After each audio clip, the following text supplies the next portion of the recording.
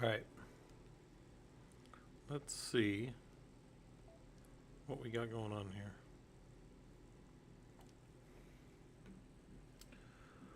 How's it going, Deaden?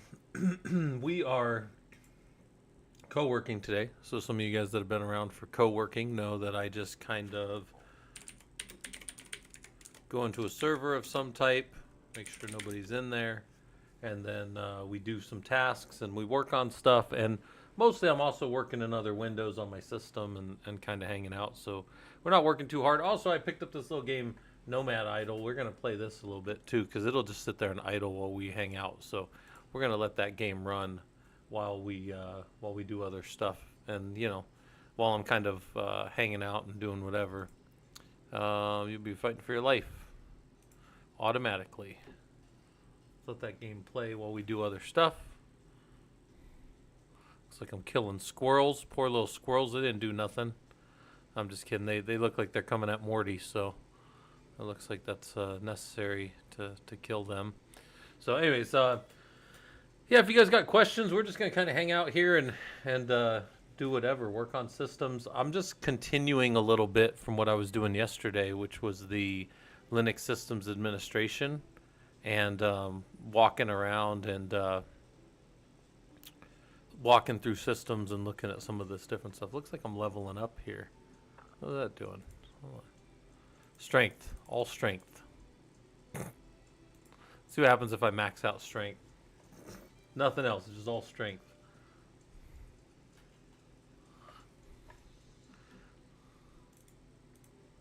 Literally no other, nothing else. Just, just strength. It's got nothing to do with anything except just wanting to be max strength, just chopping trees down while you're hitting squirrels. That's funny. And it looks like I can do some kind of. Oh, I got like a little magic thing I can hit things with too if I wanted to play. But I'm not really interested in playing the game. I want to watch it idle. That's what I'm interested in. Oh, good. Just got back from the gym. I got about 40 minutes to do some studying. Nice, Deaden. Hopefully you find some good studying to do. I'm gonna let this game play here for a little bit, and then I'm going to more strength. I don't normally play games like that, but I think it's funny. All right. So anyways, so over here we got this Linux file operator, and we are looking at the foundational skills needed to do effective Linux systems admin. And we do emphasize Red Hat Enterprise Linux because the thing about Red Hat Enterprise Linux is it's in a lot of systems. And even if you're like, well, we don't use Red Hat, we're going to use Rocky Linux. Well, even then, you're still heavily touching RHEL in some way typically. So we talk about command line proficiency and getting good at the shell and how to look at things. Really, there's only two things that happen in a shell. You set things and you check things. So that's kind of a big part of that. Text editing with VI and Vim. You know, you should understand how to move around inside of VI and Vim. That's kind of a valuable thing. Move this thing down a little bit. Okay. And then understanding the Linux file system. You're going to be interacting with that all the time. So that's a really big deal. And then basic utilities and systems management. How do we turn things on and off and all that kind of stuff. So these are kind of our tasks that we're doing. What are our other stats? All right. Anyway, so learning objectives. Master command line fundamentals. We want you to practice and get your hands on CLI and know how to use it. So that's kind of important. Learn how to execute and manipulate files, directories, and system processes. Execute those commands against them. Understand the Linux file system. So you're over here on a Linux box. You should be able to, you know, tell where you're at, CD to some other directory, and CD back with little to no problems. However you want to do that, however you end up doing that, should be not as important as the fact that you can do it, right? You should be able to kind of work that out. Wait a minute. I seem to be getting injured. Let's go see if I can better equipped.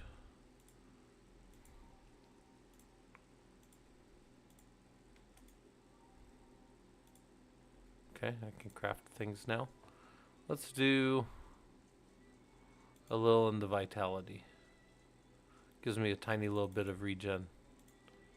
Oh yeah, because now my hit points are going up. Alright. Anyway, so learning objectives, understand the file system, proficiency in text editing. You should be able to open up a file, VI some file.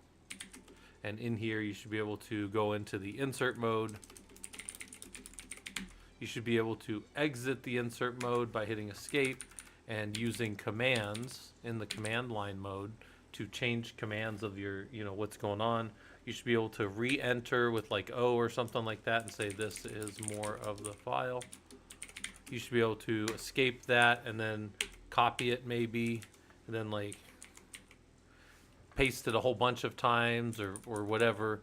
You should be able to delete lines with like XXX to delete characters, DD to delete lines, maybe $$ to delete to the end of a line, U to undo mistakes, escape : WQ to save the file. And you should just generally be somewhat fluent, maybe not perfectly fluent, but somewhat fluent in using this VI type tool, right? Because you're going to use it a lot. You're going to write a lot.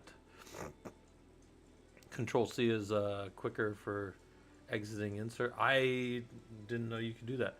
I normally just do, I think of it, there's a really good structure that somebody put together long ago. Hold on real quick. Let me keep adding to this. Just max my strength out for no reason. It's a really good tool somebody put out long ago that looks kind of like this. It's, let's say VI modes image. Somebody put together a pretty good modes image that's kind of, I think, useful. That's yeah, it's something like this. You drop in command mode, you hit any of these characters to get into insert mode, you hit escape to go back up there, and then you do : to go into execution mode, and enter or escape to go back to command mode, because you can get out of command mode or execution mode. I've always heard this called last line mode, so I don't know if that's been changed, but I've always been a : WQ guy as well. But I mean, there's so many ways to do this. This is the one that I originally remember. This is the one that I learned in college, as it were, for a little bit, right here. This is the 3 modes of VI, right? Command mode, go into input mode, escape out, : to go over to last line mode, and return or escape to get out of that. Return is to actually end whatever command is, and actually execute something. So, oh, what is this? Grab a whole bunch of experience. Look at that. Which allows me to get more strength. I've literally never played this game before, guys. I'm just maxing out strength. I took 1 vitality just to mess around and have the ability to recover. But look, I can even kill things like this with my magic spells. Also, my guy's hitting for 69, so I guess that's what we'll leave it at. I can start to craft items.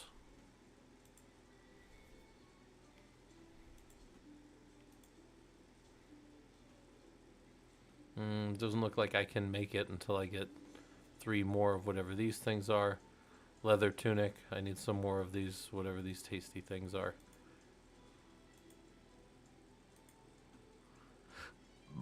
Looks like I'm almost there on that one.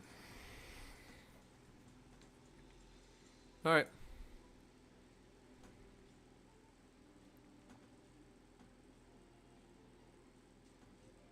I can get projectiles. I can get damage over time and summons. Nope, I just want damage. I'm just kidding. I'll take 1 more of these so I get a little more vitality. All right. What am I missing over here? Sean Alvarado said, I have a question. The company I work for is having a wrapper tool which is built in Python that's configured on the server. However, because it's custom build, there's no Ansible module to make its changes idempotent. Would that be a situation to make an Ansible module in Python for that specific situation? Sean, I guess, I mean, it depends. I don't try to build I guess I don't try to build one-offs. Like, it depends how much that tool is being used, I guess, in my mind. Um, you have a wrapper tool, which is built in Python that configures the server. I mean, at that point, I don't know that I'd necessarily even use Ansible unless I really had to. I would probably just kick off.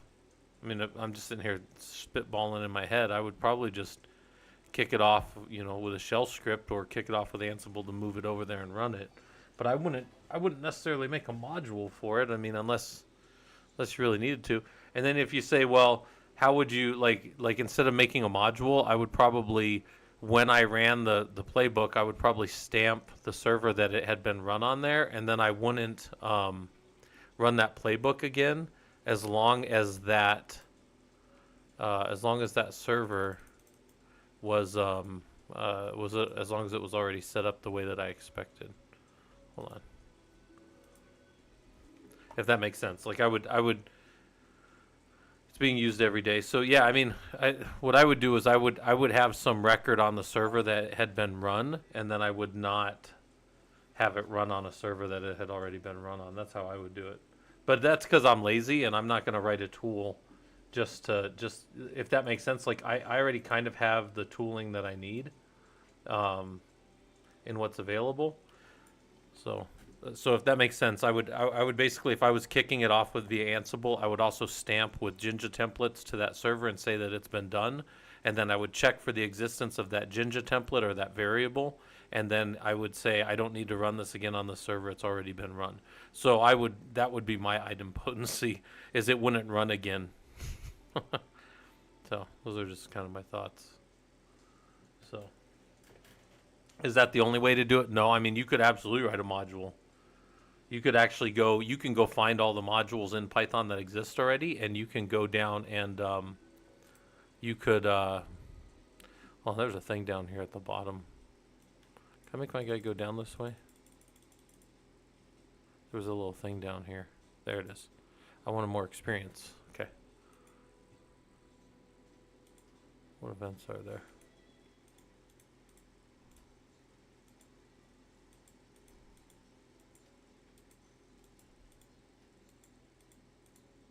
Okay. New events into the open. World maps opened. Don't want to go to a world map. I just want to keep leveling all my strength up to the top. Anyways, yeah, those are kind of my thoughts on that. But if I was going to if I was going to write a module, I'd just steal another module and then modify it for what I need. I don't have to write it all from scratch, that kind of stuff. What is this right click? Huh. So I got a left click and a right click. I'm not really using them, but I could. Not really necessary.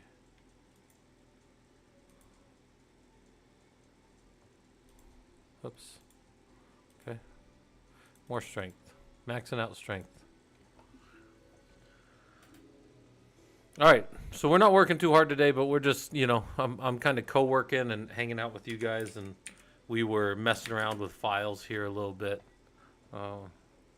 Actually use Ansible to commit the changes.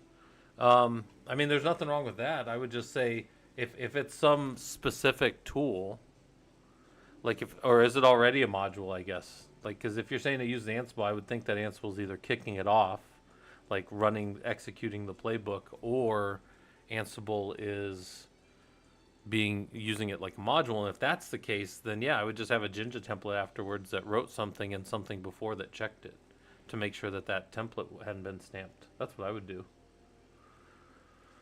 Stamping, yeah, this is I'm looking over the learning objectives for people. Yeah, this is the sysadmin course. These are some of the things that the guys put together as kind of the tasks that we were doing.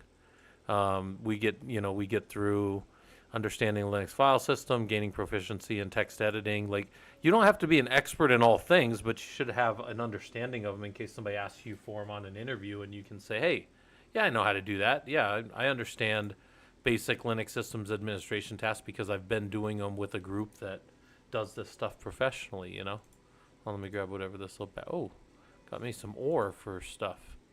And I'm going to get me more strength. Give me another tunic. Okay, that'll make me a little stronger. objectives and different areas. Oh, I can go to the next area, but I'm going to stay here for a little bit. And then relevance and context. So skills taught in this unit are indispensable for several reasons. Efficient systems management. Yeah, we don't want to waste a lot of time. We want to manage our systems the ways that we want to. We need to spend time and get better at some of this stuff. Rel environment. Most of our Linux environments are all managed via the command line. Proficiency in the CLI, along with an in-depth understanding of the file system, is crucial for daily tasks. Yeah, adding software, checking that things are running, making sure that security holes have been patched, that kind of stuff. That's all huge. So, yeah, Sean, if you have to send, like, if you want to send me anything, Sean, you can always send me stuff on Discord. Like, you don't have to put it all out here. Also, you can always make sure you're not sending anything that's like too bad on, you don't want to show who your customers are or your organization or any of that stuff. So you can always, be a little protective of that kind of knowledge. We're gonna go all the way top on strength, guys. Again, we're literally messing around in this game because I just got it, but we're gonna go all the way up. Oh, we're just gonna keep maxing this out. Oh, I need to get more of these. What? Materials require. Oh, I don't have enough of whatever these little things are. All right. Fair enough.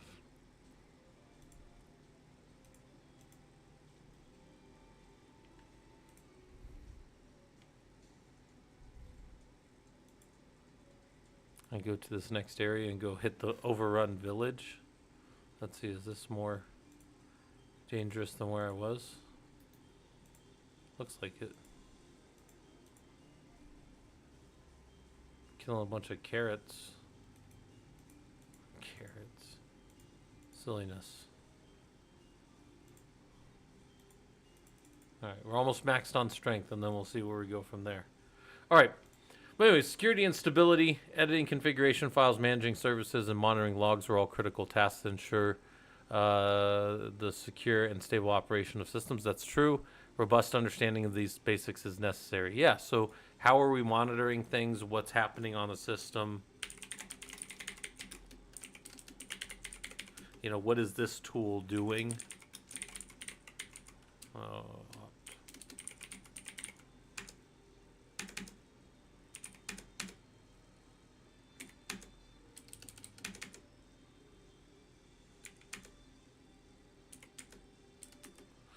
What is this thing doing and how is it doing it? Those kind of things are important to kind of know. Let's see.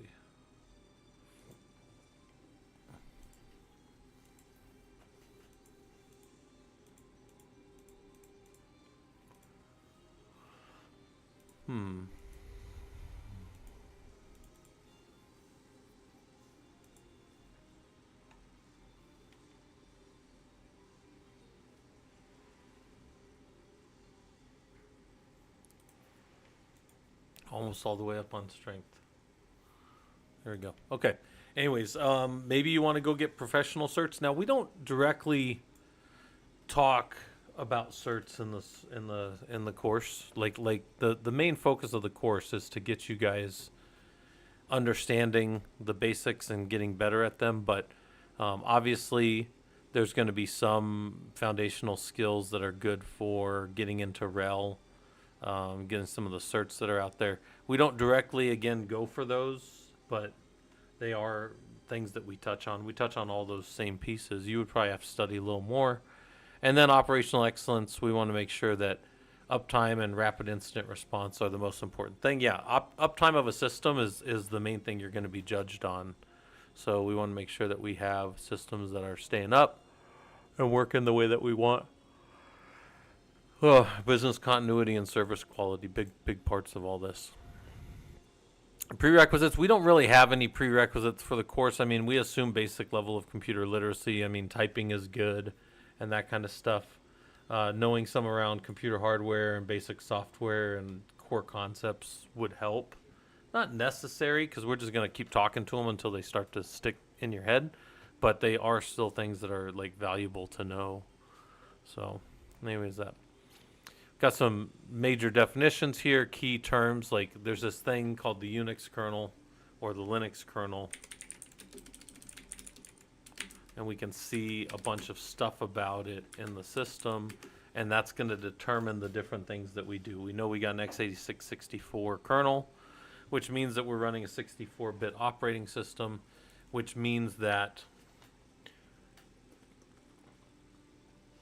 the software that we would expect to be on the system should be 64-bit compatible.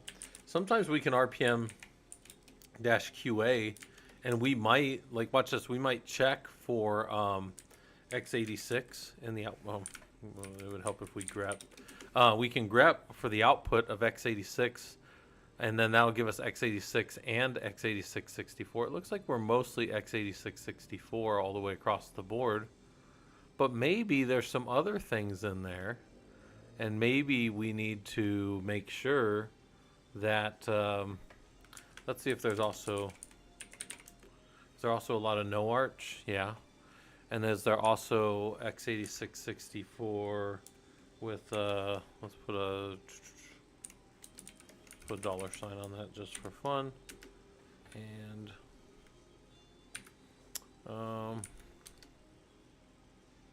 let's just try that again, and then we'll just eyeball it real quick. I don't see any that aren't. Yeah, I don't see any 32-bit packages. You still get 32-bit packages on some enterprise stuff, though. And then it can still cause some problems with upgrade paths and stuff like that. There's always a chance of something happening.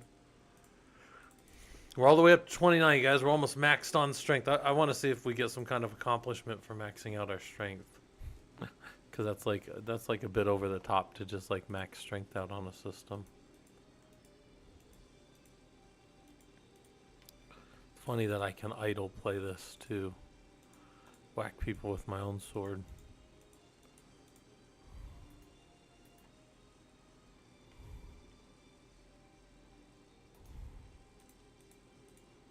That's funny.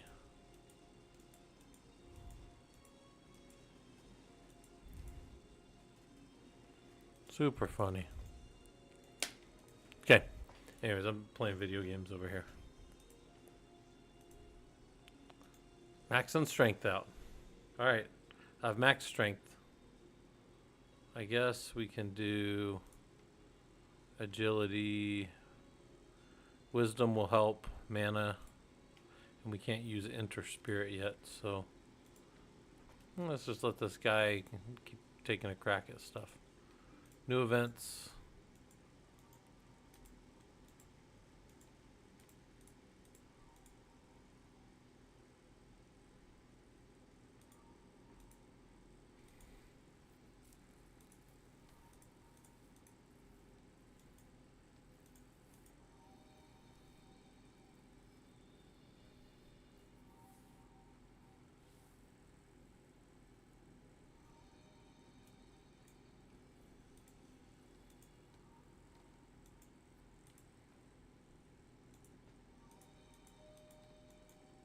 Okay. No idea what any of those things are.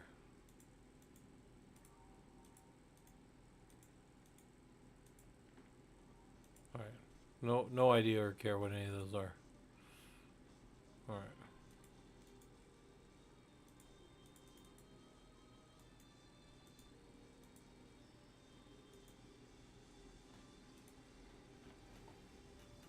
I don't see any questions, so. Okay. Anyway, so Linux kernel, the command line interface, obviously we're at a bash shell. We've seen that. What does that mean? That means that we're executing commands that are bash related and bash adjacent. Oh, I didn't finish this up. Hold on. What I meant to show you guys was this. We could do something like this. This is actually kind of a fun. We can do an RPM QA, and then we could awk and filter on periods, and then we could always get the last period all the way down. Oops. Help if I did that right. That would always give us the last one all the way down, and then we could sort them and unique -c them and say, okay, these are all the types of packages that are available on my system. Hey, how's it going, Colkiss? So these are all the ones that show up. There's 105 no arch. There's 373 x86 64, but I don't see any 32-bit ones like we used to. There's no 32-bit ones going on. Is there an equivalent of RPM? So RPM is the Red Hat Package Manager, and RPM is separate from DNF or Yum. So RPM still works. This is a Rocky.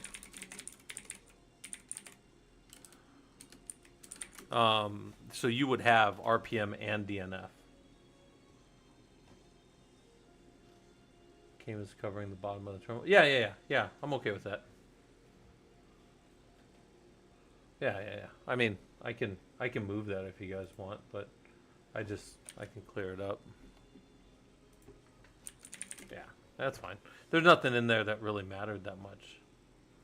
DNF is taking over for Yum, but not. I wouldn't say necessarily RPM.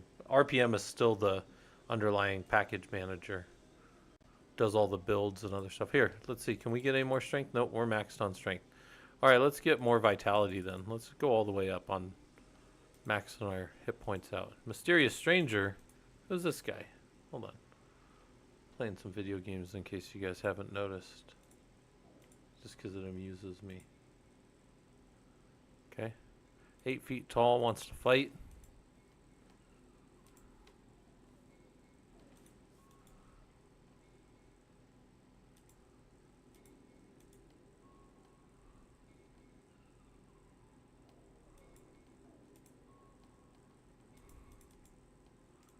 I don't understand. These events, they keep making you do something, but then they never leave when you do the thing. It's like, okay, I'll do the focus, but I don't understand. Oh, I can summon a fox now. Nice. What does this look like? Who the hell is he? Looks like he's running around killing stuff. Where's he at? Yes. Alright, now we got a little fox running around killing stuff too. On top of all the stuff that we're killing. Huh.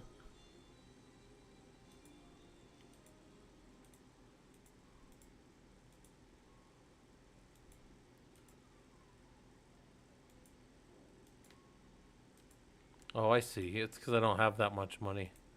Well, that's fine.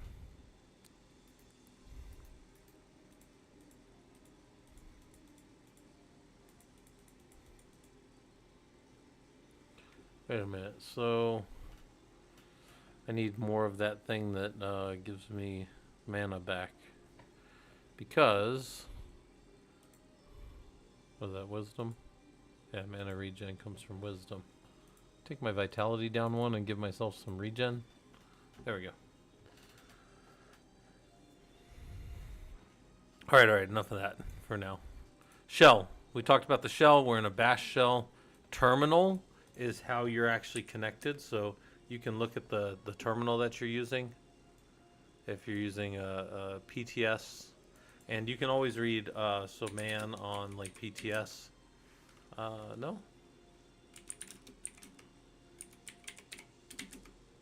Huh. You can go read about the terminals that you have on a system if you want.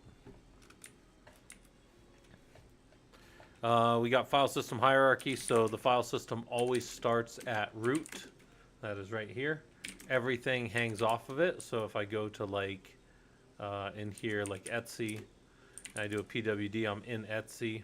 If I do a df-h here, I can see that Etsy is mounted from the slash or the root of the file system. Whereas other things that were added in, like maybe labs, if I do a df-h over there, labs are mounted off of this other location, which happens to be on a different system, right?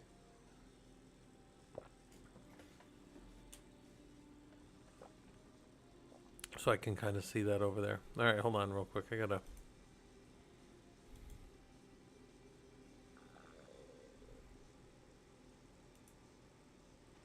do some higher summon damage. All right.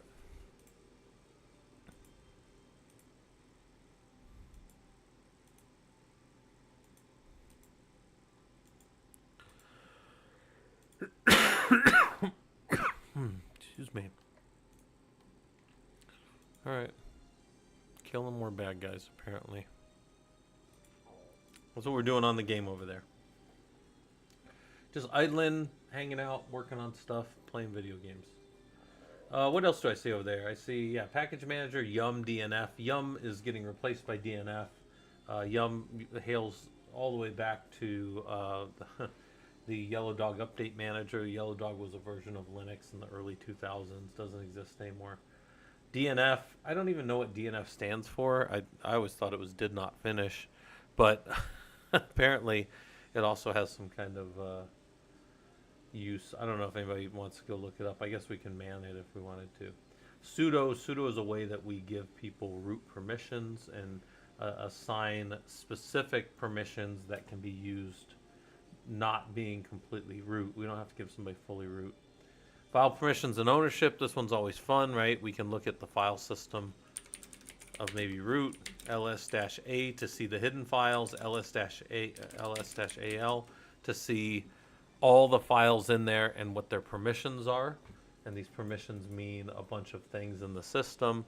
This one, for example, we know it's a directory because it starts with a D here. These dashes are just regular files.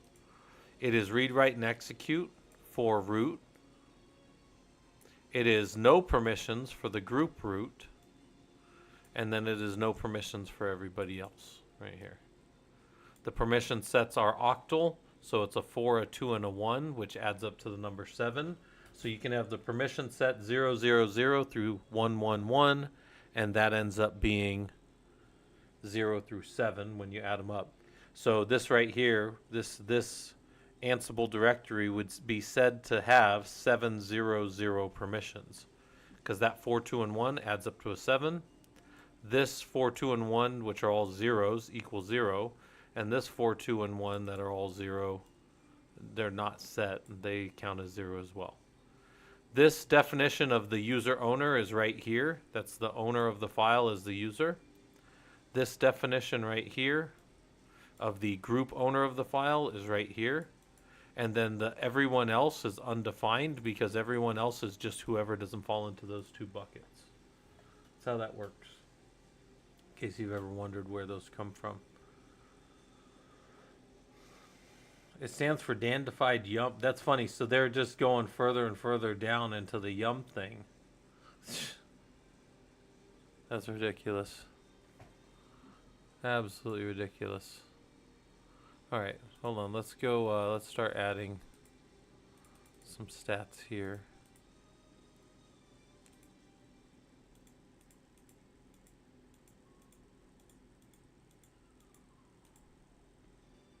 Gotta postpone that event until we have enough money on our little character.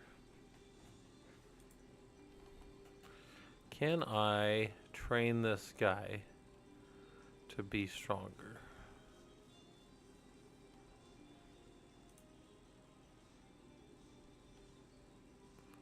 Oh, is that what these little points are? These are like little spirit points up there. All right.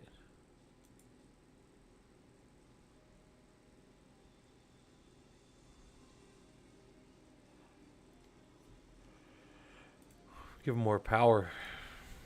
Make him even more powerful than he already was. There we go. All right. Processes and daemons, right? Everything that's running on your system is a process. Processes that we want to stay persistent, independent of users or different things that are happening on the system are said to be daemons. So processes are things that are happening. Daemons are persistent processes that happen, outside of normal users kicking them off. Very common daemons are like our SSH one. So I connect into a server. My connection in there is from the SSHD being a running process that listens and gives me access to the system, right? The way it gives me access is it goes and checks the PAM modules to make sure I am who I say I am. That is authentication. Then it gives me the authorization to go do some things. And then, what else does it do? Then it spawns a bash shell for me, right? Actually, well, first it spawns a separate SSHD instance that stays just for me, even if SSHD has rebooted it or been reset, it'll still be running. And then it also gives me a bash shell. That's what it does. Networking basics, we got to understand how our system connects to the internet. IP adder, if config, IP, BR, ADDR. There's all these things to see if our network is the way that we assume it should be. And this is where a lot of problems come from. You know, a system comes back up and the flags and the different configs are not what we expect them to be. Wait, did my guy die? Oh, he stopped for a little bit there. That's kind of annoying.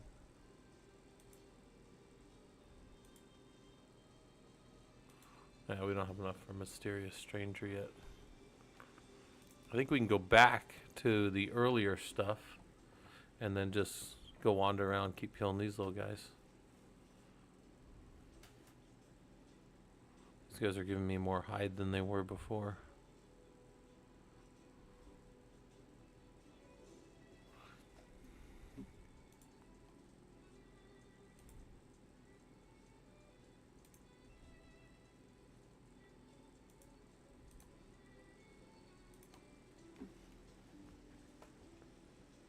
Because Stampin, you said you were recently studying for your RHCSA.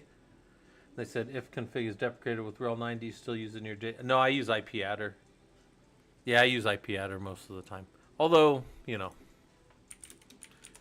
I mostly do IPBB, BR, ADDR.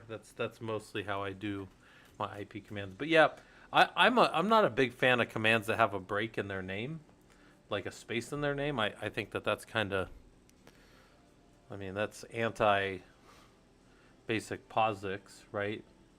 But, I mean, it is what it is. That's fine. It works fine.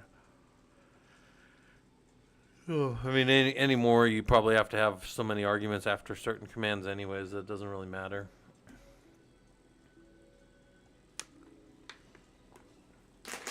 Yeah, aside from showing you guys if config, I haven't used if config in probably like 5 years. I mean, I'll show it to you guys, but it's not really a necessary type thing. Oh, we got a main goal to have 100 gem tier 1s in my inventory. I don't even know how many. I don't even know where my inventory is. So I guess that's a thing.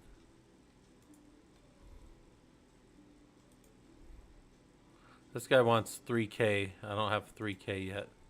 But I got to move back to the other world map so I can get more money because I wasn't getting enough money in there. Hold on. Area 2. All right. I think I get more money over here. Yeah, definitely looks like I'm collecting more money over here. So we'll hang out over here a little bit. So let me pull this up. That's my command that I use. So, and then networking basics, you need to know IP route and what that means. Whoops, IP route.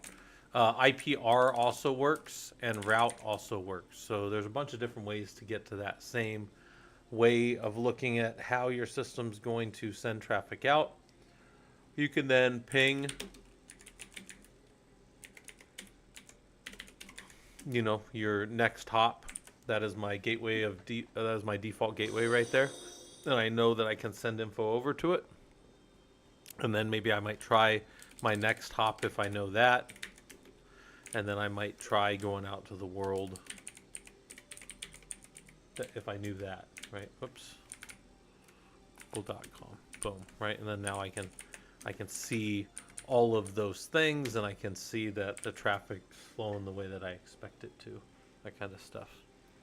Stardew Valley? No, that's just an idle game. That's a little idle game where the guys just run around killing stuff in the bottom right corner. No, I'm not playing Stardew. We're co-working right now, so I'm kind of working in a different screen and talking to you guys, and I figured I'd have something fun for people to watch. That game is called Idle. Oh, what is this? Nomad Idle. It's called Nomad Idle. And I'm almost to the amount of stuff that I needed for this. I need 3K to do this next little quest. So then I can do the quest and get it out of my little inventory there. Join Discord. I got all these other things I can do. But what I want to do is just have the guy just run around and kill stuff while I talk to you guys about systems. And then the last little thing to know about for the first week, as far as our little key definitions go, is like bash scripting. What's bash scripting? Well, bash has a bunch of built-in functions and things that you can do. You can, and when I say that, I mean like you can do decision making. You can do what we call conditional logic and looping. And all of these things are kind of available for you to mess around with and get better at inside of your system. All right. By the way, I should be good with this quest now, because I have my...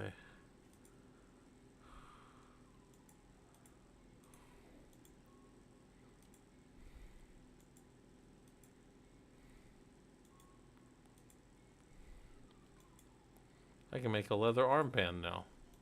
All right. That's fun, I guess.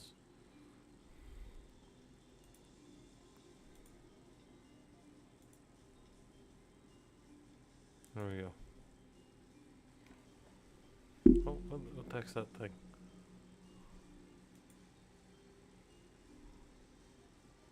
There's something over there that I got. I don't know exactly what it was, but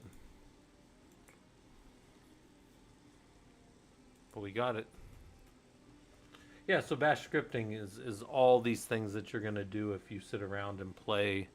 The more and more you do this stuff, the more you're going to want to automate things so that you don't have to keep doing the same thing over again.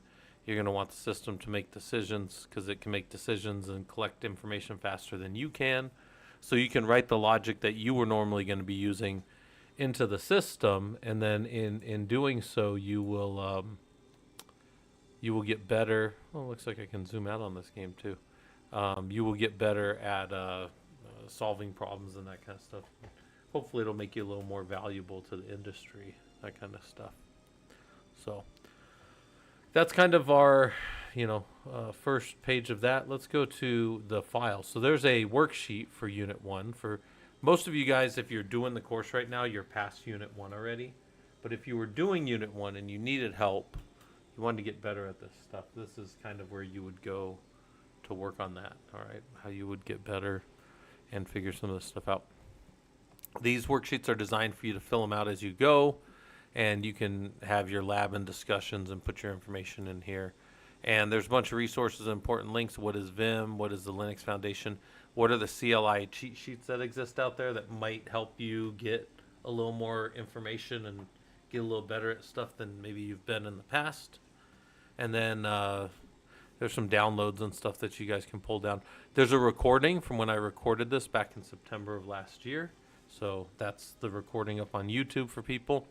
And then there's our discussion posts. So our first discussion post deals with a 0 to 10 system where you rate yourself how well you know some topic, right?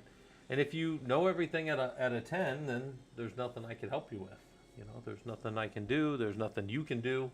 You're already at a 10. You already know everything. But most of us, if we're being honest, we don't know everything at a 10. I probably know Git at about a 4. I can do the Git things that I do, and that's it. I am no expert on Git. I know experts on Git. I know all kinds of people that are experts on Git. But for me, I'm not. So, I'm probably like a 4 on Git. Can I do the things I need to? Can I push stuff up and do my my labs and stuff for Killer Coda and give you guys new labs? Sure. But that's just simple commits, right? That's just updating my own stuff. I'm not doing pull requests from multiple people. I mean, we've had a few different people do pull requests, and I've either accepted them or denied them for whatever reasons, and that's how Git works, and that's about it. That's about the extent of what I do. I mean, I've done it in some teams professionally, but most of the time we were working on our own Ansible, so there's not a lot of us merging or conflicting or deconflicting things with each other, right? So that's not something I'm great at. So that's something I'd probably only put myself like a 3 or a 4 on Git. Automation, I think I'm pretty good at automation, so I might put myself up at an 8. But the point of this is you guys come in here and you put where you think you are, right? And then you answer the questions. What do you hope to learn in the course? What type of career path are you looking for? Because like if you put that you're really low on Linux, but you want to be a Windows admin, that's your career path. Well, I have nothing for you then. Like one of the best things you could do is say, well, I don't really need to do this Linux course. That's silliness. Why would I do a Linux course if I want to be a Windows admin? And then I would say that I no hard feelings. Go be a Windows guy, right? I can't necessarily help you with that. I could show you some PowerShell stuff, but that's not really like my main specialty or anything. So, anyways, my point in showing you guys all this is like you guys can think through these things and have discussions with the other people in the group and get a little better. So all of these discussions, like this one, required one post and one response to other people. So if you were going to do the course, you'd need to get in there and start working on them because you need to be responding to people and all that good stuff. Now, hold on real quick. Hold on. Somebody's messaging me. What is going on here?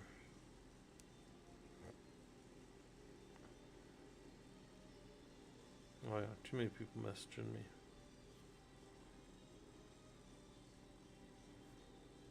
Right. Number 2 says post a job that you're interested in from a local job site, so you got to find one, link or an image. What do you know how to do? What don't you know how to do? And then how are you going to close the gap? Did you guys know that that's a gap analysis? It's exactly what it is when somebody says, hey, I'm going to do a gap analysis for this company or something. It's exactly what it is right there. You go and you figure out where you're at and you figure out where you want to get to. What's this agility? Get some movement speed up. Crit evasion.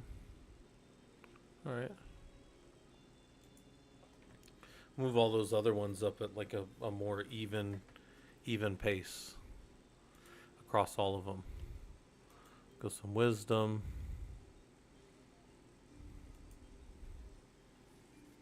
I can keep updating my little pet here.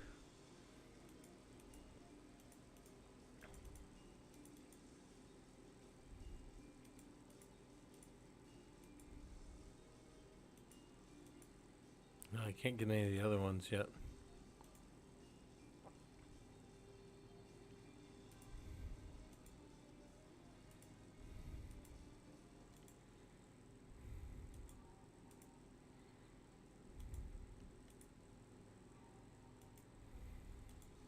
I can craft 2 new items now. It's always good.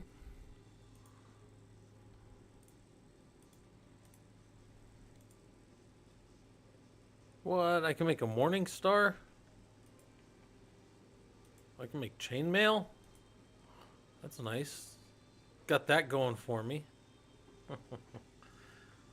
UG, this is just this game called Nomad Idol. I picked up it. So what I did was I looked through all the idle games on Twit or on Steam, and this one was $10. All the other ones were free. And if you guys know how games work, free means that they're gonna be stuffing stuff in my face. And a game that costs $10 means that they're not gonna bug me about that kind of stuff. I've already paid my $10. So I was like, oh, I'll just throw this little game up while we kind of hang out and do whatever on stream. And that's kind of what I'm doing. I'm talking through some of this stuff a little bit, and then, just kind of hanging out. Yeah, microtransactions. Which, by the way, guys, I've told the wife this many times, man. If I get an idle game, because I play idle games on my phone, I have to take them off every now and then. Like I just took one off the other day, because like I'll play it too much. But I told the wife, I was like, look, if I like a game and they gave it to me for free, I'll flip the developers $20. Like that's not a big deal to me, especially if it helps me in the game in some way. But so I have no problem spending $20 on a game. That's like, But this game was $10 and it was free, and it was just some idle little game. And I was like, yeah, we'll just hang out and talk, and maybe some people have some questions or whatever, and we'll work on this stuff. So then there's the question of the project. We were talking about the project last night. And your project is something that you want to do in the Linux world. Something around system stability, system performance, security, monitoring, Kubernetes, programming, or automation, or whatever. There's all kinds of things that could be interesting to you in that space. I even made the point to say that I would be perfectly okay with you saying, hey, Scott, I did this, I use this tool, but most people, this tool is considered somewhat complex. And I set up this tool in an environment that I thought was kind of a complex environment. That I would think that'd be a perfectly acceptable way. Like we did an open LDAP and SSSD configuration. That's what people are doing this week in the security engineering group. And it's like, well, okay, that's kind of complex. And if you set that up in an environment and said, hey, I set up a way to track and add users to a system without having to maintain them locally on a Linux config, right? I have these Active Directory users that we're pretending like they're coming in from a Active Directory or some other tool, and we are trying to, get around. I don't know. We're trying to. What am I thinking? We're doing that. So you write that up, or you say that's your project, and then that's fine. So over here.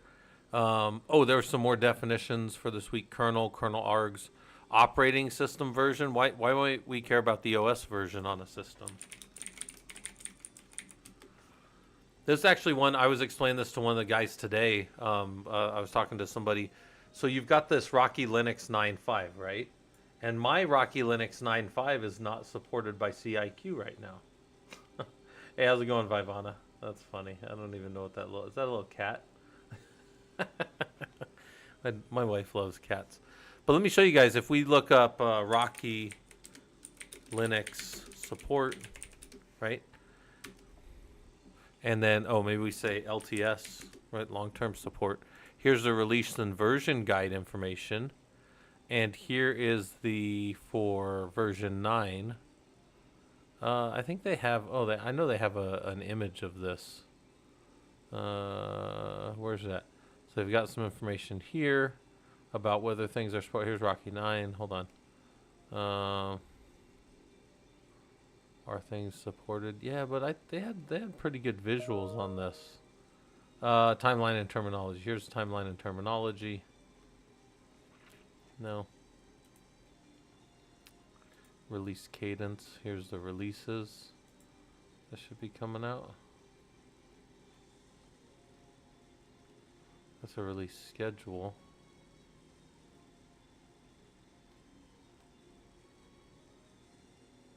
I don't know what they did to their images. They had images in there that showed you what was kind of going on there. But anyways, you need to know your OS versions. Modules, how do we modify things? What is added to the kernel and how do modules modify it?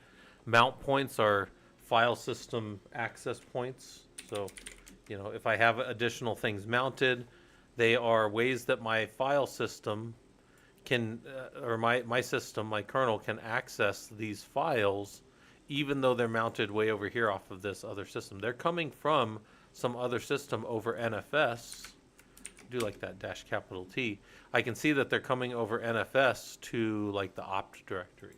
Now anything in opt I know is actually physically residing on some other system, right? I have that knowledge, and these are the kind of things that we're picking up in this course. It's like these little things that, like, I mean, obviously we could learn them over time, but also if somebody shows them to you, you're like, oh, that is kind of a cool way to see what's kind of going on with the system. And I only found out about that -T the other day. I never even used that. I was always just doing other stuff. So yeah. Hey, thanks for the follow. Hopefully this stuff's useful to you. We are not working too hard. Sometimes in the lab here we just kind of hang out and do system stuff, and sometimes we do that while also doing some, that's not even real gaming, that's like idle gaming down in the corner there. And we're just reading through some of the stuff that comes from the book that the guys put together. So this book is free. I'll link it to you guys that want it. Actually, I'll pin it again for today. And there's the stuff. This is just the course that we've been going through. This is finished. The course is all done. So if you want to play with it or go all the way to the end and see where it kind of takes you, that's already been all done. But we are running it again this part of this year. We're in week 3 right now. So week 4 will start this next Saturday coming up. So thanks for the follow, guys. Hopefully this stuff's useful to you. We are, again, just kind of hanging out, playing a little game in the background and doing some system stuff. So digging a little deeper, there's some Vim tutor stuff that you can go play with. There's some YouTube videos you can go watch so you can learn a little bit more about it. So this week for Unit 1 Lab, so this is actually from 2 weeks ago, 3 weeks ago almost, we did Linux file operations. We talked about that if you're unable, oh, that's funny, the guys just put this in. If you're unable to finish the lab, just reboot the environment so other students will have the intended environment. So if you reboot any of the Rocky boxes, they come up clean. Vivana, the guys work really hard to update this, so it's pretty updated. In fact, this is something I asked them to add yesterday, so they added it across all the systems. So yeah, I think the guys are doing a really good job editing and updating that stuff. Hold on real quick. I'm going to add, let's go dexterity, agility. What, did I only get 1 level up? That's so good. Can I make chainmail yet? No. Can I go to the next area yet?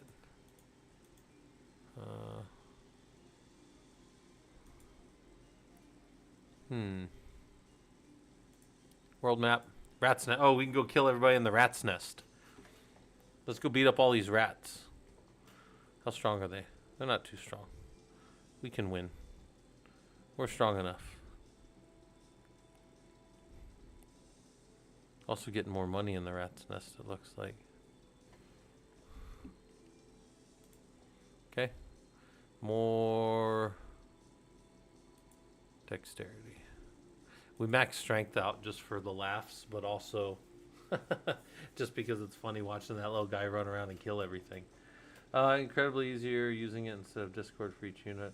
Although posting discussion replies in Discord. Okay. Yeah, Vivana, and you got to remember, there's a method to my madness. Like, one of the reasons I have you guys discuss things isn't because honestly, it isn't because I'm like, I'm going to make people do all this work. No, you'll find, and I know you said it was okay, but I'm just going to tell you for maybe anybody that's wondering, like, why do I do this? Well, because like you'll find that different people think about stuff differently. You'll pick up more stuff. Like I've picked up more stuff from like our Bash System and Tricks channel than I've ever learned on my own. And like some of you guys know, and I joke around about this, but this is true. I am the most vanilla engineer any of you have ever met. Once something has ever worked for me in my career, I always use it. Well, you say, well, doesn't that limit you, Scott? Probably, which is why I'm very glad I have a group of people that know all these other ways to do stuff. And then when we talk about it, people show me all these other ways, and it makes me better as an engineer, right? So like, you guys will get that kind of stuff. Would doing your course assist with just hardening the actual PC or virtualization of a PC under Proxmox that's behind a pfSense file? Yeah, so 24, it depends what you're doing. I mean, we have hardening Linux servers in the security engineering course. In fact, every week so far I've hardened systems. So it really just depends on what your goals are. But like if you're just talking like getting more and more security minded, that's what the security engineering course does. And yeah, that one definitely delves in quite a bit to like what you're doing with the system. Let me show you an example here. So let's go over this course real quick. I mean, this isn't necessarily the one we're doing right now, but we'll go look at last week's lab. Come down here, and it's like SE Linux and FIPS. So we make sure that SE Linux and FIPS are turned on our system.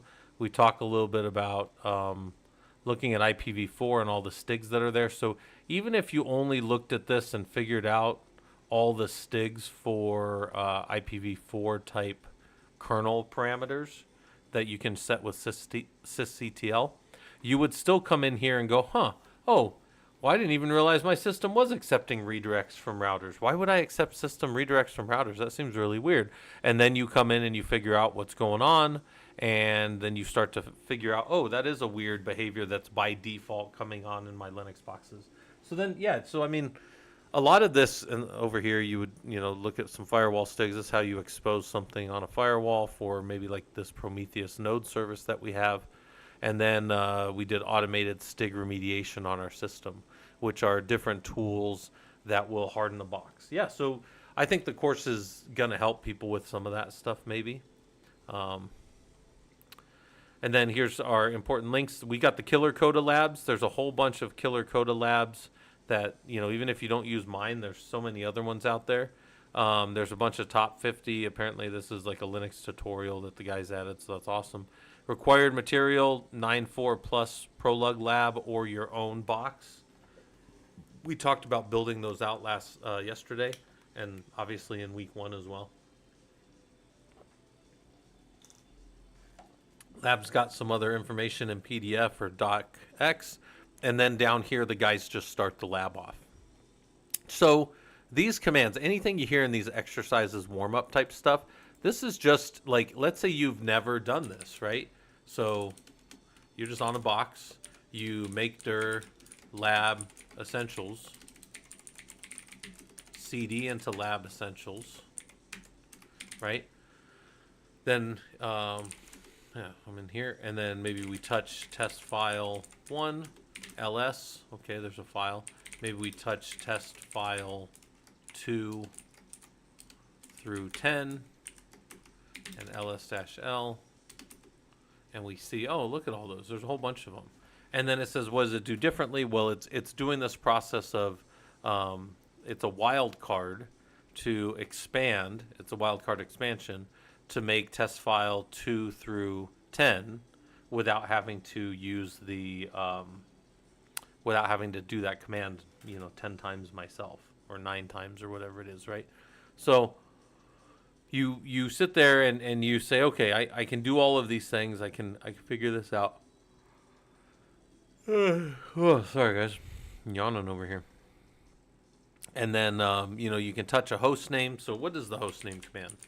Shows me the name of the box, so then I touch file, host name, those are backticks, ls, okay, now it's file.rocky14, and then maybe I do hostname dot date plus %f, that's cap f, and then now I see that one, okay, that's cool, and then maybe I do another one, which is date plus % lowercase s, and it's like, well, what is that one?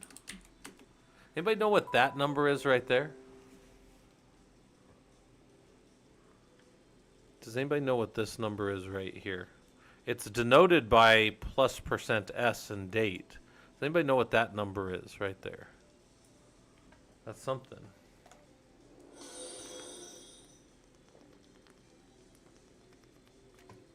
Oh shoot, it's off the bottom of my screen. What a jerk.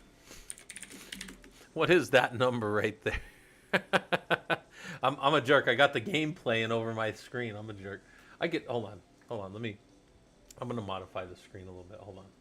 I'm just going to go Coworking, this thing. No. I guess I can. We'll do it that way. It won't be over. It won't be as big, but it won't be over as much either. All right, good. There we go. It's a timestamp. It is a timestamp. It's a Unix timestamp. Yeah. It's what we call the epoch time, right? It's the Unix day, or it's the start of time for us in the Unix world, which is always, these are the number of seconds since January 1st of 1970 at midnight. That's the number of seconds that have elapsed. And it's funny because every now and then another one will roll over, and it's always such a big deal when it does, because it's like, oh, we're going to the next digit, and it's like, well, we do that all the time. It's just we don't really think about it. So yeah, anyway, so that's I'm not trying to be tricky with any of these. These are mostly just for you to warm up your fingers, right? Just warm up your hands, go through them, and then you can go and you can look at them. You can say, okay, date, and then you can say date plus %y, and I can maybe figure out what that is. And plus %e, I might be able to figure out what that is. I might be able to figure out what a cap C is. But if I can't, I can mandate and go / %y, and I should be able to find that. C is just like century, except C is the whole century, so it doesn't omit the last 2 digits like the %y does.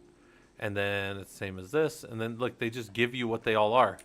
And down here, we can see that S if we were wondering. There's our epoch seconds, right? Or epoch time, as they call it. And that's a pretty exact time that a lot of us work on, right? That's a way that a lot of us work through system. Yeah, King Buns, it's only an issue when we integer overflow in 20 years. Yeah. And we roll back to 1970, and we all have to have the big hair and the old pimp wagons and all that stuff and whatever they had. Hold on, guys. I got to go play this little idle game for a second. Let's add an agility and a vitality and then a dex and a wisdom. We're just adding things to our game. Have I killed enough of these guys? Life after death. You remember dying several times and then finally you stand alive. Panic quickens. Are you normal? Thoughts become too much. Approach. Could be wear the boots. So we got some boots. We get a lesson in magic. We cut down all those rat folk. And we get some magic. And then what's our magic? Skills button. We got some skills. All right. It says that I have no skill in a bunch of things, guys. That sounds about accurate. So what's our skill? What's a passive skill? We could have a curious wisp, colorless glyph, a great divider. This is like a sword, I think. Dancing daggers. Ooh, that sounds fun. Let's do dancing daggers. Can we just keep adding a bunch of these? Ghost blade. That looks like fun. About colorless glyph. Damage enemies around you 1 second for 2. Okay, maybe. And then no skill, and let's say glint of steel. Okay, rapidly. Okay, maybe these things are cool. Oh yeah, look at that. It's doing all kinds of damage and stuff. Killing all kinds of guys, throwing all kinds of stuff everywhere. I don't know if you guys can see my little screen down there. All right, let's make more. We'll go more dex. We want our dexterity up. And then what can we make now? We can make some more leather boots. Okay. So can't make this chainmail that we want. That's fine. We'll make the leather boots better, sure. We got a fox. Don't have anything else. Go more agility. And it looks like our magic's low, so we're gonna have to up our other things.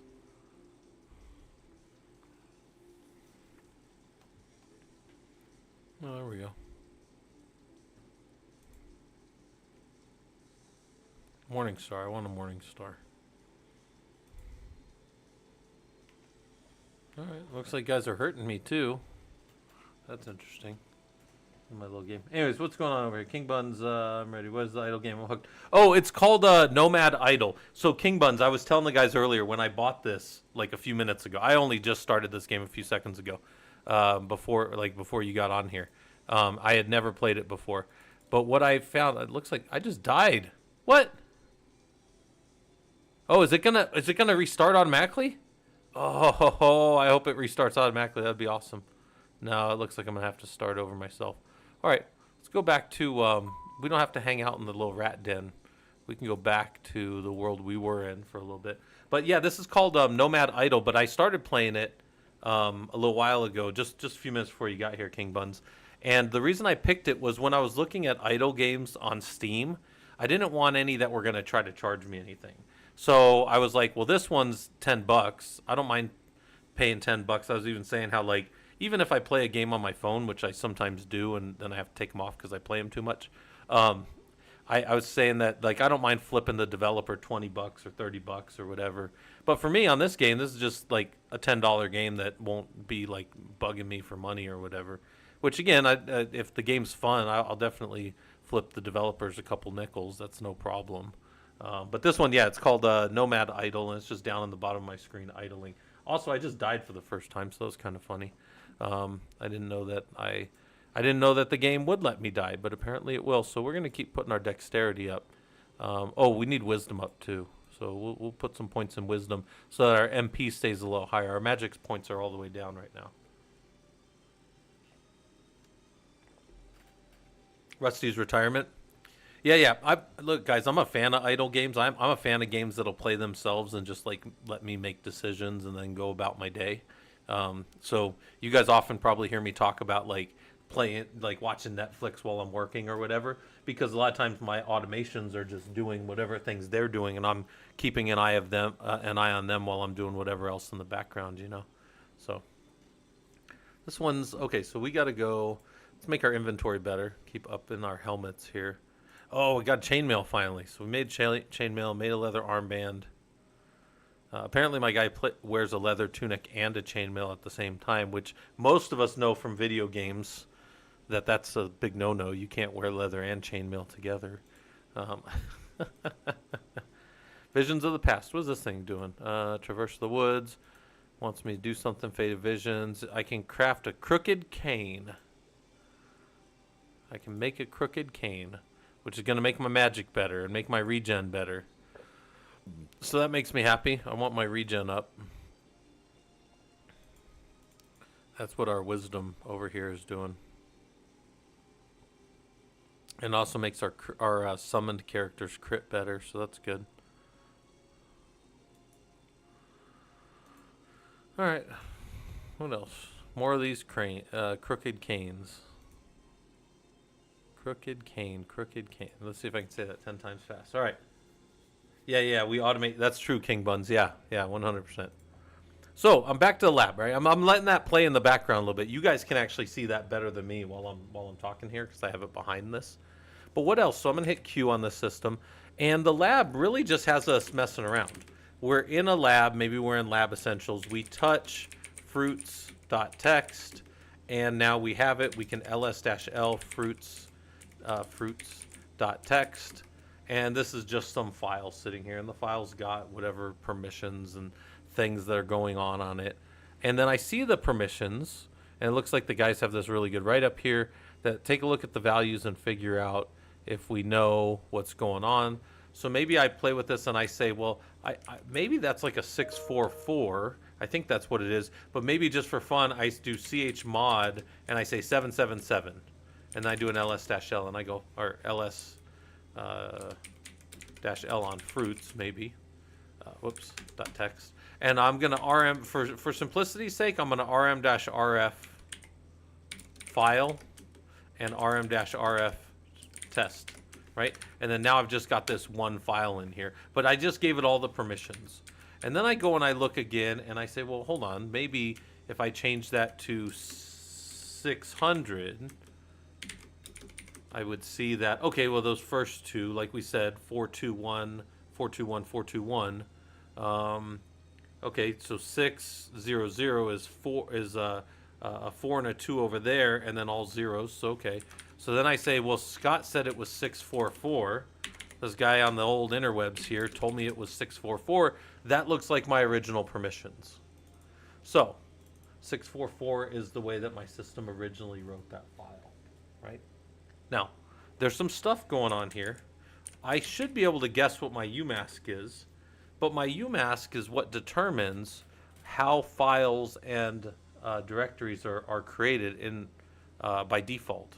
So, yeah, 644 should come from the fact that I have 0022, and I think files are always non-executable. Something like that. So then when you do the 2 and the 2 there, it knocks them down. Is that right? I'd have to go look at UMask. I haven't looked at that in a while. But suffice it to say, I should always create files like this if that's my UMask. So I can set my UMask. I can say I want my UMask to be 0044 for now. And now I'm going to test this, guys. This is something we say a lot in the systems world. This is an engineering concept. One test is worth 1,000 expert opinions. I don't remember exactly how UMask works, but watch this. Touch, umask.test or something like that for fun, right? And then I ls-l umask.test, and oh, that's interesting. So 0044 changed the behavior to be, it's going to be only right. Oh, that's interesting. So it set the permissions to only be instead of 0022. I thought it was reductive. Maybe it's additive. But that's a weird setting. That's not normally how you would set something. That's a 622 file. never seen a 622 file out in the wild, so that's not a real thing. UMask might get set to 00, maybe 55, and then it's like do UMask test 2, ls-l UMask, and then now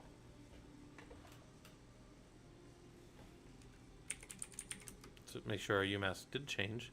That didn't change anything there. Yeah, I think it subtracts numbers, but I forget. It does something different with files than it does with directories too. But this is how we would go figure this out, right?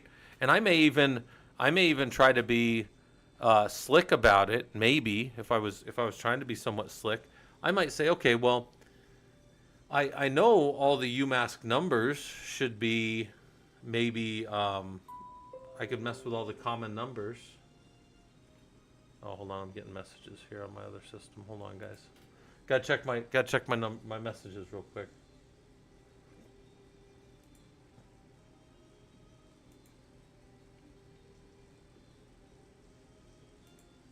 Gotta download something real quick.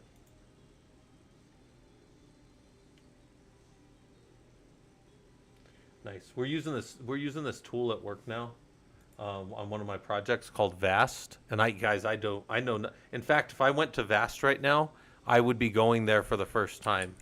Vast, yeah. Like I don't know anything about Vast Data Platform at all.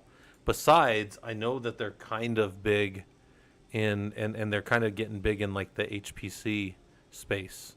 So I just installed one of these the last 2 days in my data center, and then it does make sense that they'd have a little bot. They are an AI company, right?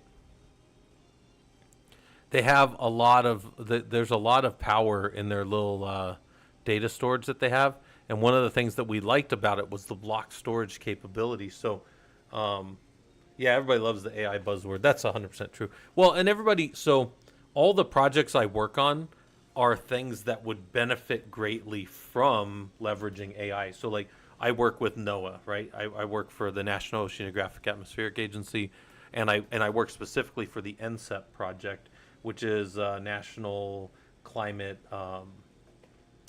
and Climate Evaluations and Predictions. I think I forget what the E stands for, but it's predictions of weather. And the projects that we run, the things that we run every 6 hours, are the workloads that go to feed everybody on planet Earth for like every time you've ever seen the news that comes out of this project I work on, right? Every time you've seen like the weather reports, literally every single project of that you've probably seen anywhere on planet Earth. You say, really? That all comes from NOAA, like in America? Yes, a good deal of it does. Maybe not all of it. Like I wouldn't say mostly, probably like Northern Asia, but yeah, Europeans get a lot of our projects. I mean, we have over 2 million sensors that we read in from daily. The projects run every 6 hours, and there's all this stuff. Anyways, where I'm going with that is, I was in a meeting yesterday with one of our scientists. She's been a data and like a weather scientist. She's got a PhD, and she's been doing that for like 25 years. And she was showing us this graph that dealt with how effective weather predictions are, and showing out over time how it drops off drastically after like 5 days. And it was just interesting. I actually hardwired directly into the Denver Matar for my own forecast with 2006 Gateway laptop. Yeah. Actually, King Buns, I've been working on a project for one of my buddies. I got to get him this data. I've been doing a, what is it called? It's he does economics stuff, and I need to feed him over this data that I've been pulling out of NOAA for him. Not NOAA, like not on the projects I run, obviously, like not any of that stuff, but all the open API stuff that exists out there. That's the stuff that I go pull, and then he needs it for. So it's actually interesting. It's like energy usage per household based on the temperature in these different areas for this project he's doing. I actually need to get that data over to him. I might have to stop playing around on here in a little bit. I was going to write a little diddle that just like looped over these and then just touched a bunch of files to see what actually happened. We could do that. That wouldn't be hard. So if the UMass can be 00 through I guess presumably 7, right? Um, we could do this, I'm trying to think, a few different ways. You wouldn't ever want it to go higher. It wouldn't make any sense to go higher than 7. Um, let's check real quick. Um,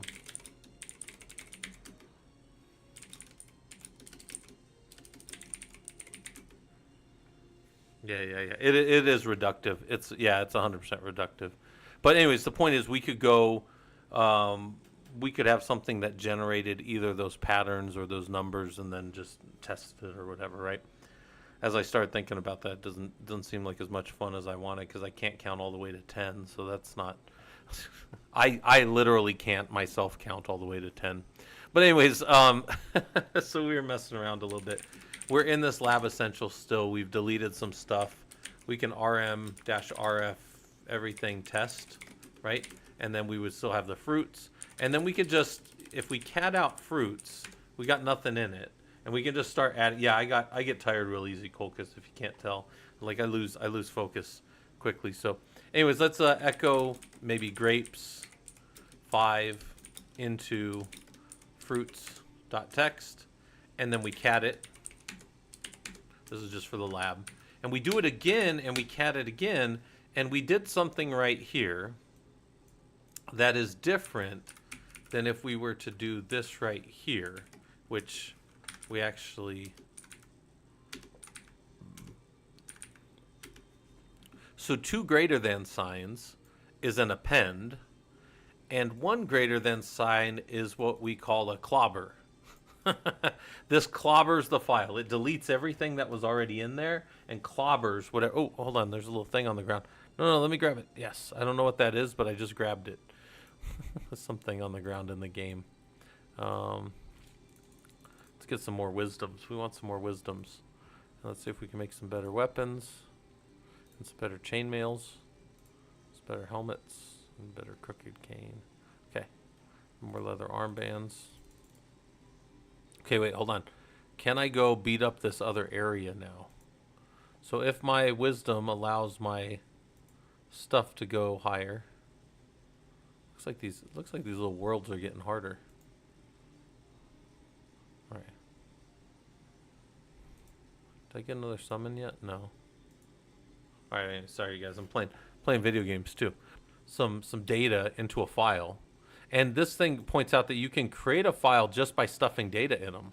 So even if this file, rm-rf fruits, is gone, there's no files in here, you can literally just create a file at your leisure by just... It gets created by the fact that we tried to stuff standard out into it. So the redirection here, by the way, so this clobber and this greater than sign is a redirection of something that was going to come to the screen. So grapes 5 was gonna just come out to the screen, and we captured it and threw it into fruits.text. It's almost like we captured it and said, do not go, do not collect, do not pass go, do not collect whatever. You can't come back out to the screen like you want to. You need to go into this file. And in that we can instantiate a file. It'll create a file in real time, even if one didn't exist.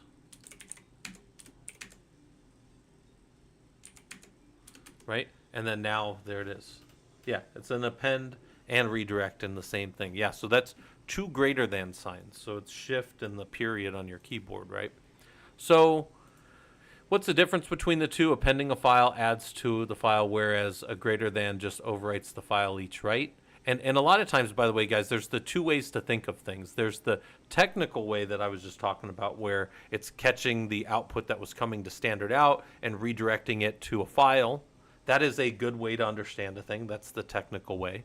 But there's also another part to it, guys. There's also the side where we say, all I care is how it actually works. Like, all I care is the net effect of this always writes not over my file. It appends to it. And this thing right here always clobbers my file. And it goes away forever. And then I know the difference and I never have a problem. So I tell you guys, like, there's different like levels of understanding things and different needs, obviously, as engineers and admins in our career. But I would think about that if you need it. All right, looks like over here we're already root. So if you weren't root, you might need to become root. And we're going to DNF or dash or yum install VM or Vim if we don't have it. Vim is just gonna give you a little bit more colored output on things. So if you have comments or some other stuff, and in here we can just DD to delete these lines, and down here we can just capture all of these. I'm gonna hit Control C and right click here in my terminal, escape : WQ, cat out fruits, and now I've got a bunch of these fruits in here. They are purposely out of alphabetical and numerical order for a reason, right? I mean, we're not super clever around here. But we want to maybe mess with this file a little bit and say arm-rf, what is this? Sad? Get out of here. We're going to copy some fruit. Let's just say fruit. What? We'll copy fruits into backup file. .text, maybe. Then we'll cat backup file, and we'll see that we copied the file from one place to another. If we look, copies do not delete the original. That might go without saying for some people, but it's also important to kind of mention it if you haven't seen it before. Hold on, let me make my guy a little better in this game. Come on, we need our magic to fill up. Oh, our magic's filling up. Nope, it's not filling up. All right. Another leather armband and leather helmet. Another one of these stupid little canes. Oh, these canes are making my magic mana regen better too. So I'm gonna keep doing that too. All right, what's our objectives over here? What is this? Claim reward. Claim reward. Clear stage 15 in the Gentlewood. I don't even know what the hell the Gentlewood is. I can go back over here and keep messing around if I want to. All right, anyways, so sorry guys, I'm playing the game a little bit. It is an idle game, but I can still play it when I'm like paying attention to it. We copy and move a file around. That's a good. It might also be good again to not just copy a file, but maybe move a file from fruits into maybe moved.txt. And then now fruits is gone. That's a equivalent in some people's mind to cut, where we remove the original. So I can copy moved.txt back into fruits.txt, and then now they're all the same. And just for fun, I can do we could do I'm trying to think. We should just be able to check some everything. And it should just checksum them all. That's probably MD5. Different ways to verify they're exactly the same file. SHA-1. Pick your SHA. I don't really care which SHA you use, but that is going to show you as a hash that they are exactly the same file with no differences between them, right? So, Chico, you said, should I do exit or do we reboot? I would always reboot the lab, Chica. I would just tell you, just reboot the lab, let it it'll reset itself and come back up in a fully clean environment. Go back over here and go to keep updating our weapons. Get better damage multipliers. That's good. I want more damage multipliers. And oh, I can make better shoes down here. Oh, I can make magic bracelets too. That's cool. Cool. Make some leather boots better. Make my leather tunics better. What are these little things? Start clicking on stuff. More leather boots. More leather armbands. All right.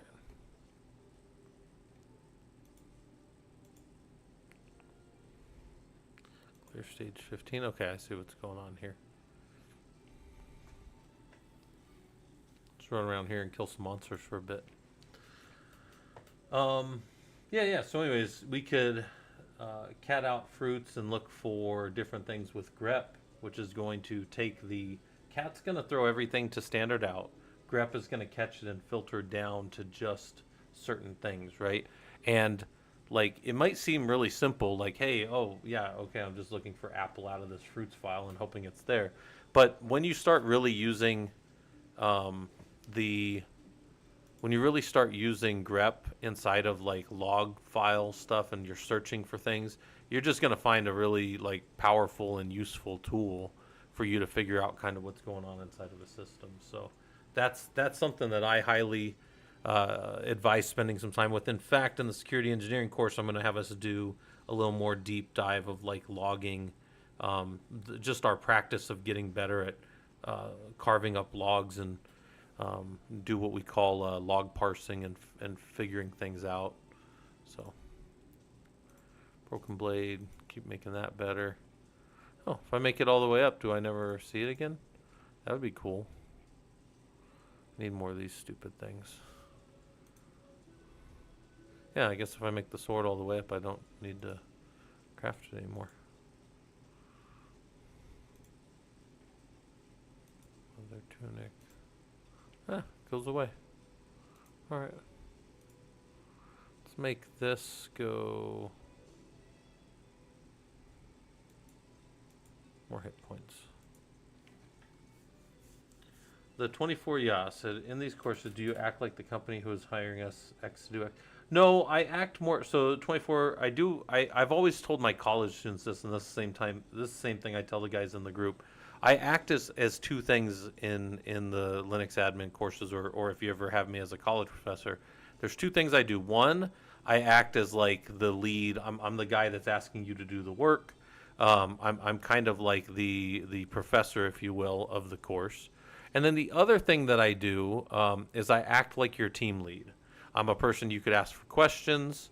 I'm a person who is supposed to be trying to kind of mentor you and help you along the path and maybe give you the right answers, but maybe not always give you the right answers. And in that, sometimes I make you go look for the right answers by kind of hinting at the things.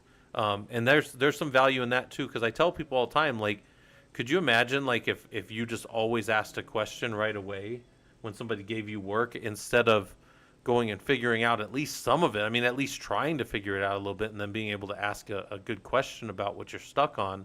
That's always better in my mind than somebody who's just like, yeah, no, I've never done LDAP. What's an LDAP? All right, man. Like, I mean, this is what the let me Google that for you is born of. And it's not that I'm going to say that to people because I don't actually like when people say that. But I will tell you that it'll get you looked at differently as an engineer if people, if you or other people don't spend time getting better at some of this stuff, if that kind of makes sense. And I'm not saying you directly. I'm just saying in general, like people won't always look stuff up, and it's a real bad look as an engineer to not be able to kind of scratch your own itch, as it were, and maybe figure some of this stuff out. All right, let's keep beating up enemies here. How many highest stage cleared? 30. I'm on this still. Okay, sorry, I'm looking at all this. I'm playing video games too much, guys. It's always one of my problems, right? I play too many video games. So more objectives. All right. We need more wisdom. We need to grab all those things too. All right. We're going to go more wisdom. Well, more mana regen. We're trying to get our mana to not be at 0. We want to get our mana regen high enough. And there's two ways I know to do it. It's these little cloth things do it, apparently. And also this little crooked cane does it as well. So I'm trying to get my stuff up a little bit. Yeah. Video games, yeah. You guys should have seen me when I played WoW back in the day. I was nuts for World of Warcraft. All right, so we search through and filter files. We talked about this cat fruits. We'll dump everything to the screen, or what we call standard out. I can cat fruits and look for apple, and maybe that finds it.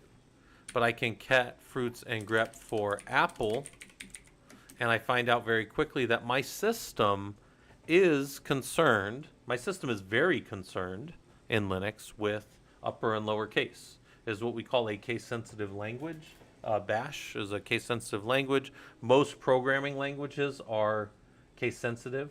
I don't know if any of you guys. I mean, I don't. I'm trying to think if there's any that aren't. Oh, You might say, well, hold on, SQL and some of these other ones. Yeah, SQL's not really like a programming language. It's a query language, right? Structured query language, in fact. So, like a lot of times your upper and lowercase are optional, but when you write the commands for correct documentation, they are not optional because you're doing what is good administration and say and or good engineering, which is we're going to put the correct way of understanding this for people, and keywords are capitalized in SQL documentation. But when you plug it into a system, SQL doesn't care.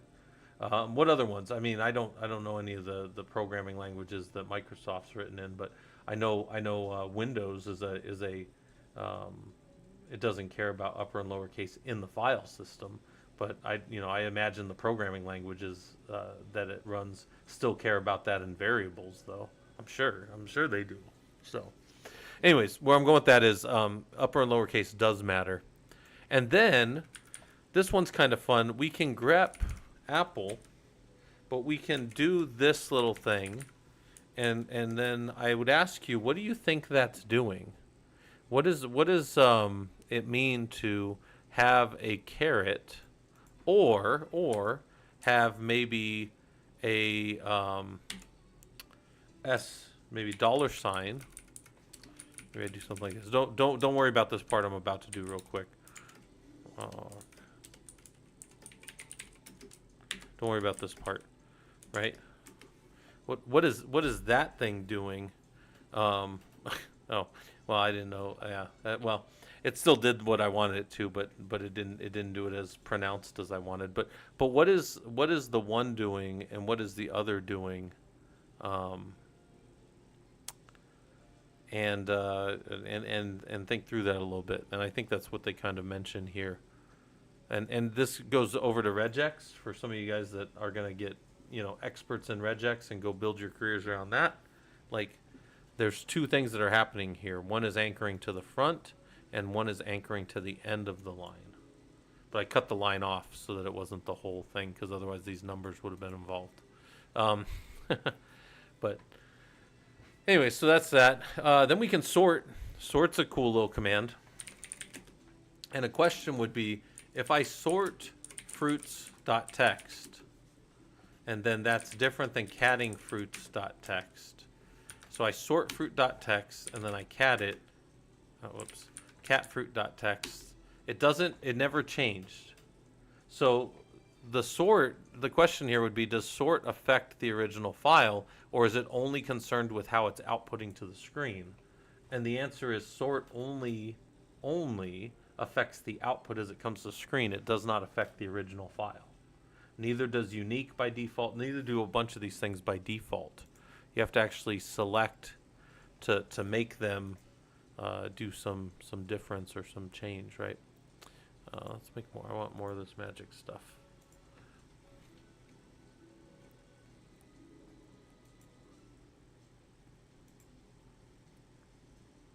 Okay.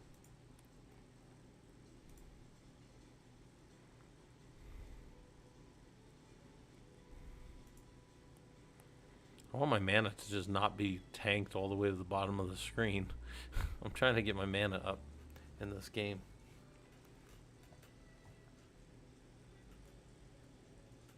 Nice case sensitive regex can cath min and may on example apples.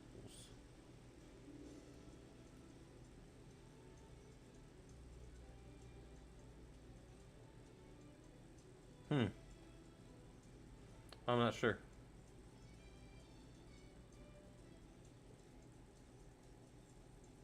Cath min.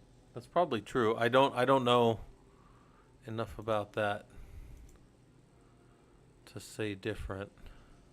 It's probably right.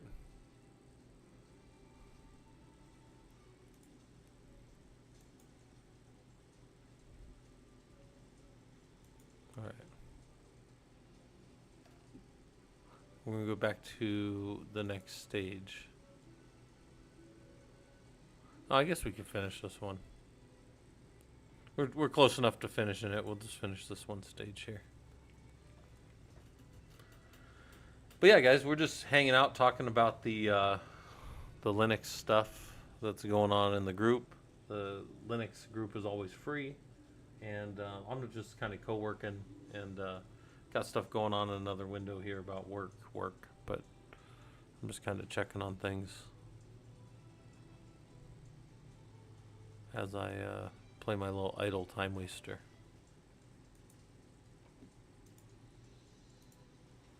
Cloth caps.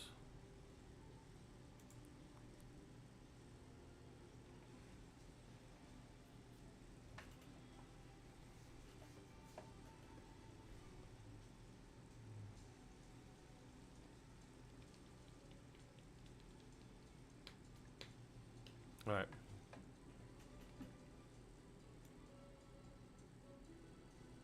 Yeah, I'm not working too hard today though. I didn't hop on camera either because I'm just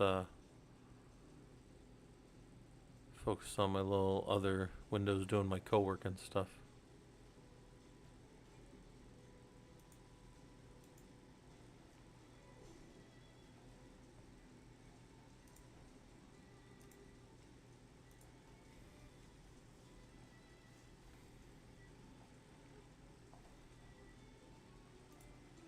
All right.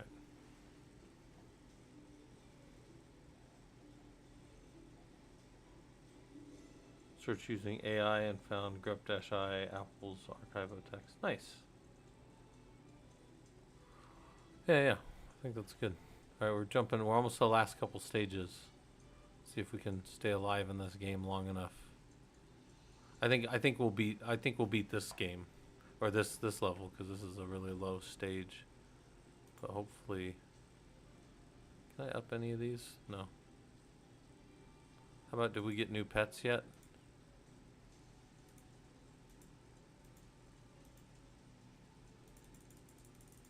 Let's up his power.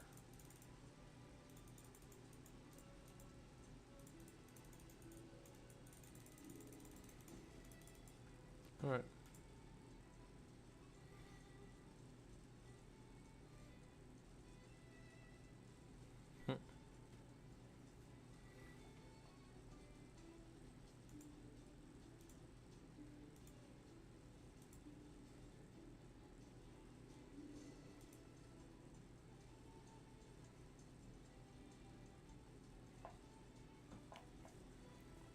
All right.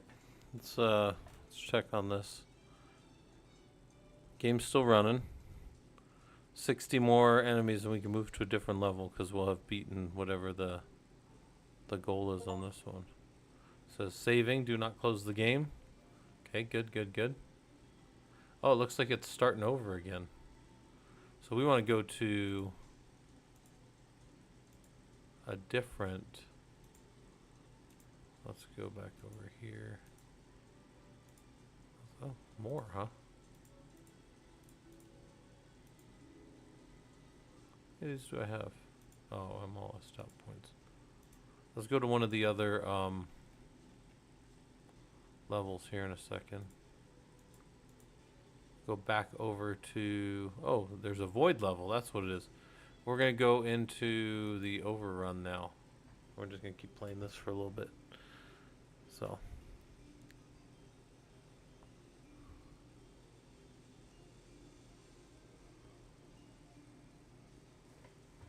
Go get more, because we're getting a lot of plants, so I think we're going to get some... Alright. I do want to level that all up and get more mana on the screen. So... yeah. Oh, by the way, guys, I haven't even been mentioning it, but we got a little Discord. You guys can hang out in Discord.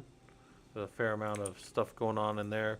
Mainly people are, looking for work and trying to find jobs and stuff, so we're trying to help people get the skills that they need to do those kind of things, right? That's one of the things that we kind of try to focus when we hang out down there. Anyways, we'll let that game run for a little bit. And now we start sorting fruits, which we saw. Oops. Fruits.txt. And then we can sort -k to fruits.txt. And what does that do? That did something different than the original sort. Speaking of grepping, I found a neat grep. Basically allowed me to work around a weird awk issue. Mods back to a node for conditions and found that I can return 6 or 7 other commands to the awk. Details get pods dash n nso wide no headers grep dash o ip and then looked off space. Nice. Yeah, Baraga, I meant to ask you. I think you had gotten off yesterday, or you had hopped on for just a minute or whatever. But I was going to ask you how the little side project was going. And you don't have to tell me here if you don't want, but you can message me in Discord or something. You know, I was just seeing how the little side project thing you were doing was going. Yeah, Baraga. I was back in the data center for NOAA the last couple days, and I was talking to one of the lead guys for General Dynamics IT, which is we're sub to them, and I was talking to one of their main guys today, and he was asking me about Kubernetes and just some of the tools that I've worked with and stuff, because a lot of the stuff in the next generation of data center stuff with these government projects are going to be using these different tools. And then he and I were talking, and I was telling him I've been using this tool Werewolf a lot. I even run it out of the home lab, right? That's what any of you guys that use any of you guys from Discord that go and hop into the ProLug labs that I have set up, that's all done through Werewolf, right? That's all the thing like that. I do like how the cloud goes over this map. It's kind of fun. I don't know if you guys see that, but there's like a little cloud going over the map, and then the cloud goes away, and it's like, okay, now we're fighting back in the sun. And then we're in the shade again, and then we're back in the sun. I think it's hilarious.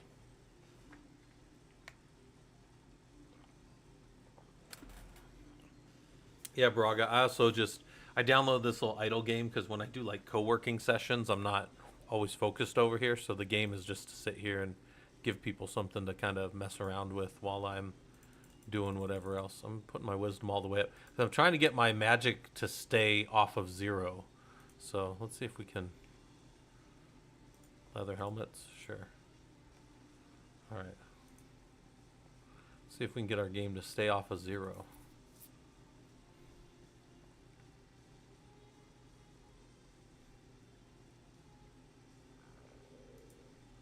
Oh, I can see my DPS magic logs, and I can also see display damage overkill. That would be kind of an interesting thing. I don't care about that right now. But the magic costs, I kind of like those because I can see how much it's spending and how much I'd be having to make. So I need to go over 59 per second to be able to keep up with this right now. So, and then also what damage is being produced by that.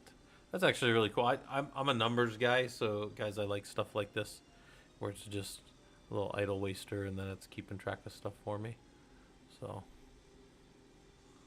let's see, we're at stage 30. Let's see if we can get past stage 50 on this one, because if we can, then we can get pretty far along. Also, surprised at how much ore and other things I have, but I can't make anything right now.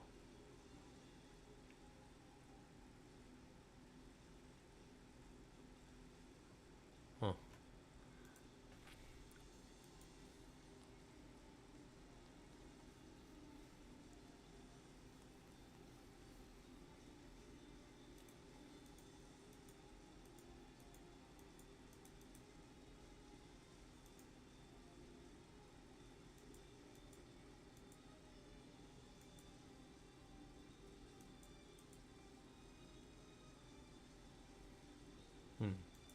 All right.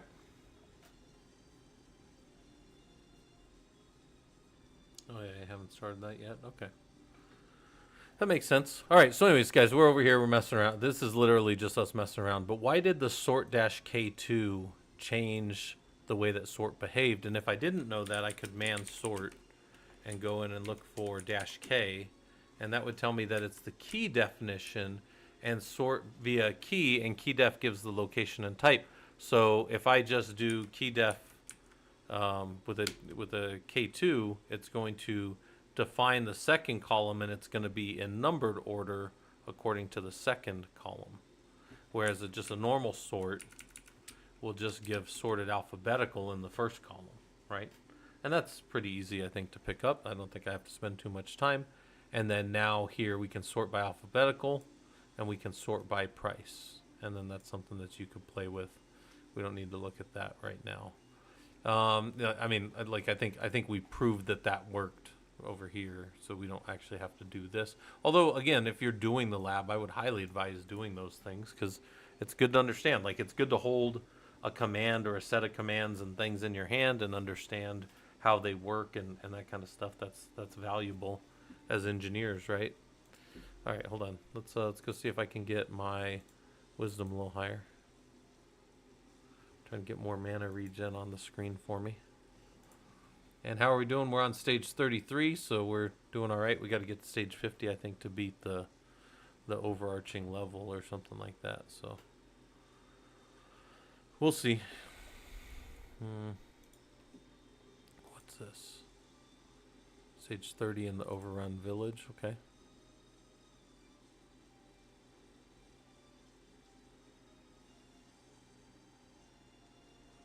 Let's get our wisdom all the way up. Wisdom going all the way to 30. We put our strength all the way to 30 at first. We were one of those guys that just maxed out strength just to see how hard we can hit the monster. Those clouds are really fun, though. I don't know if you guys can see. You guys should be able to see that, but the clouds are just like rolling across the screen. It's kind of a fun little thing to see. So, but yeah. Anyways, so we've got a group. You guys can hang out and do Linux, and I'm playing video games and not working too hard. I'm actually, I think I told you guys, or I've mentioned this a few times, I'm co-working, so I've got stuff going on the other screen. I was in the data center the last 2 days putting this tool in called Vast. It's like an AI tool, but it's also just a really robust system. Like, some of the cool things, I mean, there's things that you can do with it that you can't always do with big storage systems, where we can block storage things. And you say, why does it matter that you can block storage things? Well, if I can do block storage to a device, typically via iSCSI, but they've got an agent, so you can use that.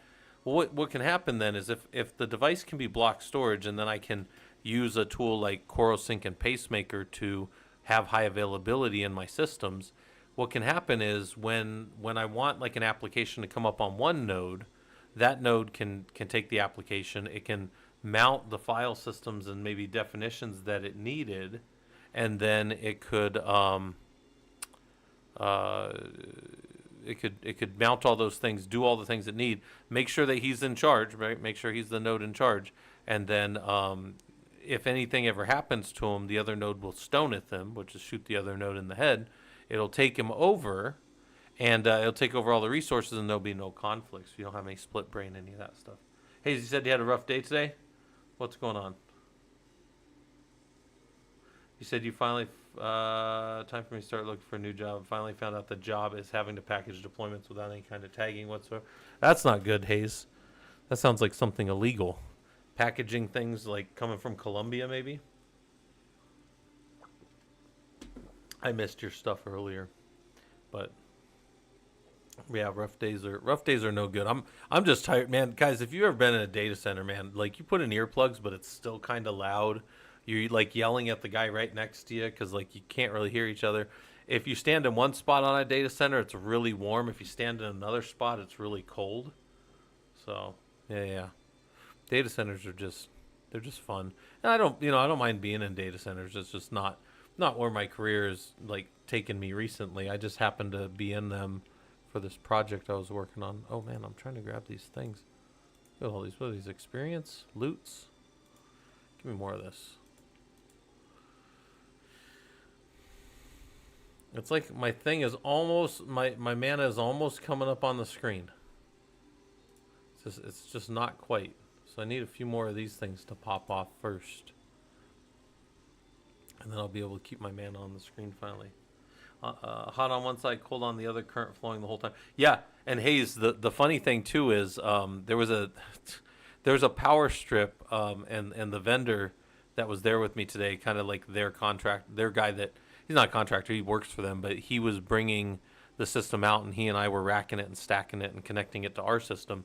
He and I were sitting there, and what was I saying? Oh, he plugged his he had this, I don't know if you guys have ever seen, there's this other type of cable that you can get that'll connect into like data center racks, and then it just transfers over to your type of cable that you normally are going to do off of your power supply, and then you can just run um, directly off it, directly off the power supply in the rack. Well, this one locked. Once you put something in there, it locked in there. So I went and got a screwdriver to push this button, right? And there's a button that you push that will pull it out, but the button we couldn't do with our fingers. It was like too hard. So I got the screwdriver. And he goes, hold on, hold on. He goes, hey, just so you know, like it's not lost on me that we're about to stuff a screwdriver into a power supply unit. And I'm like, yeah, I'm pretty sure that this isn't gonna kill me, but just in case. Anyway, so it was kind of funny that he's like, yeah, maybe we think about this for a second, but it was fine. It was just like this little plastic thing that you got to push in and loosen it. It was just the way it was set and how it was. We just couldn't get it with our fingers. We just couldn't push the button in. So, but it was all right. It was fun. It was a fun little project. Fun being back in the data center. I'll be back in there. I'll probably go back in there later this week to clean up all my trash and stuff. Because there was a bunch of trash from the deployment, like about a pallet worth. And I put it all in a pile, and I told the other guys I'd be back for it, but I didn't want them to think I was just leaving my trash everywhere, because we kind of share. Well, they're on our project, but they're with a different company, so want them to know that they're good.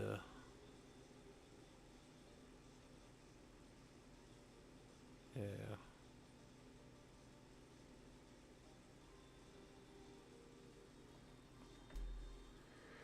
Well, this is bugging me. This game, I mean, not bugging me. It's just the game. It's an idle, but I've kind of slowed down in how. Seems like it's really going slow. Maybe I need to back out and pick, or maybe I need to figure out how to get. Because I think I'd be able to buy some of these, but maybe I got to go to the next area. Maybe I got to go back to the next one. Happiness for all. Thanks for the follow. Hopefully this stuff's useful to you. We're not working too hard right now. We're just playing around. I'm playing around in this little idle game.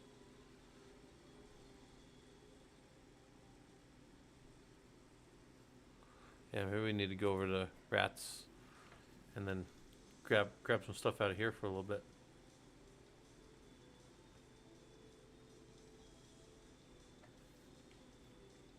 Yeah, this is a good little area to pick up some items.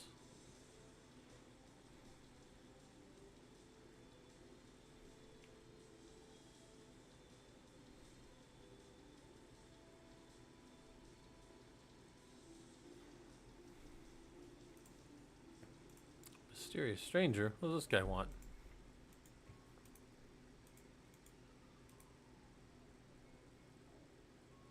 Negative 80 coins. Okay. 80k. We can craft a mercenary helmet now. Okay. That's cool.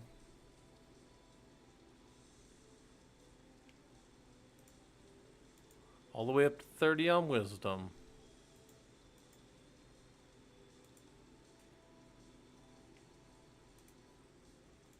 Dreams of power. Unimaginable power.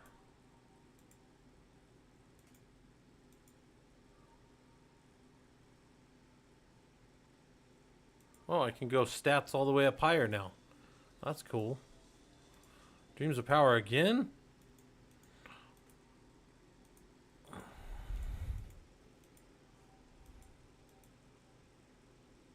Like summon stat cap and rate in which I earn. Okay. Okay. That's cool, I guess. That's cool. Oh my gosh. How many of these are we going to get?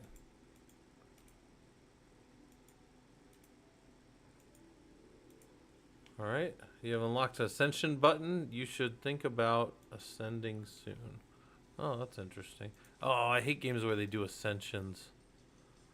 Oh, that's not my favorite.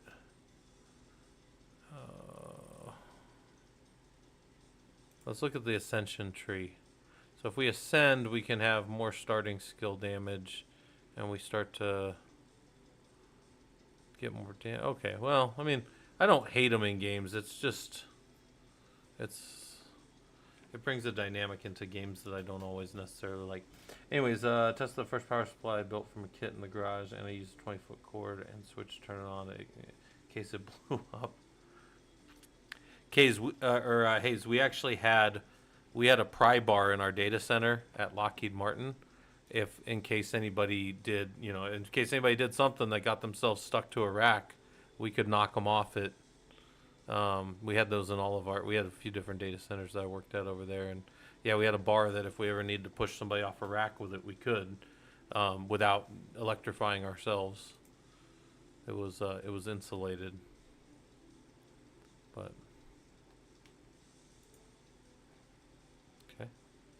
Morning Star, more damage, more hurt. Put the hurt on them. Okay. How much would I get from Ascension right now? So I gain 0, 0, 0. So I shouldn't ascend because I don't get any points. That's stupid. Once ascended, you will start over, keep, and losing progress shown above. You will be able to gain permanent upgrades from the Ascension tree. Yeah, but I don't gain any Ascension points right here, so there's no reason to do that.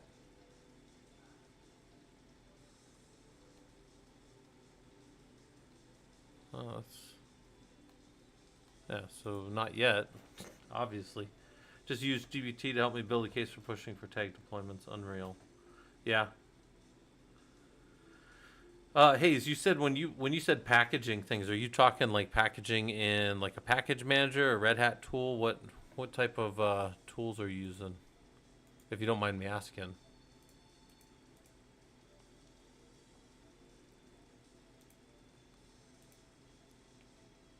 Strength all the way up, because we can.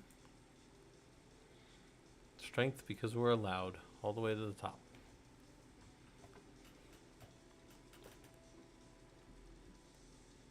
Chico, you said any advice? LDAP stopped working after working on the SSSD part. Are you talking about in the course? Yeah, SSSD should still have been working. All you really had to do was be able to get the one connection, the one system up.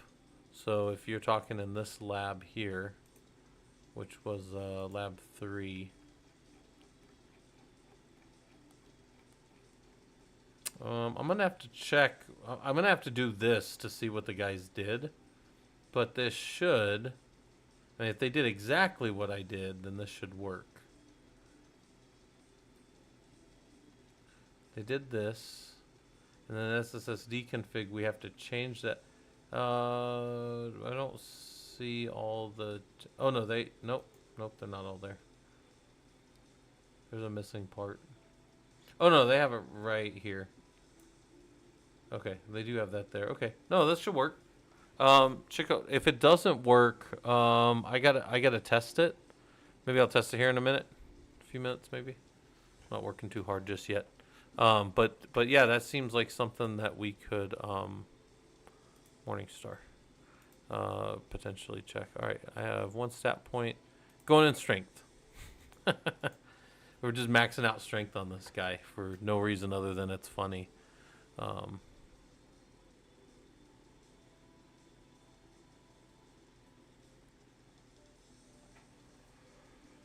Yeah.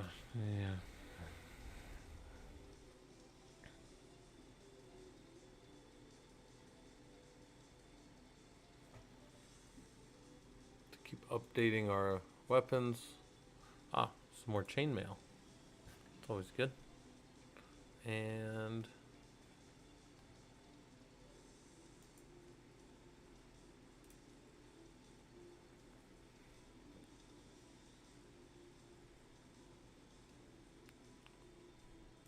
let's go back to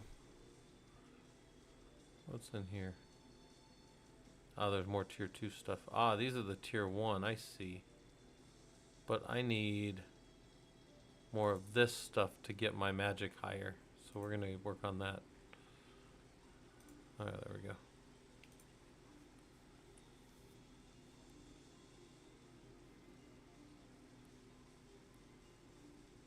Take a little bit of time.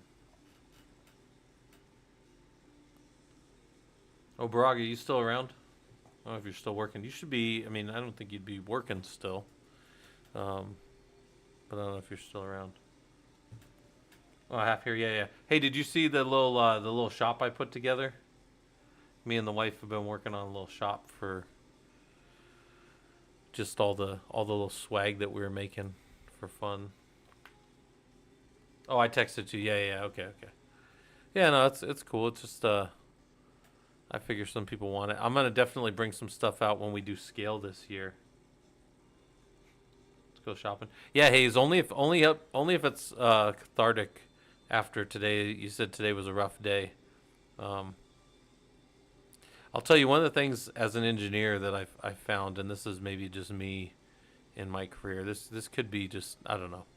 Um, but sometimes like I will give my opinion on something, which I very rarely give my opinion on things. I am not strongly opinionated as a principal engineer, probably should be. Oh, I'm very strongly opinionated. I just won't always give my strong opinion. Anyways, the point is, when people ask me stuff and I tell them the way that I think it should be done, if they don't listen to me, I don't sit there and argue with them. I'll just build whatever they want. And and then if it doesn't work, like I'm just like, well, because I'll send an email. I'll make sure there's an email that this is how I think it should be done. And then I don't sit there and fight it, man. Like if people want to do it a different way, we'll do it that way. But if it doesn't work, then I'm just like, mm-hmm, mm-hmm. But anyways, I don't sit around like argue with people about stuff either. Um, People that have worked with me tend to know like I don't sit around and talk in meetings very much. I was just shocked Pikachu face when you said not strongly opinionated. Fair enough. I am strongly opinionated. It's just I'm not going to sit there and fight for things. Let's say that. I'm definitely strongly opinionated in the systems engineering world. I have the ways that I've seen work well, and I've seen the ways that fail. And I don't think all values in the systems engineering world are equal. Yeah, that's fair. I think the shocked Pikachu. I love that little shocked Pikachu face. Oh, we're gonna max our strength out. We're gonna like miss. You guys ever seen like where they throw the axes? And I'm gonna throw the axe and it's gonna land backwards, but it's still gonna penetrate the board because I put so much into strength. That's how my character is right here.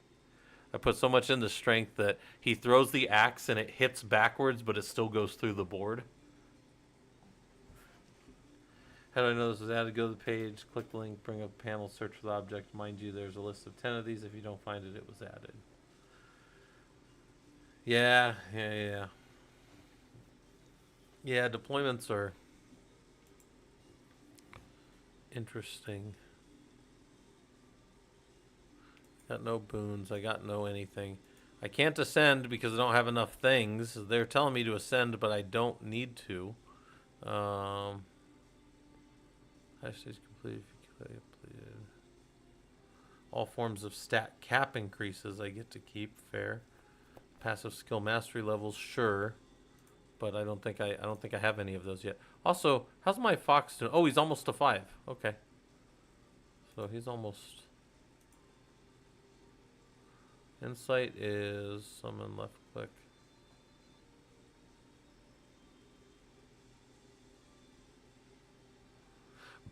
Let's see if there's anything that makes him better.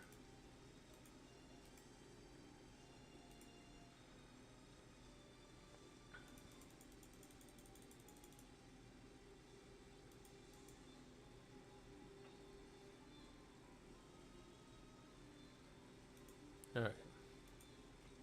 There we go. All right. Just kind of playing around on there.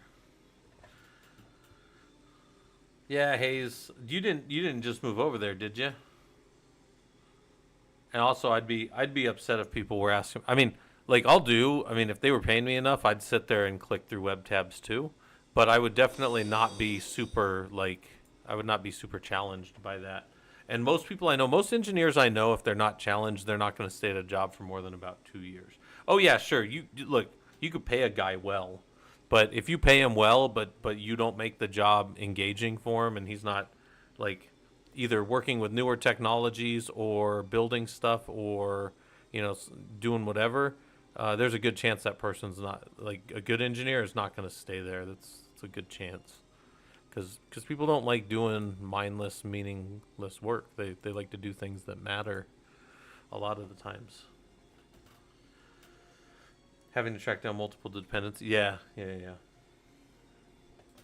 dependency stuff. I also don't like a lot of times stuff I can't automate at the command line. So if I'm clicking through stuff, oh, it's not mindless. Yeah. I get what you're saying. You're having to use your energy just in a way that's not super efficient.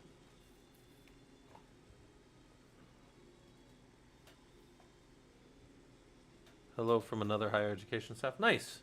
Well, hopefully this stuff's useful to you, Saga. I'm not working too hard today. I'm not even technically on stream. I'm just kind of hanging out, and we are going through a lab here that the guys. Well, so we have a Linux Systems Administration course, and this is the lab for it. It's actually pinned.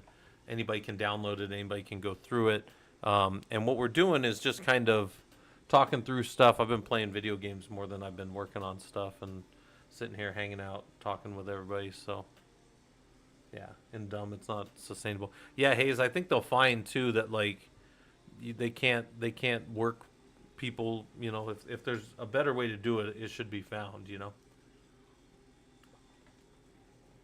That being said, if you are just clicking through tabs, like you're talking in a web browser, very possible you have an opportunity to do some HTML stuff.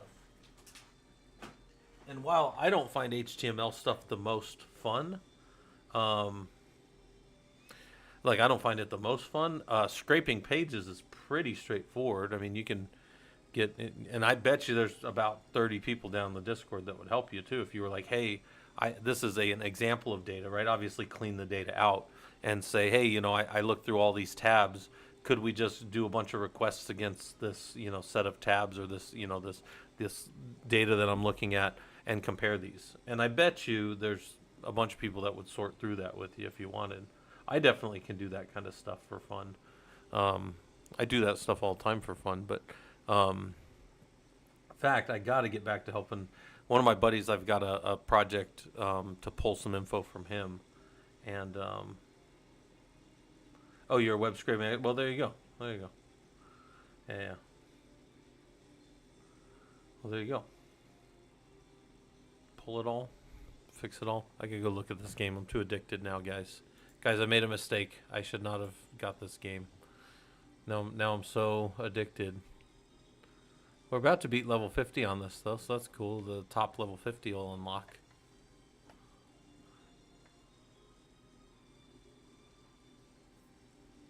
What's my little fox doing? He's going. Oh, we get a homunculus and then a wolf. That's fun. I'll never forget one of the guys in our Discord, Faint Calf. He was working with me, and he didn't like this one guy. He didn't think this guy worked very hard. He didn't think he did very good work. He didn't like how the guy talked. He just didn't like this guy.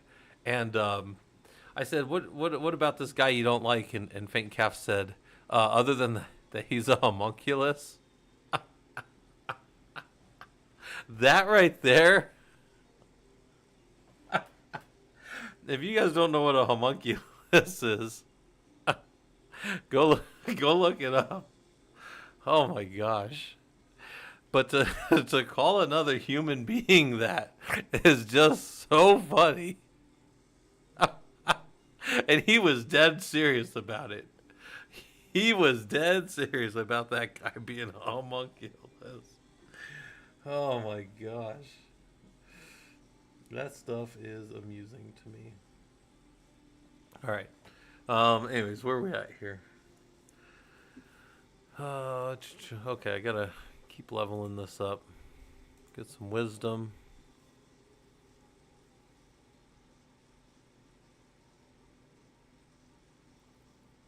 Damage over time, tick speed, and summon does more damage. Might have to do that here in a little bit. All right. We're going to beat level 50, I think. And then we'll jump over to one of the other places. I'm surprised I'm not getting any of these. Like cloth caps. Why can I not make these? Where do I get those stupid things at?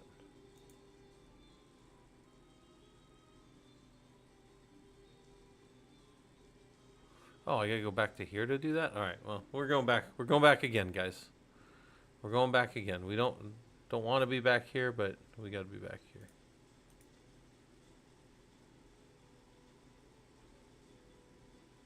This is the only way we're gonna get some of these things maxed out. We've gotta max out our cloth cap. Oh, yeah, yeah. Oh, man. A homunculus just means, like a fake person. Like he was calling him like a fake person. It is so fucking inappropriate at work, especially. But he just really didn't like this guy. He was like, "Geez." The 24 said, "Would it be best to be a jack of all trades or just be an expert on certain areas?" I think it's good to understand how. So I think I have areas that I'm an expert in, but I also think that I have areas that I can read and figure things out quickly, and so I guess I understand systems, or I try to understand systems, so that when I'm called upon to become an expert, I can do it quickly in a system. Like you drop me in a new system that I've never been on before and say, "Hey, Scott, these guys are having a problem," and I go, "Oh yeah, I see the problem right there." That's what I would tell you. Yeah, I would say, like, understand, spend time in Linux systems, like get good at Bash and get good at like making sure systems are staying up and the types of things that cause systems to trip over. Like if I watched you walk around and you just kept tripping and I was like, this guy's got his shoelaces tied together and that looks real funny, but I can't just let him keep tripping over his shoelaces, so I go fix that, right? And then that's kind of how it is with systems world, except you have to figure out how to see the things, because again, I always tell you guys, like, you're just staring into, you log onto a server for the first time and you're just staring at that. You're just looking at a command prompt and going, oh, I don't know if the server's healthy or not. Well, that's what we got to go figure out. We got to go figure out what's going on in the system, and we got to go,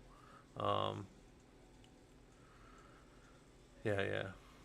Videotape them, put up on YouTube, and then fix laces. Yeah.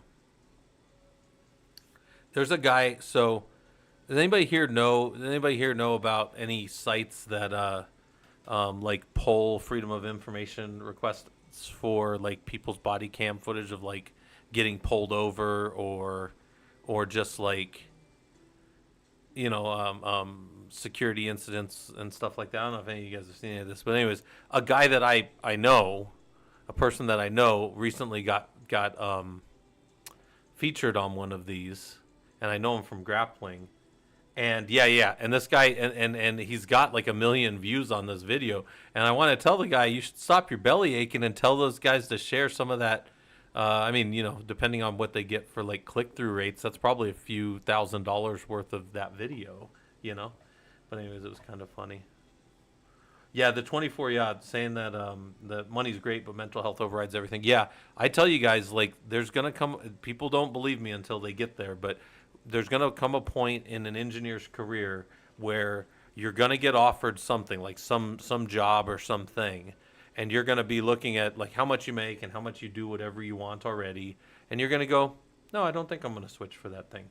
That 40% raise sounds good, but I'm gonna have to go do like AWS stress level stuff where like they're losing people. They fire people every now and then at AWS, and like I don't want that kind of stress anymore. I don't want to be in that.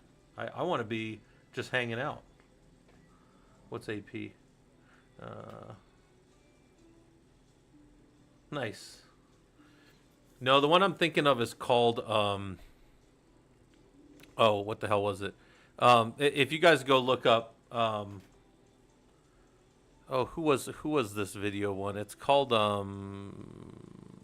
shit. I don't know what the YouTube video is, but I bet it's been copied. But anyways, there's this guy just squaring off with a bunch of cops, and I'm just sitting there. I don't like the guy, so like the video like was pretty bad. He crashed a Corvette, which was his car, and then he was like out fighting with like 8 cops. And I'm just like, that's not a great look for a guy who's supposed to be teaching people how to grapple, you know. You're just out here grappling whoever. Um, but anyways, it was real. It's a real bad video. It's real bad for him. So made 1 million views. It was so cringy and bad. So, but man, I gotta also start. I think some of you guys know I've been working on my PhD, but I've took off since January, and I start again in May. But I gotta go put in all the stuff. I gotta go finish my applications process and write 1,000 page. By the way, 1,000 page, 1,000 word, and that's laughable. But for any of you guys that have ever done any writing for academics, 1,000 words is nothing. Like 1,000 words is like a few minutes. So. Hey, so what's going on, John? Most team members are good people. It's not a toxic environment, just a broken one. Things can be fixed if I can hold on. Yeah. Hey, just hang out with them and stick with it no matter what. That's the goal, right? Just gut it out. Gut it out. All right. We're almost up to where we're doing as much here. Guys, I'm trying to keep this off the bottom right here, this number off the bottom. 1,000 words per minute. Speaking of words per minute, I need to probably take a break here and go get a drink. Was it 4? Almost 4? Actually, I should text the wife and see what the plans are for tonight. Let me text her real quick while we're hanging out here. Yeah, but guys, if you don't know, we're just hanging out right now. Normally, the professional Linux users group is slightly more professional, but we also mess around a lot. We've got Discord, and there's always stuff going on up in there. You guys can hang out and talk shop. We're running 2 courses right now. One is in Linux Systems Administration, and one is in Security Engineering with a focus on Linux, right? It's a security engineering course. The people that have been going through that course are probably like, yeah, this guy's been making us do all this stupid STIG work. But that's how we talk to a security team, right? That's how we interact with them, whether we're doing Linux or whether we're doing... I even had us doing like some MariaDB pretty early on. I think the first week I had you guys doing MariaDB. And it's like, yeah, we're going to go touch all of these different things because this is how we secure our systems, right? And there's other things that we do to secure our systems than just STIGs. But that's a good start. It's a good base to have and understanding to have. So, yeah. All right, hold on. Let me see what the wife says. Plan for tonight. By the way, guys, so I have 2 internets into my house. One is Cox and one is CenturyLink. And Cox has been in my neighborhood all this week doing, well, they've been in my neighborhood for the last few weeks, but they've been doing updates to our fiber network. So they've been actually putting fiber in all down the street. So they were in front of my house today. I'm surprised my internet didn't go down today. Let's see. How's this going? Cloth shoes. What does cloth shoes do? I want a higher multiplier. More mana regen. I want a 1-to-1 mana regen if I can. Yeah. Because I want to see if I can get that higher. So, barely starting your 30s. Here's a fun one for you guys. I'm 43, but I've got a 4-year-old grandbaby. He's just turned 4. So that's fun, huh? That's a fun one. Oh, get our little shoes up. Shoes up a little more. I really want these cloaks more than anything. All right, get our wisdom all the way up. And then we'll go worry about these other things. These other things are still locked. I can't get to enter spirit yet.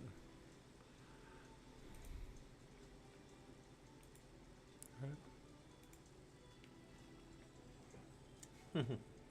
I am a grandpa. I am okay with being called grandpa. Which is funny because I would prefer grandpa, but they call me Gramps for some reason. And I'm like, all right, I'll be Gramps, I guess.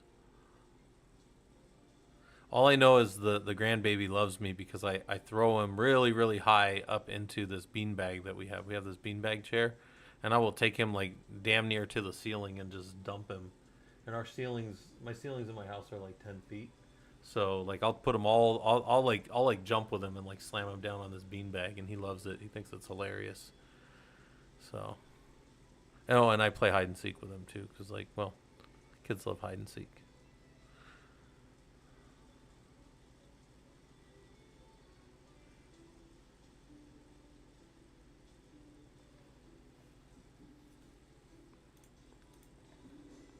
More cloth shoes. Brown beret. Give me more regen and defense. Okay. Worry about that in a little bit.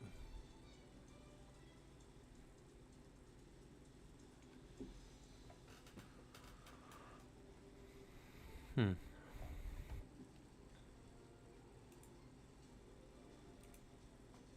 All right. Oh, I never finished this, like cleaning this up.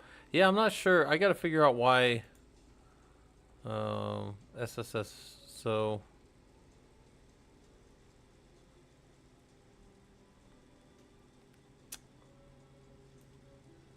doing all the Linux, guys. That's what we do around here. We do all the Linux.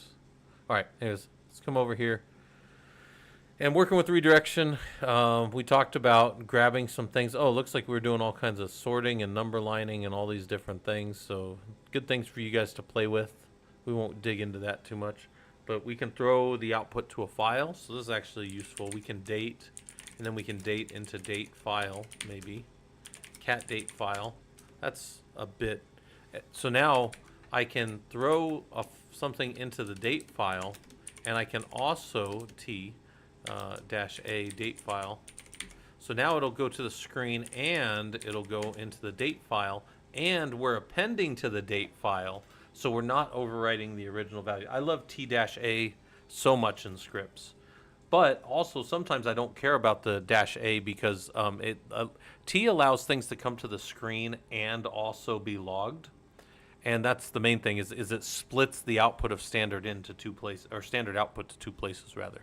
So T will take it and it'll append to date file. And T is probably my preferred method. If you guys ever see any of my shell scripts, you will probably see me T'ing. And you say, well, why would you care? Because didn't you just say like it's a shell script, so you don't really care? Well, because when I debug it, when I want to run it like manually or see something happen, I do want it to come to the screen, right? So one of the things about Bash is we just can throw away standard out when we're actually just running something through cron or something. Who cares? But I can still have it tracking to a file, which I typically define with a variable log file, right? And we don't go too much into like all the proclivities of that. But one of the cool things is one of our guys started, so Cold Kiss, as it always thinks I'm saying. He started a like a little Bash group, and I think there's like 30 people that say they're going to it. So they just sit around and work on studying Bash and getting better at that kind of stuff. All right, hold on. Let me go check this game out a little bit. Gotta go check on the game some more. Get my wisdom all the way up. Good. And get more cloth cloaks. It's even better. Grab more of this.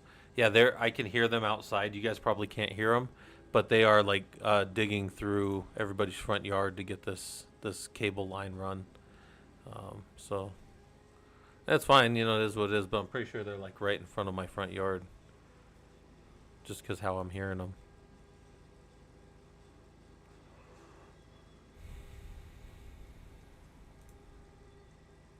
Cloth cloak. Get more of those. Once I get over, so I have down here, it shows that my DPS usage is, negative 138. No, that's not good. I'm trying to get my mana higher than the usage, so that's where I'm at there. And yeah, we're not working too hard today, guys, because I'm co-working, playing the game a little bit, and hanging out in my other windows, doing stuff.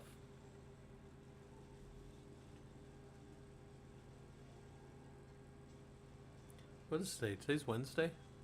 Oh, wow. And even I'm looking down. I have a college class tonight, but I don't have anything going on in there, so I don't really actually.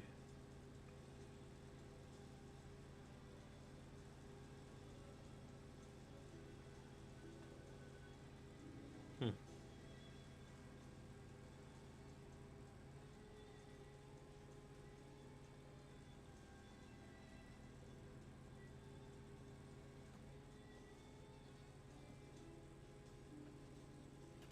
All right. 24Y. So when deploying more than one container, I'd like to assume that you use a script to do all these actions. Do you do on these? No. So if I'm doing a container 24Ys, I don't do that through scripting in any way. I use Kubernetes for any type of container work because Kubernetes can maintain all of the it's what we call software defined networking. I don't have to do all the networking stuff myself. I can let Kubernetes do it through definitions that we have set up. And then typically, you define everything for your deployments inside of like a Helm chart or a Helm file, whatever you want to call that. Or you can manually do them inside of YAML files as well, and then it's just a bunch of API calls or whatever. But yeah, no, you don't deploy contain like deploying containers individually is something you do if you're like doing development and like working on some like our web page is all done inside of a Go container, right? The web page that Treasure runs for us. Well, I run it out of the home lab in Kubernetes, but he's the one that built it all, right? So, um, yeah, yeah. Hopefully that's clear as mud. How's this back? How am I back on stage 20? I didn't die, did I? I didn't think I died. Anyways, CoreWire Docker Compose can do a good bit if you're just launching and running containers for dev or whatever. That's probably true too. In fact, he actually builds it all in Docker. So I actually have it here. I can show you guys here. Let's go over to here and then SSH to where's that? Right.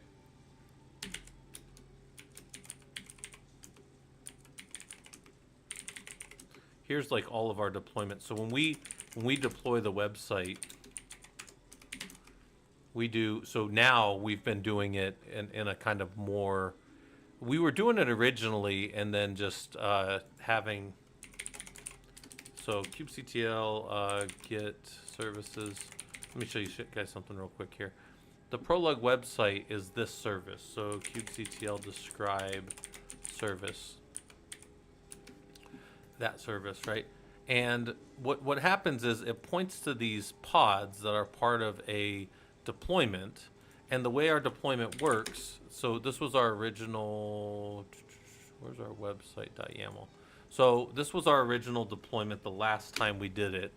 And it was like Prolog website, and it's these replicas, and it's this localhost PLS container that was built in It's a Go container, and privilege execution false, and container port is port 9090, and this was the original one, right? But if you look up here, it's not Prolog website anymore. That's the selectors, the labels here. It's actually now, I think we just called it website. Hold on, Prolog website v2 YAML, right? And then now here it's Prolog website 2, so we redeployed, and when we redeployed, we then just went in here and changed over, the Prolog website to version 2 instead of version 1 or the original version of it. And so then in that way, I think I have something that actually shows this. Hold on. Let's end our live collaboration from the other day. Hold on. Let's go over here and whoops. I'm not even going to save that. I'm going to open load from file.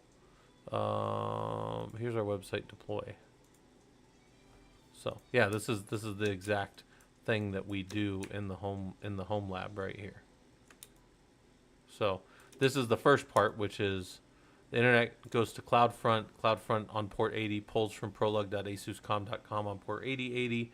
There's that service, which is external facing on 31,000, and then whichever deployment we're on, which was deployment blue, version 1, if you will, and then we went to green, which was version 2, right? That's a way to do it. And then the Kubernetes clusters is back-ending it, and it's mostly off prod k8s 1 and k8s 2.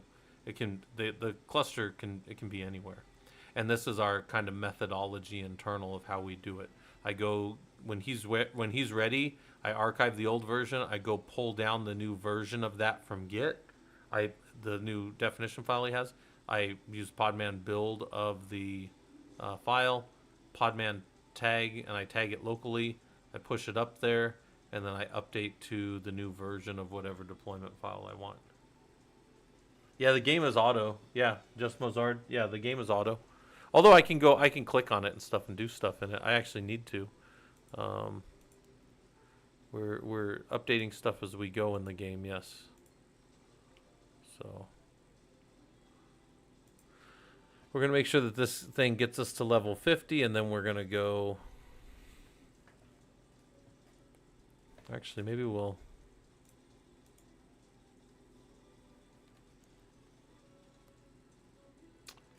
Is this available on our, no, well, it's on Steam. I'm running, this is from Steam. This little idle game, it's Nomad Idle. If you can get Steam on Arch, I don't know, I think Steam plays on all kinds of Linux. So, you can definitely do that. Look at all these little things over here, all these little bottles for us. Main goal, have 500 gems tier 2 in my inventory. I don't even know what gems are. So. Yeah. Steam Deck. I thought Steam Deck. So, we were talking about this the other day. Like, Steam has done a lot for, like, gaming on Linux. Because gaming on Linux desktop 15 years ago was just absolutely terrible. People were opening Wine to do gaming. And I'm like, how the hell are you living inside of Wine to do anything? Like, that's not what Wine's good at. And that's not what I would recommend people ever try to do. But I guess it's gotten really good. People have said a lot of good things. Some of our guys run Linux desktop and do all their gaming through it. So it sounds like it works fine for them.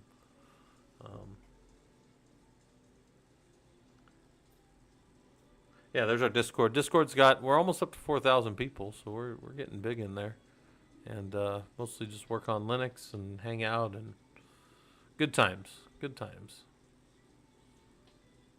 Trying to take ourselves too seriously, but also keep stuff going. I'm almost level 5, which I think means that I get another character. They gain a summon level, summon bonus to their level, combine levels of all summons. Okay. And then I can also get these.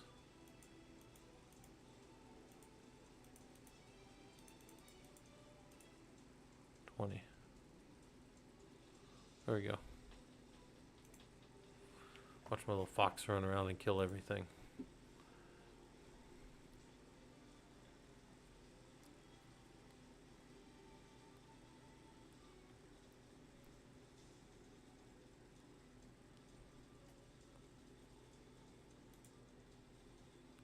But did it? Oh, so it's just starting us over after level. Okay, I see what's happening. Let's go find.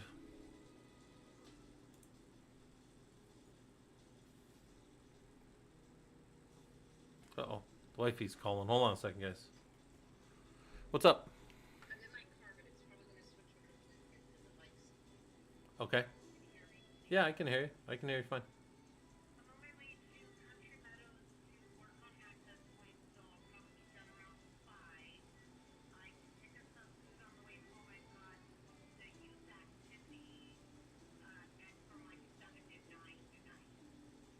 Okay.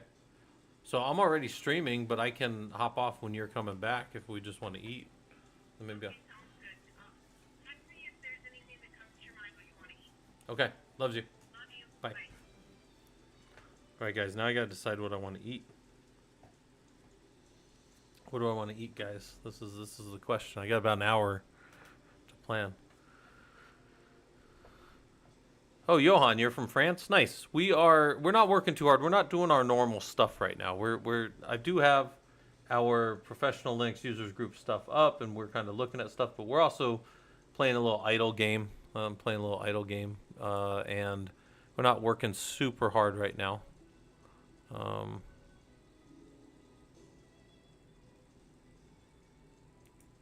yeah, we're not working super hard. We're just kind of hanging out. So don't. Oh, whoops.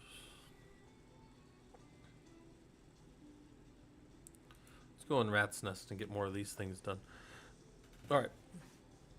Also, I'm gonna take a quick little break. Let's go to our little co-working. Turn on my hourglass.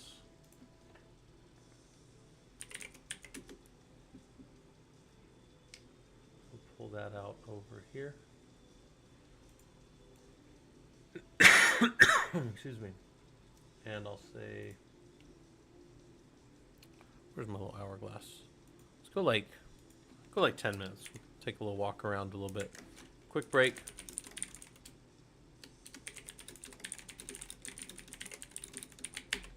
Then we'll come back and we'll work on this stuff. Let me put that over so you guys see that.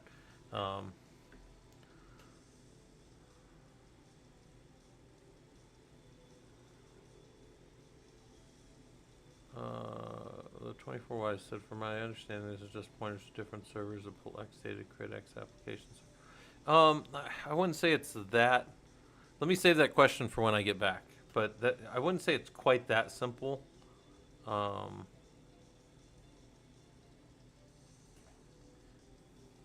Yeah, I wouldn't say it's quite that simple, but that is part of what high availability is. Oh man, I got to walk around a little bit. I wrestled today, and then I was in a data center, so I'm tired. But all right, take a little break, guys. Be back. Watch the little idle game. Make sure my guy doesn't die. I should be fine. I don't think anybody in there will kill me.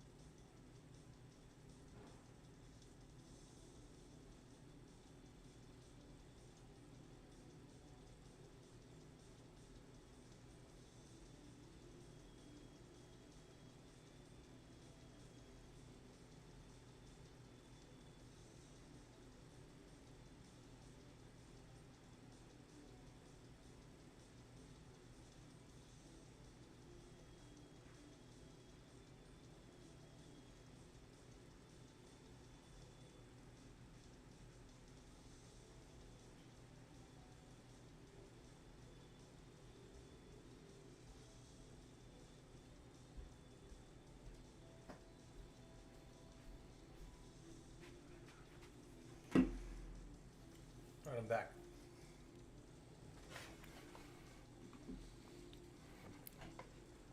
Still got a little time. Take a break if you guys need. Or keep taking a break. I'll play this little idle game for a minute. If I can find my mouse. This over here. And I got little corn nuts to eat too.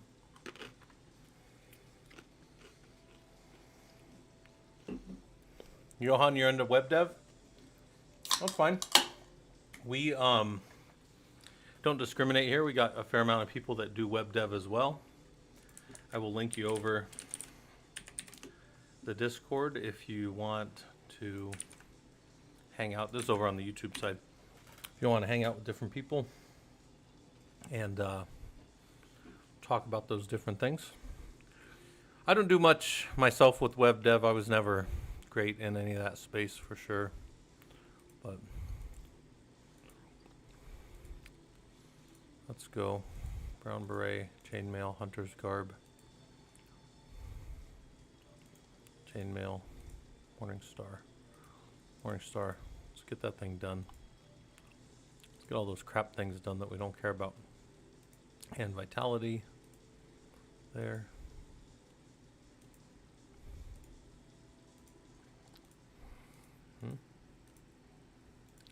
Stat int. Alright, what's int gonna do for me? Let's go see. More chainmail. Alright, it's gone forever. What's a stat of int gonna do? It's to attack size, summon skills, and trinket effects. Okay. So I can make my little fox bigger.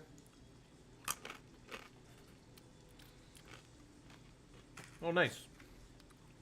Yeah, Johan, I don't do as much with the web dev or really any, but I do support back end for that. I do a lot of, when I say back end, I don't mean back end coding. I do all the underlying systems work, what's commonly referred to as platform engineering, and I build that stuff.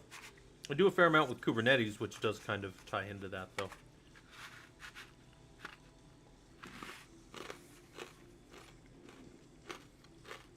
Which is more of one of those architecture things than anything else. All right.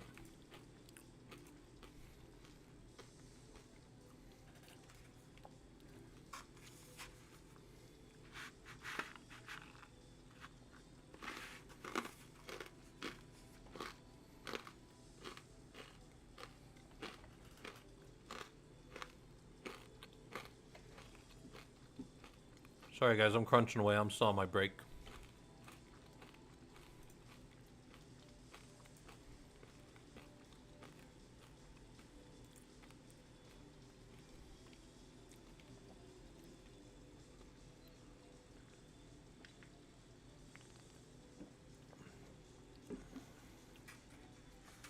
Yeah, so why 24? The simplest way I can think to explain what you're asking.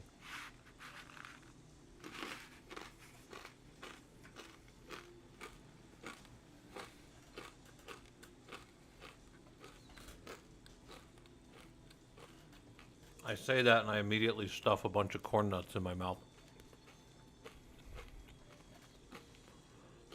Hold on. I said that and I immediately stuffed a bunch of corn nuts in my mouth. So here we'll stop the timer. And to answer your question, 24. It doesn't. There's no. I've never heard anybody describe systems engineering as simple. Just so you know. So I'm not going to start with the assumption.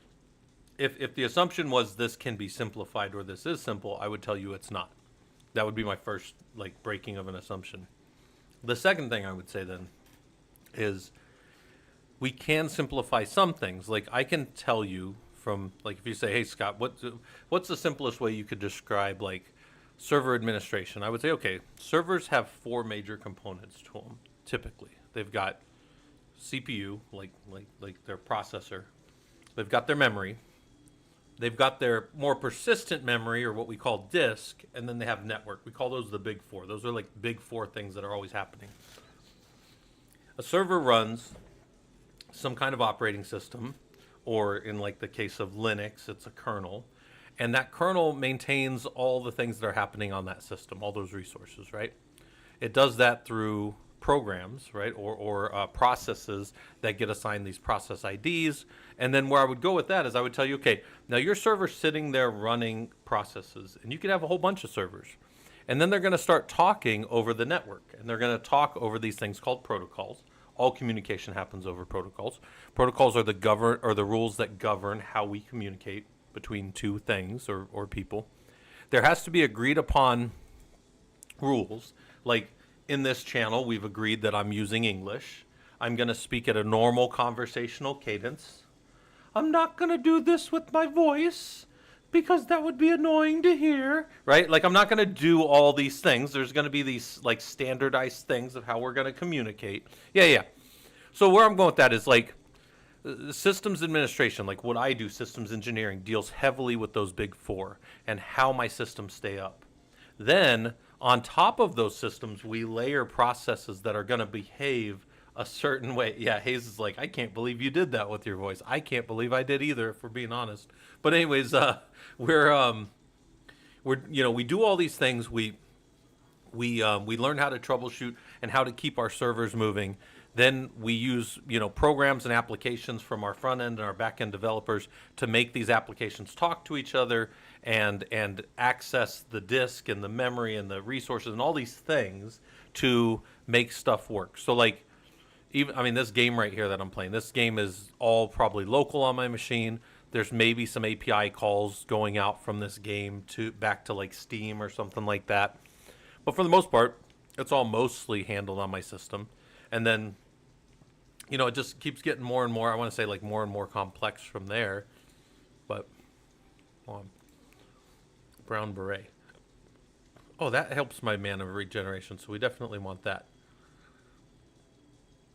So anyways, all this stuff to say that, we can understand things and then we can get better at applying these things technically or whatever. Corwin, you said you have a weird thing with NFS mount, and that seemed to fix it, but there doesn't seem like a ton of info on it. Interesting. What was the fix? I might have missed something.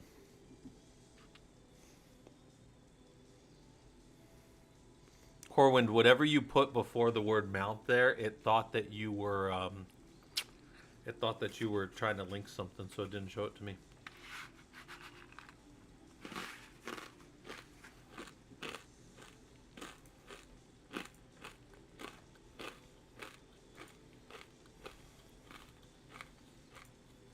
All right, so I'm still over here munching stuff, obviously.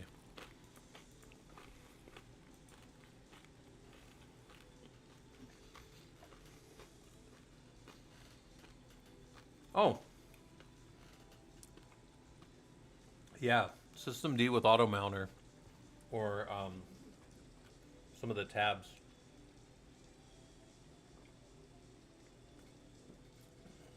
Yeah, most people are now, we're kind of getting away from, although I'm one of these old guys that's probably still going to do it. All of these are probably actually defined. So these are defined from the Werewolf conf, but I bet locally on the system, if I go look at these, I bet you that these mounts are in here somewhere. Oh, maybe they're not.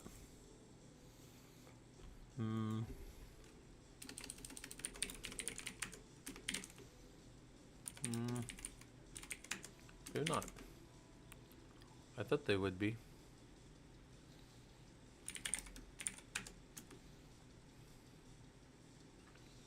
And system D, no, conflict shut down.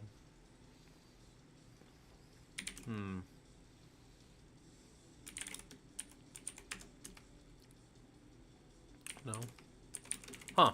Most people are now defining these things in here. But I don't know where they are in this werewolf box. I know where they are in the other ones.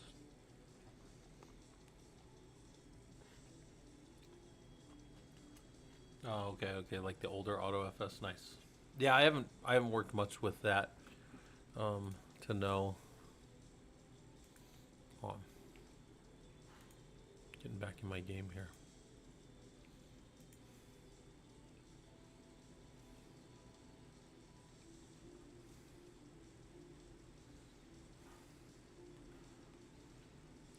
I'm piling on top of my guy.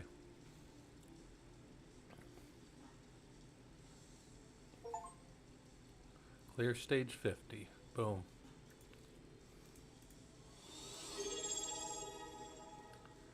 Core wind with or core wired with the Prime. Thank you for that, man. You use your Prime anywhere. You use it here. You also don't get any ads with that, which is kind of nice. You also probably want to refresh your browser.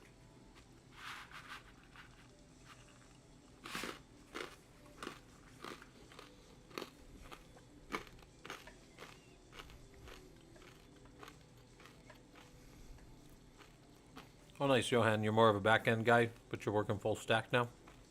Nice.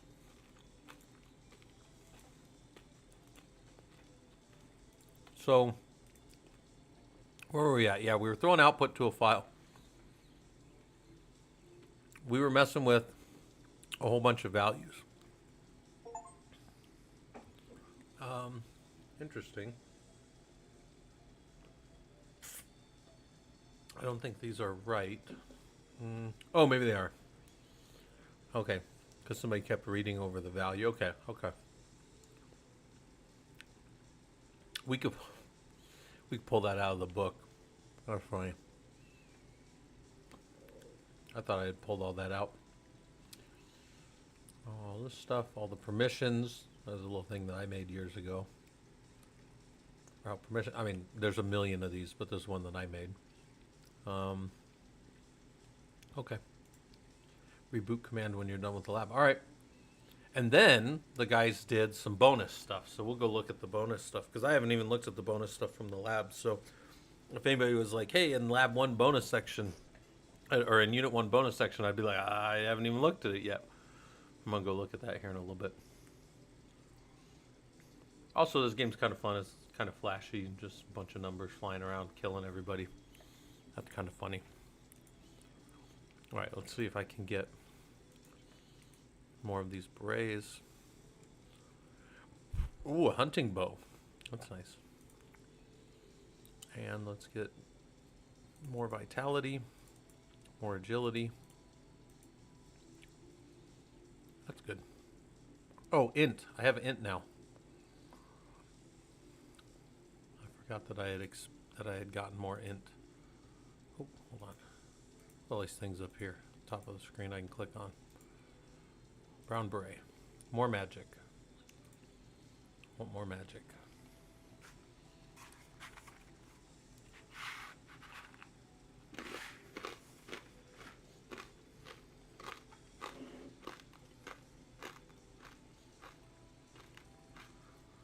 Uh-oh.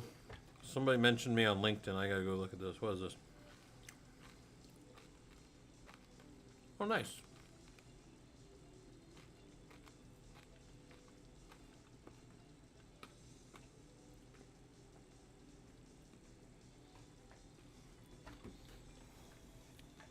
All right. Let's get our int up a little bit. Our intelligence for our character. Make things a little better for everybody. I want the brown beret.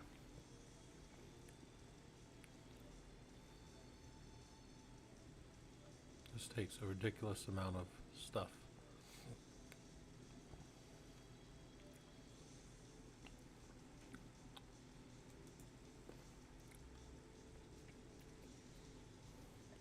Yeah, if you guys have any questions about the course or you want to know anything about the Professional Linux Users Group, we're just kind of hanging out right now. I'm kind of just letting this little idle game play as I kind of walk, or as I kind of work on other stuff on other screens.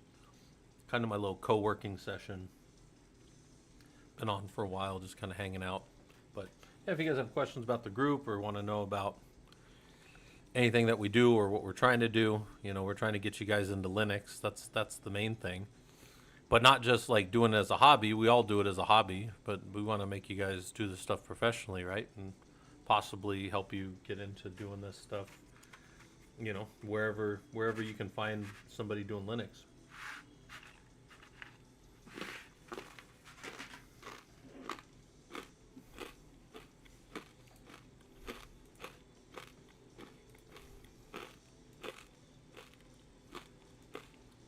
And I'm crunching on a lot of corn nuts. So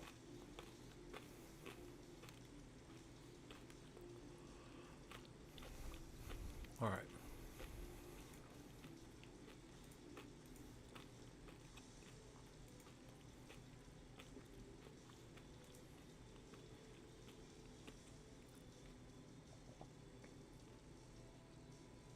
Oh, have I not finished the I need to go finish this on level 2. Or I gotta go through level 50 of this one. So let's see how that works out for me.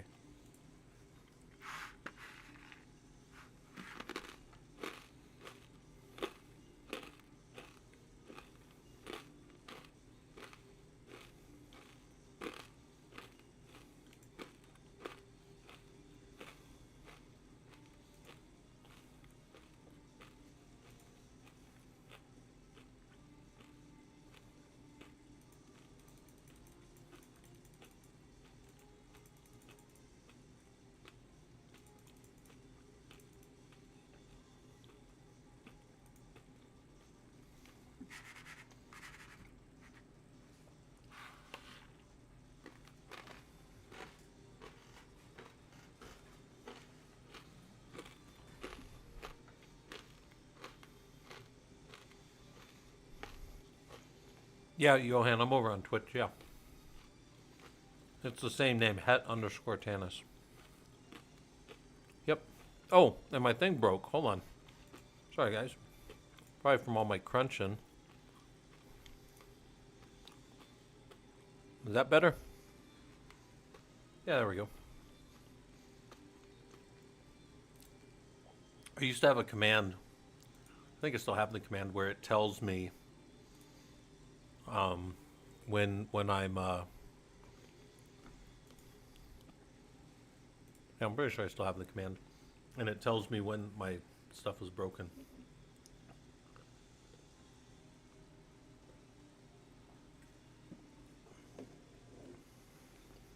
Helix editor, how's that? Is it pretty good? I've never played with it.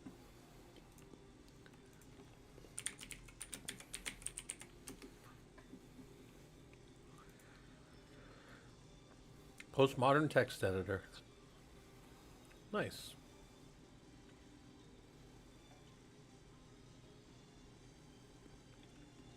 I like when things do my code manipulation for me. Oh, it's built in Rust terminal too.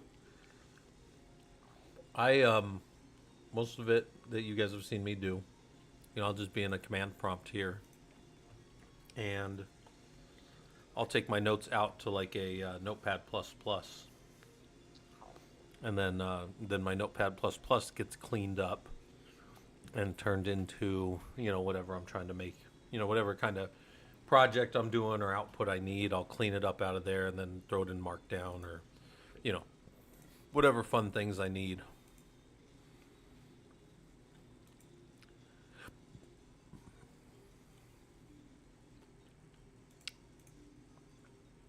That's what I do a lot of the time. Hayes, I am not the guy to ask about Rust. The guys I know to ask about Rust are like the programmers, you know, like more the guys that do the smart things. I have never even compiled or messed with Rust, not even once, not even as a joke. You know, I've compiled C and C++ all throughout my career. I've done all kinds of other things, but I've never done that. So I can't tell you anything. Like, I don't know anything about it, unfortunately. All right. I literally could tell you nothing useful about Rust. Tell you all about Python and all about other things that I've used, but Unfortunately, I'm not any good at that other stuff. See if I can go to another level. Peridot Coast. Let's go check out this next level here. Oh, that's a cute little killing monsters. Killing monsters on the coast. Alright, I'll do it. Looks like I'm gonna kill some crabs. Bunch of crabs hanging out at the beach. All dead. Look at that big old frog trying to get me. Dead. Dead, dead, dead. Frogs dead all over the place. I actually like frogs, but for the purpose of this, they're getting in my way. Have to die. Straight to jail. Well, straight to dead jail.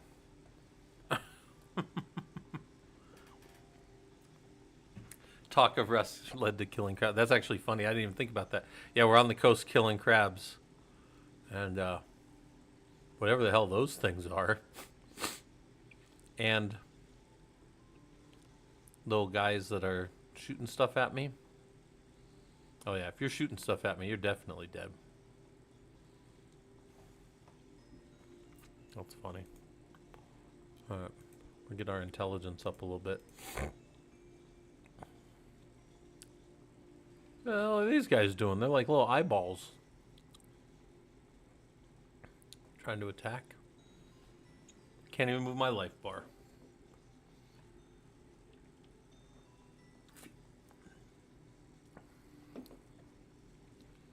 Alright.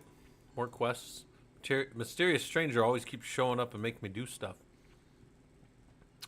Oh, I gotta get 7 million coins, so I'm not quite up to 7 million yet, so we're only at 6 million coins.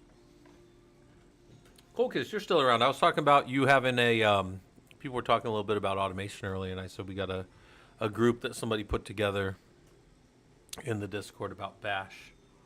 I do think if you have the guys do things, if you keep track of it or anything, if you want to be included when I do the next course that I think we're going to run is going to be like automation, and I think that Bash would be good to include. Obviously, I can do the basic Bash tasks with all of the different stuff from all the different admin, Linux admin courses, but if you guys have anything from that you want to add, I'm going to mostly be doing Ansible stuff because that's what I care about. Yoan, how's it going? You hopped over, I think, probably from the other side. So nice. You felt alone on YouTube? Yeah, on YouTube there's 12 people, but they're not talking much. People don't talk a lot on YouTube. Plus, I'm not doing my normal stream. Normally, I'm on stream. Like I could pop on right now. Like I could be on camera for a second, but the problem with hopping on camera is this. Hold on, I'll show you guys. Is that I just don't have my green screen all set up, so I just don't my green screen's way back there. I got to pull it up close to me. I just don't care today. So that's why we're hanging out in co-working mode, which is much more chill for me. This is my little co-working mode. So this is why we're here. But yeah, normally I'm on stream. Yoan with the Prime, thanks for that. You can use your Prime anywhere, but you chose to use it here. That's always cool.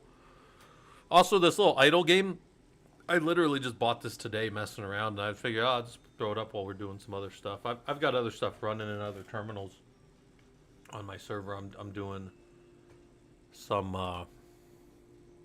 kind of I'm pretty much done co-working for the day, but I've just left the channel up. All right, what's going on here? We are getting more helmets. Can't get Mysterious Stranger yet. But let's keep adding to, I guess, our vitality. Oh. Nothing's hurting us. Our life's not moving.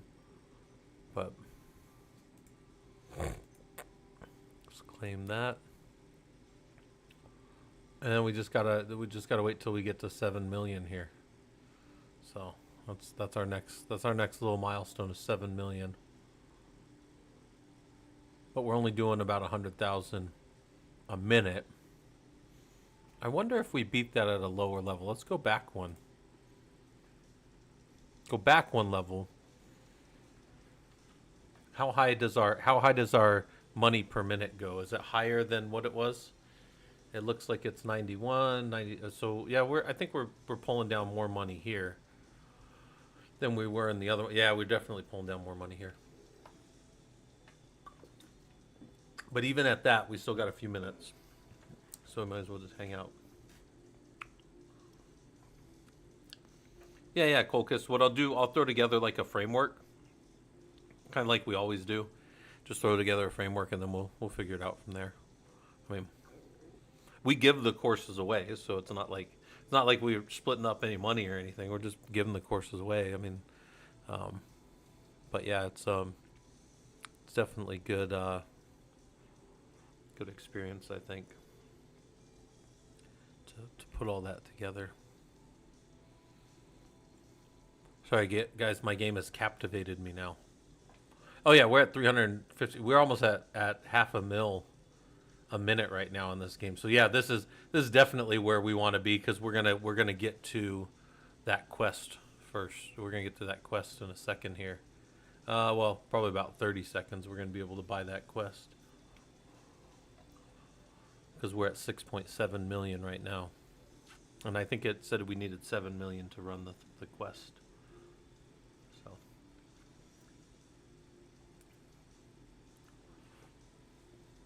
Fun fact, guys, I've taught a lot of people VI and Vim over the years, and one of the funny things about it, let's clear the screen up here, for this lab, there's Vim Tutor, there is, oh, I like this, and the Vim Tutor, it looks like it's going to walk us through. So Vim Tutor, if it's on your system, and, oh, that's interesting, oh, it said it didn't exist. Here's our Vim Tutor, and we can walk through, and okay, we can, instead of using the arrow keys, we can use H, L, K, and J to move around in our system. And you can kind of get used to that with your fingers if you wanted to. And then it said hold the cursor until you're comfortable, hold down the J key, hold down the K key to go up. So J and K will move us up and down, and H and L will move us left and right.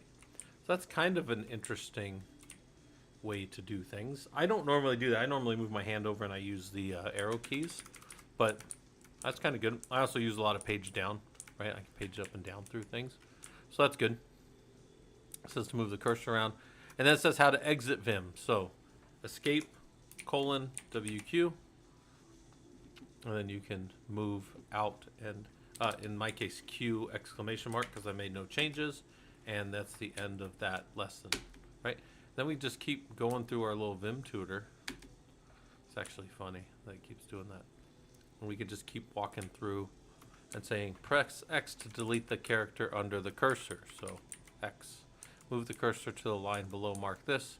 To fix the error, move the cursor and delete the unwanted things. So the C-cow, jump-a-did, overver, da-ha-ha, moon. There we go. So we clean it up, we make sure it looks good, and then we try to memorize it. So it says right here, note as you go through the tutor, do not try to memorize, learn by usage. I'm a big fan of that, guys. I'm a big fan of getting in there. Yeah, the Pareto principle, yeah. Yeah, I'm a guy who I know enough to get around. That's all I ever do. I'm very vanilla. I've been using VI for, 20 years almost, but most of the time I just use what I need, right? Insert text. Something is missing. There's something missing from this line. There's something missing from this line.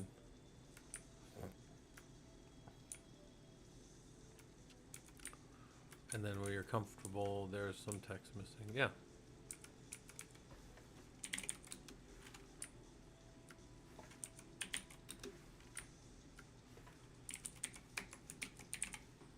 There you go. Right? And then you can save it and you can do all that stuff.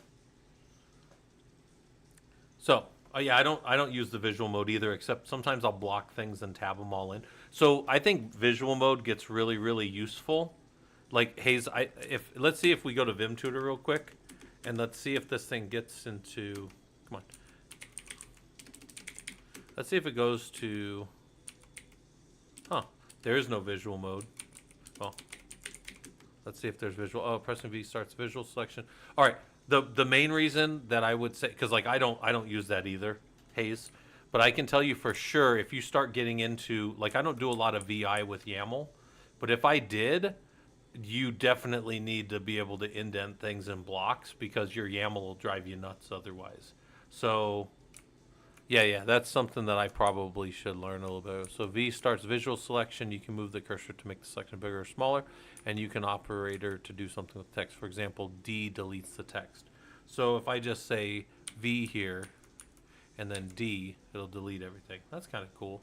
But I'm pretty sure you can also do like V, and then there's a tab function to like move things in. Yeah. So V, it's V and then V and then just, so now we're in visual mode and then we can go down through. But there's also a way to do like, I think it's like tab, I don't know. I forget all the things, but there's a way to do it where it'll send it right angle back. That's what it is. Yeah. So if I wanted to like send this all over, I'd hit V and then right angle bracket. Yeah, in. And then I know that you can also send only so much. I can hit U to undo my last change. Oh, so that only moved them in. Yeah, the ones. So that's super useful for guys that use YAML because, again, big blocks. Mark your selection, same thing, different ways. Oh, yeah. So there's another way to do that. Yeah, which I also don't use too much. First line below marked. Type in lowercase o to open up. This is a big one. This one, I've always loved this one, is I always show people that if you were on a line and you needed a new line underneath it, you hit O. Because sometimes you'll see people go to the end of a line and they'll be like, why did this not, I got to go all the way over here and then hit I and then hit enter. And it's like, no, really from anywhere, you could just hit O and it'll open up a new line underneath. So you can mark multiples. Nice. I might have to play with that stuff, guys. I tell you all the time, I'm like an old dog. As long as I have a trick that'll work for the one thing I need, that's what I use. Oh, I gotta go check my thing over here. All right, I can do that. Oh, hold on. Let's go 4 stats. Put them all in int. This hunter's garb. And let's do the mysterious stranger. Maybe he's going to give us some new thing. That'll be cool. Lightning bolt and final spark. Oh, we got new skills. So let's get rid of this one. And then colorless glyph. This one's like super close around us, which I really don't care about. Lightning bolt. Oh yeah, I want to do lightning bolt. I want to lightning bolt the shit out of everybody. That's always the goal. That's kind of cool looking graphics too. It changed up a little bit what we were doing. So that's cool. Also, we're spending now 240 mana a second and we're only getting 100, so that's not great. Our health regen's good. Our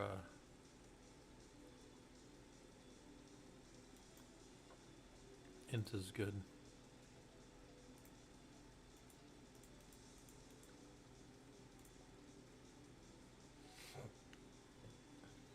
My fox is now level 6.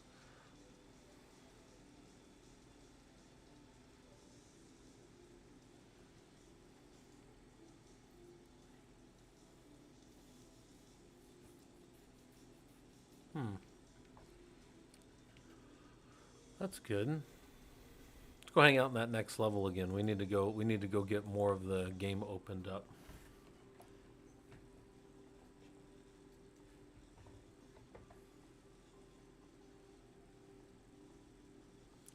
This level's much more chill on the music, by the way.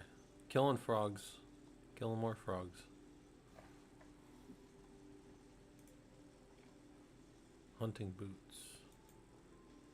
Defense, evasion, and SMN damage. I don't know what that is.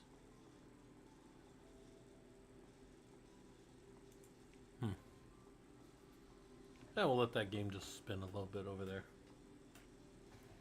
So, yeah, so this is the Vim stuff. Let's see how much is here. They've got more moving around.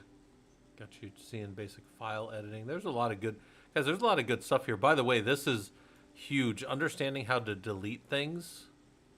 I know DW and D $. I have not used D0 before, so that's kind of cool. They'll delete to the line start, so they'll delete to the left of your cursor. I normally have always used D $, right, to go to the end. But D0, that makes sense. Delete to the start of the line. And then come down here, change whole line, change word. That's kind of interesting. Is that like replace? I don't think I've ever used that. Let's see this. So I'm gonna say CW.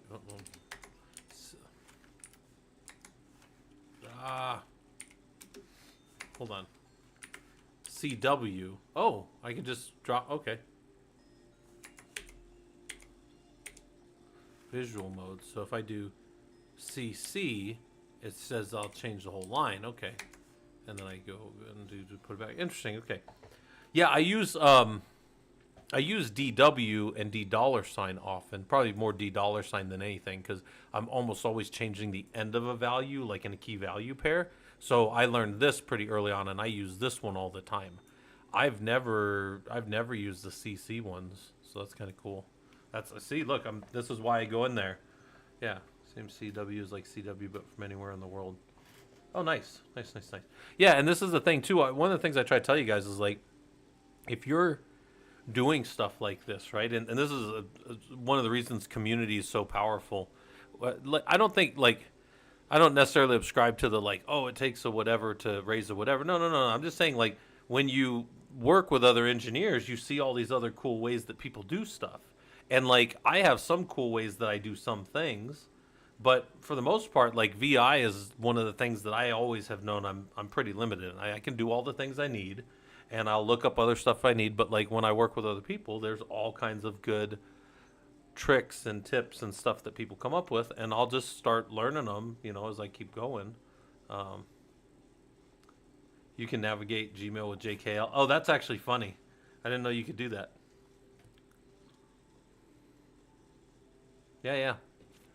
One of the things I've shown you guys before, and this is silly, but it's like, oh, I did not mean to do whatever I just did there. Over here, this one's silly, but, like, right here, let's say I wanted to run, I did this last night. In fact, it's right here. We were sitting there talking one time, a bunch of us, like, engineers, we were sitting around and we were, like, working on some project, and it said, hey, this change you're making on a set of servers or switches or whatever is going to take, like, 5 minutes. So you should, do whatever. And he just put this. It was 5 minutes, so we put, like, sleep 300 while we were talking, and we're all sitting there going, and we're like, did you just put a sleep so that it just timed the break for us? And he's like, yeah. I'm like, God, we all knew it. Literally every person I've ever known knows how to do sleep. Well, okay, if you've never been in a Linux terminal, no. But for all of us that are in Linux terminals often, we all know about sleep. We sleep our loops, we sleep our whatever, right? We use sleep all the time. He just put sleep, and then we sat there while we were talking. And I'm like, man, it's almost like you just set a little timer so we can all go take a break. It was great. And that's like the silliest, stupidest little thing, but I never would have thought that. If I know, like, and by the way, some of you guys have seen, when I do documentation, if I knew that some step was going to take me 45 minutes, I'll let my junior engineers know that in my steps. I'll let me in the future know that in my steps so that I don't fucking get all worried and restart something. So, yeah, sometimes in my command it'll say, hey, go ahead and take a break, and then I'll just put something like that after, if you're not, like, actively waiting in a terminal. Yeah. Yeah, hey, yeah.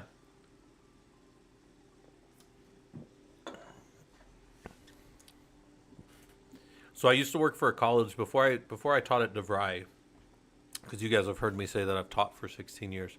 But I've been teaching at DeVry for the last 9, and for 7 years before that, I taught at a college called ITT Tech that doesn't exist anymore. But it was a great college for what it was.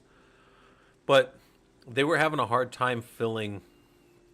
Like, I'm an engineer, right? And I was a hardware engineer at the time with Lockheed Martin, and they were having a hard time filling this engineering role for this electrical engineering course. Now, I'm not an electrical engineer classically by trade or anything, but I understand engineering well. And the book, it wasn't color stuff because I'm not going to be doing breadboards and stuff. My color vision's too bad.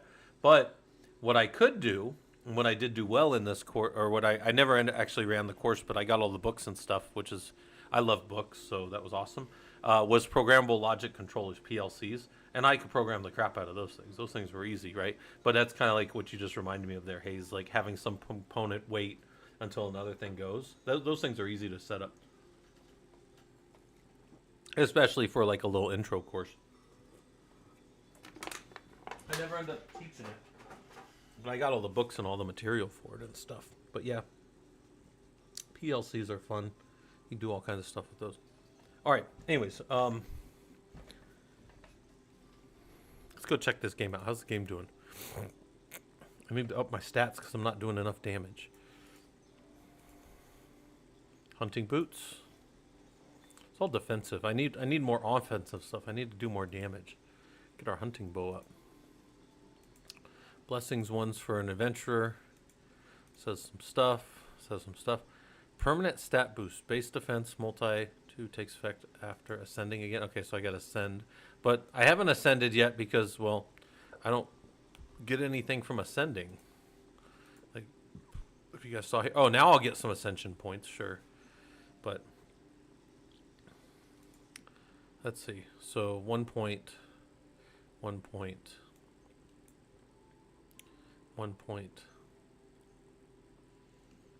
I can go all the way up the tree. What's it look like at the end of the tree? Autocast LMB skill chance +7. I don't know what that is. Skill is used on the nearest target if possible. Skill used in this way costs no mana. Oh, well, I guess I don't care about mana that much yet. What are these? Passive skill experience gain of, oh wow, get 100% experience gain. And then I have to probably move out to go those other ways, right? 20%, 100%. That's where I would spend all my points as an experience gain. Joanne, you were a project manager in an electronic card factory? Nice. I have I think it's Johan from YouTube. You were, let me ask, you told me, yeah, you're from France. I don't know if you've ever heard of Bull IT, BULLIT. It's a big. They're actually a competitor on the world stage with IBM. And one of my professors in college worked for them. And oh, you never heard of them? Okay. Well, it was one of my professors worked for them in college, and they had their Arizona or their American stuff was all out here in Arizona where they did all their stuff. Yeah, it was called Bull IT, so Bull Microsystems or Bull whatever. Oh look, here's our thing kicking off over here in the background. I should be running for you guys. Yeah. Anyways, this professor of mine worked for them, and he was telling us how, or he had explained to me before how I am getting tier 2. Okay, so there's tier 1 and tier 2. I see. I see how that works. Let me go look one more time at that real quick. Hold on. 1 and that, and then this is a tier 1 and a tier 1 and a tier 1 and a tier 1. But the cost is 10. Oh geez. So I need to save up. I wanna try to graduate with at least 10, 10, 10, and 10. But I want to try to get at least 20 points before I go. So if I can, I'm going to try to get more of that. Okay, not yet. Go back. So we'll let that game kind of sit there and spin a little bit. Anyways, he was telling me how when he would go over there, because you used to get faxes to your hotel room, and then they would keep it, and it was considered over there to be very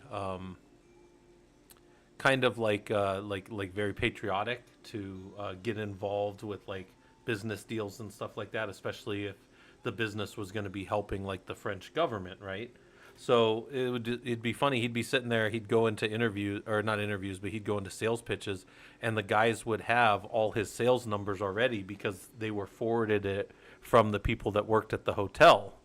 So then he would have to explain to the people. He's like, guys, look, like I understand how like this is kind of patriotic and this and this and this, but we're a French company. I'm just a guy from America. So it was just kind of a funny thing that he used to deal with. He said that like corporate espionage is like almost like just actively practiced over there, and I thought that was kind of funny. Um,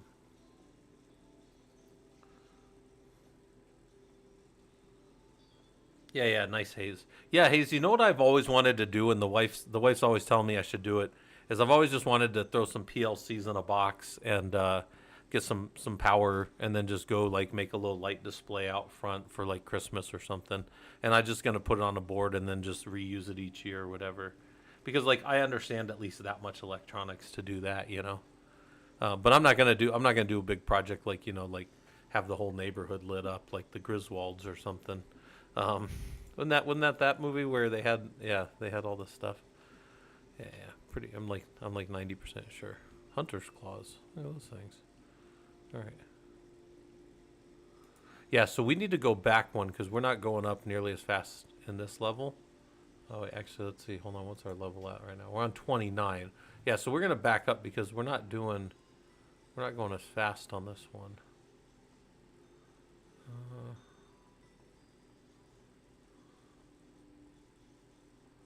so there's corrupted things.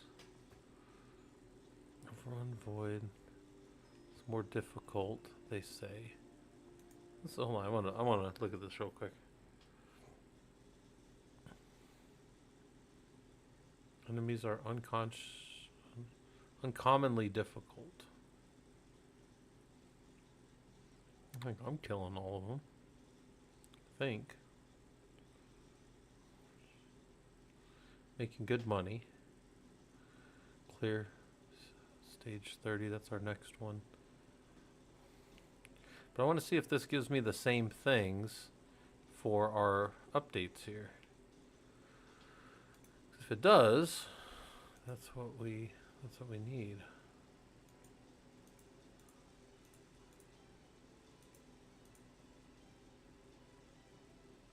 Huh. Alright. Third stage 10 in the Gentlewood. Give me more of those goodies. Anyways, you said, and YouTube is their engineering mindset that explain how well components work.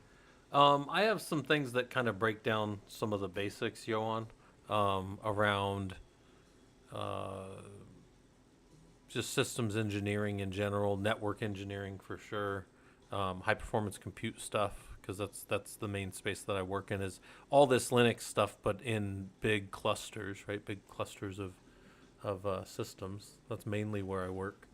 Um, but yeah, I mean, I think there's some good stuff out there for that. I try to normally, when I'm being serious, I try to put out good stuff too for you guys. But sometimes we just hang out, and my goal here is to tell people about the group and tell people that there's a place that a bunch of engineers hang out, and we have a good amount of people in there doing stuff, and a lot of upcoming little events and stuff that people can hang out and do and stuff. Um, not involved with those. Yeah, yeah, yeah. Joanne, none of that stuff comes through, unfortunately. It just comes out as a bunch of dots. But if you drop it in Discord, I can pull it up.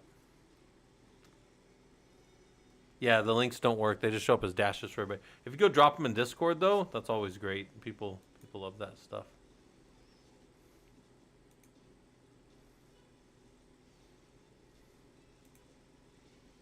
That's funny. Yeah, guys, we got a lot of stuff going on, man. You can go hang out. There's people in the Linux chat right now, down there just doing whatever.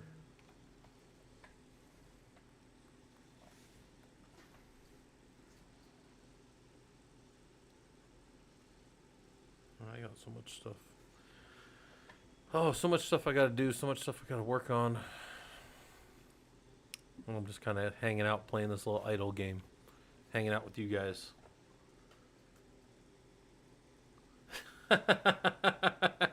Well, Crash Systems, your name is right there for it.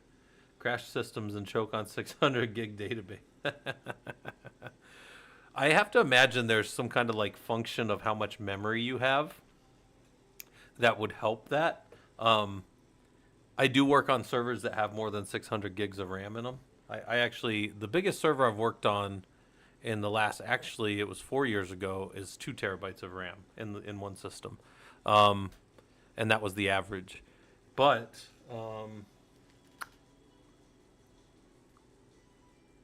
yeah, I mean, that's a pretty good sized database. Um, you know what? I've stayed out of database work myself, but I deal with a fair amount of database support in my career, even now, because there is MariaDB, but all of those databases are super small. Um, it's possible, Crash. Yeah, what I would name is so awesome for that though. Just it's the best name really. Crash System. The best name would be iCrash Systems, but Crash Systems is also pretty good um, for that question. I crashed my. I love it. That's awesome. I love it. Yeah, I have a fair amount of domains doing dumb stuff, but mostly I just have the do all the Linux one now, where I just try to get people to get Linux swag so that I can retire early. That's actually not fair. I could retire anytime I want. I'm just gonna keep working until the wife retires, and she's only got about 4.5 years to retire, so she'll retire pretty young too. So that's kind of good. He said, "Split up your databases, replace your problem." Yeah, yeah. If we can't have a problem with one thing, if we just have a problem with all the other things, fair. That is actually a method of solving problems. Just create other problems that are even worse. I think that's actually a valid way to do things. So, all right. Am I still just hanging out? Hanging out in this one. I'm not making good money. I'm gonna go to the level that made us the most money, which was this one. I think this had this at the highest money, so probably the highest experience too. Also, we're gonna update our little fox a little bit. How's he doing?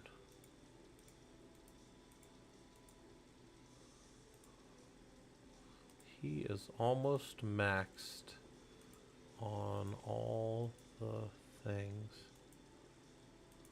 There we go. Almost maxed. We got a slime now. We can set our slime as active, and he can start getting levels up. Let's see what our little slime does. I've never even. Oh, look, he makes little messes everywhere. He just goes around the map, fucking shitting everywhere.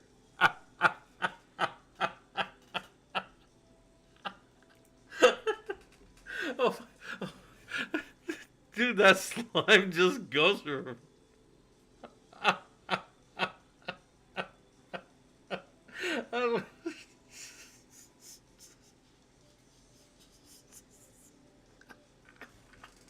He's just, he's just,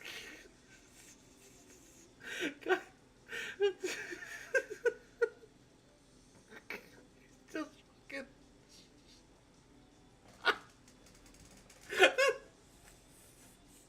It's just fucking shit.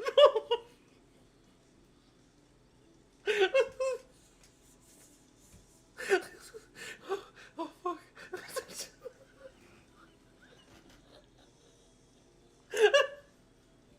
Oh shit. I'm crying. Guys, I'm fucking crying. He's just shitting.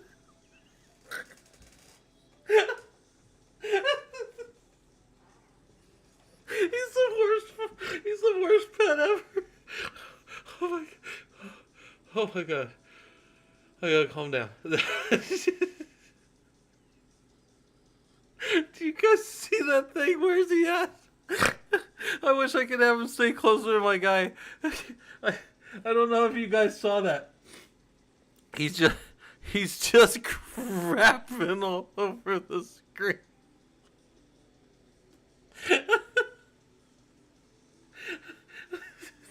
All right. Oh my gosh. Look at this. Oh, guys, you know what I watched the other day that I haven't seen in a long time is a Scary Movie 2. And right at the beginning of that movie, that girl comes out. I forget what her name is, but she just pisses on the floor for like 2 minutes straight. I don't know why that was related, but that was just so funny that that slime is just bouncing around, leaving little craps everywhere. Oh man, this is this is called Nomad Exile. I downloaded it today on Steam. It was like $10. I'm not playing it. It's just playing itself. I'm just sitting here talking to you guys. But man, I just switched over to that little slime monster, and then he just started crapping all over the place, just leaving these little fucking turds everywhere. Or I don't know, man. That looks more wet. That looks just terrible, man. He's just sitting there squirting all over the map. Oh,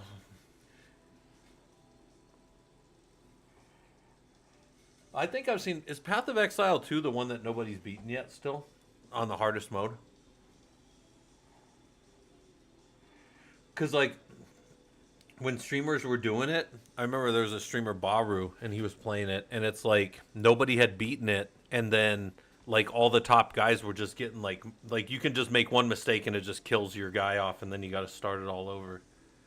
Um, Looks like Diablo. Yeah, yeah. The one that I'm thinking of is yeah, it looks more like a Diablo game, and you just run around and keep upgrading stuff.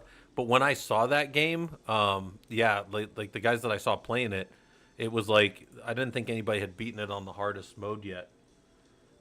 But Kolkus, did you play it with level 93, and then when you died, it wiped you, or were you playing on hardcore mode?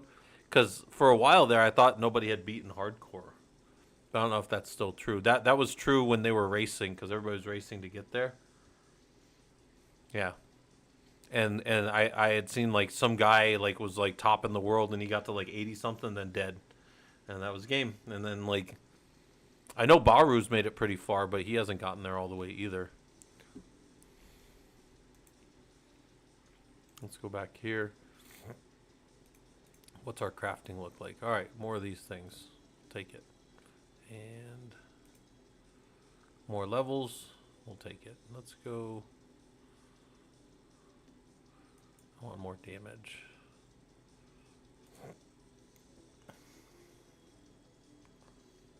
Yeah, yeah.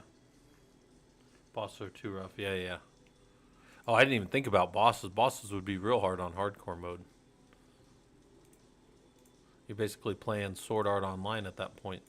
The first season, the first one, not all the. I've never watched the like past like season 3. I don't think on Sword Art. And I went and looked the other day, and it was up to 8, and I was like, they've got 8 seasons of this already. But it was a fun show. I don't know if any of you guys ever watched it. I thought Sword Art was pretty fun. But oh man, Elden Ring just started DLC a few weeks ago. I haven't touched since my tooth problem. Yeah, yeah, yeah. Hayes, that'll do it. Yeah, especially if you can't even sit there and do anything. Look at that, there he is. He's still over there crapping. Freaking guy. He's over there just dumping dukes all over the place. A lot like Ranger. Nah, just kidding. Not that bad. All right, we're waiting for rat loot to be able to upgrade all of our stuff. Let's see. How's all of our materials going? Huh.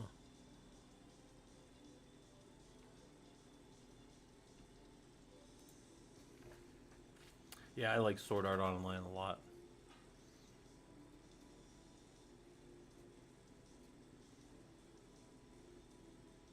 Yeah, Hayes. I was telling guys before, like, and maybe they don't believe you or don't believe you, but like when I was in my 20s, I played a lot of Unreal. There was this game, Unreal Tournament, and my KD on that game, my kill death ratio, we didn't really keep KDs back then, but I'm just telling you, if I had to guess, my KD was probably about 15 to 1. I murked everybody, and me and my friends played with pros. We did all kinds of stuff, and I loved it. Unreal was so much fun.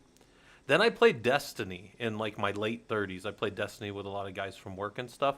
So I'm late 30s and I'm like, oh, I'm going to go in there. And I did good. I was good.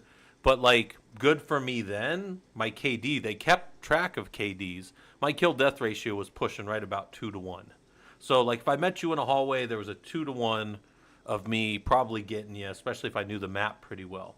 Um, but I'm nowhere near like as fast or as good as I was when I was younger at that stuff for sure. Like if I played some of these games now, I'd definitely get murked up pretty bad. So instead of doing that, I just hang out and I don't play as many games. I think I'd still be fine if I played WoW, because WoW's a different level of thing. And I was a gladiator in WoW. I think I told some of you guys that. I was a gladiator on 2 different characters. So which is I think my average this was in the first 2 seasons. My average first 2 seasons of Arena in WoW. My average team was 2,400 ranked. That's what we averaged. So if you guys know what that means for the game, that was very high ranked. We beat a lot of people pretty bad. And sometimes when we'd queue up, there'd only be one other team, and we'd just spank them until they left, and it was really bad. That game, it was fun. Yeah, World of Warcraft was always fun, but I was too addicted to it, so I can't play it anymore. Also, is the wife coming home? Wife's bringing food home when she comes home, so I'm just hanging out until she gets here.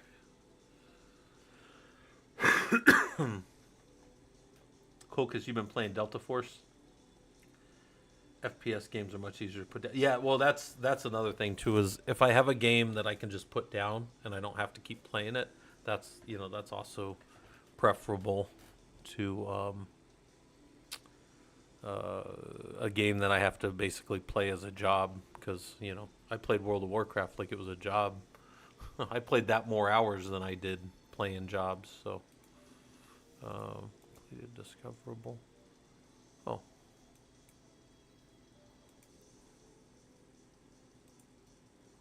Oh, I gotta go. Wait. I gotta go click red X's on the beach. Alright. Let's go back to the coast. Hopefully this guy goes out towards the beach. Not just my slime running over that way.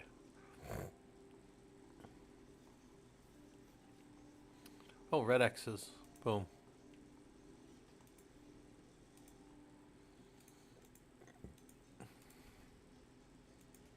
I can craft gauntlets now. Okay. Gauntlets are what I want to build. Perfect. More damage. We're back to killing crabs. Rust crabs, most likely. Yeah, I get real bad with MMOs. I put on about 60 pounds playing World of Warcraft when I was younger. That was not good.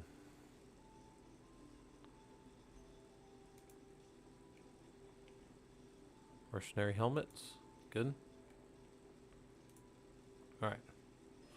We gotta wander around the beach and look for more X's. That's what we need. More X's on the beach.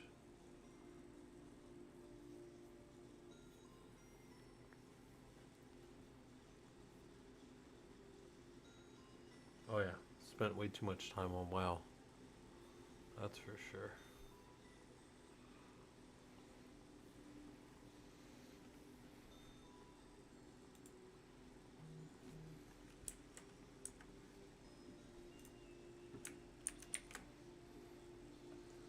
Hold on real quick. What's the wife saying?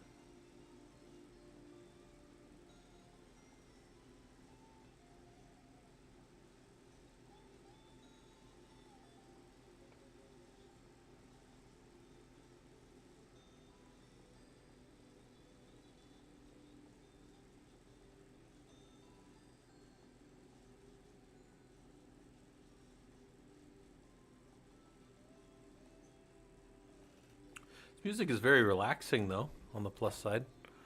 The music for this game is pretty chill. Pretty good little time waster as far as that goes. All right, I'm looking for a red X on this beach. I need to find a red X. I can't really make my guy move around, so he just kind of wanders wherever he wants. I don't have any control over that, but I need a red X on the beach. I need him to wander more north. I don't have any way to get him to wander more north.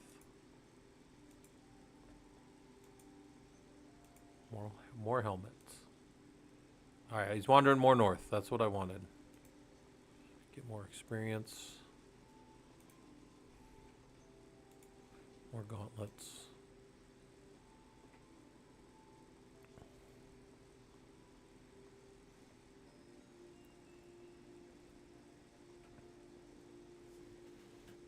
All right. Killing all the enemies, but at what cost, guys? At what cost?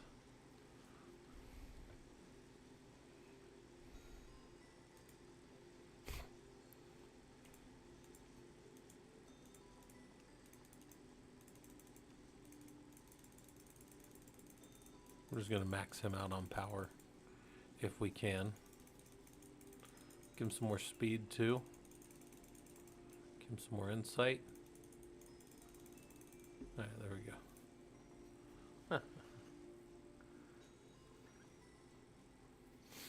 Let's go look at what the next one is here. So we get all that stuff, Vim Tutor, and then we're on to essential tools. So these are tools that I thought were super useful to know as an administrator. It's not all encompassing, but I do think it's important. There was also some other things that we did this week. We talked about SE Linux and what it means to have mandatory access controls and how that compares with like access control lists, and then we understood how triage worked. So that was something that was big in the second week. We probably won't start the second week stuff. I'll leave it right here, and that's where we'll start next time I'm on for real. Again, I've been on for like almost 4 hours, but I'm not really on for real right now. I'm just kind of hanging out doing. This is kind of us just hanging out and messing around right now. We're not really doing a stream right now, if you want to think of it like that. Also, how do I level these up? These level. I can select one of these to modify it. I don't want to change any of these things that I have. But is there a way to get my passive skills higher? Okay.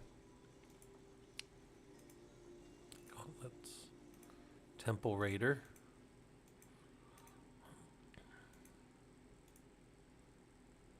Sunken Temple. So now I got another place I can go. But I need to find this other. I need to find this other thing on the beach. So I need to hang out here for a little bit longer. I gotta find a red X on the beach, guys.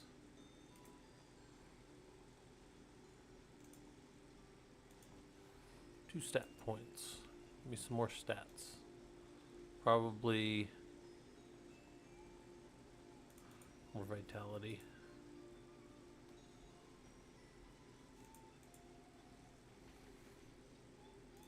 Yeah, so this game is just called Nomad Idol. It's a pretty fun little time waster while we're kind of hanging out here. You guys just run around killing everything.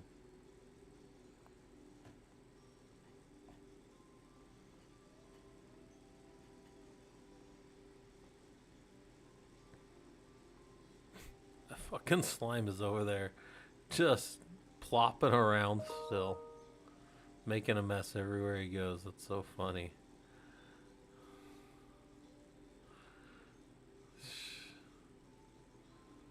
That's so ridiculous.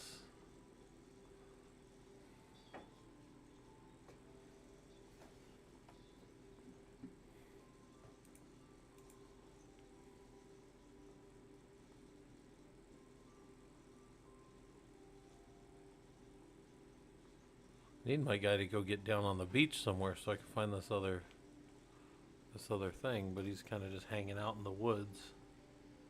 Yeah, Yoan, it's 2 a.m. Yeah, get some sleep. We'll be around. I'm typically on this time or a little earlier, and then we meet on Saturdays. So if you do join the Discord, which you're welcome to do, hop on there anytime, talk to people. We got guys all the way over in Japan now, so you guys are welcome to just kind of hang out with whoever is on.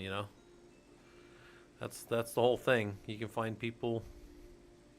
It doesn't have to be doesn't just have to be when I'm around or anybody else. There's plenty of people in the Discord to hang out with. So, yeah, it's always a good time. Always a good time finding more people who want to learn this stuff and do this stuff. So, even though I'm not working super hard right now.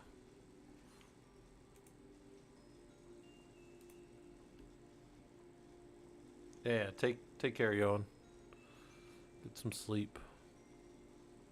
2 a.m., man. I got to get up at 4:20 in the morning typically. 2 a.m. would be way too late for me to be up. Look at all those crabs I'm killing.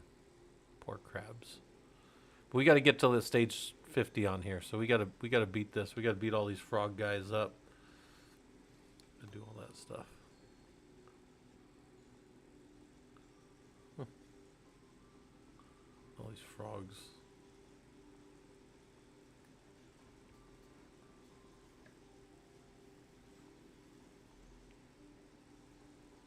Killing all these little plants. Killing all these frogs, getting all these plants.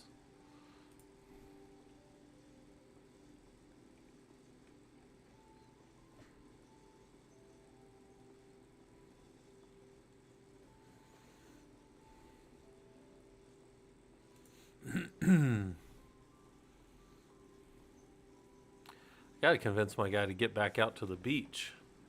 He's not even on the beach. There's the beach down there. He needs to get back over to it so I can click on the X.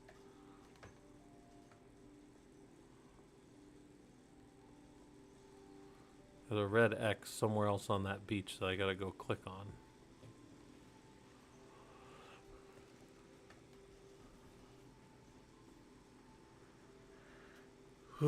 Yeah.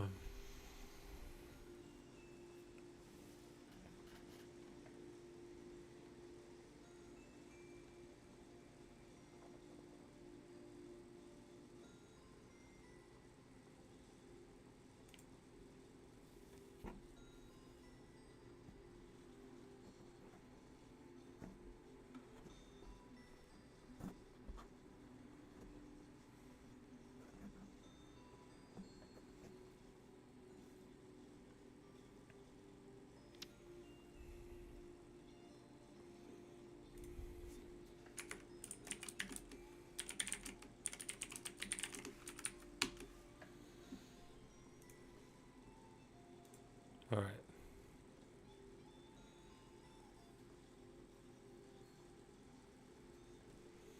My guy's gotta get out of this corner. He's let himself get beat up in a corner here.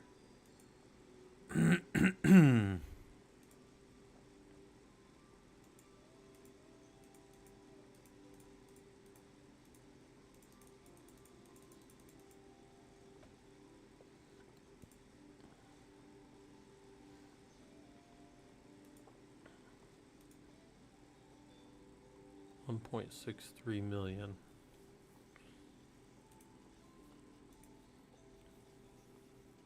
I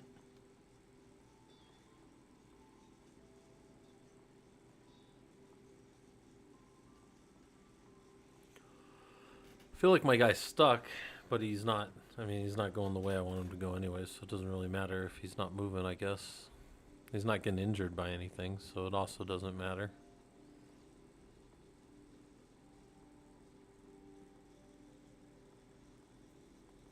Yeah, you're still with me, Hayes, right?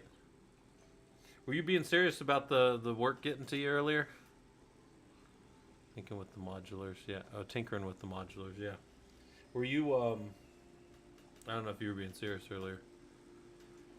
The new vocoder, yeah. Have you, I don't know if you've hung out over there with, Hayes, I don't know if you've hung out over there with, Sid Heresy much. I think you've been over there a few times, yeah. He's really solid. He does a lot of audio stuff. He's been an audio and sound guy for a long time, but he plays his guitar too. Yeah. I think good engineering will transcend whatever.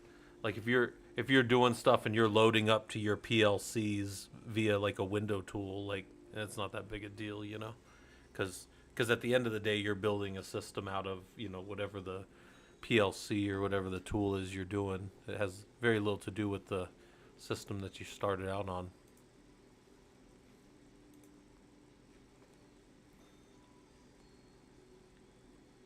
Gosh, I am my guy is moving so slow here.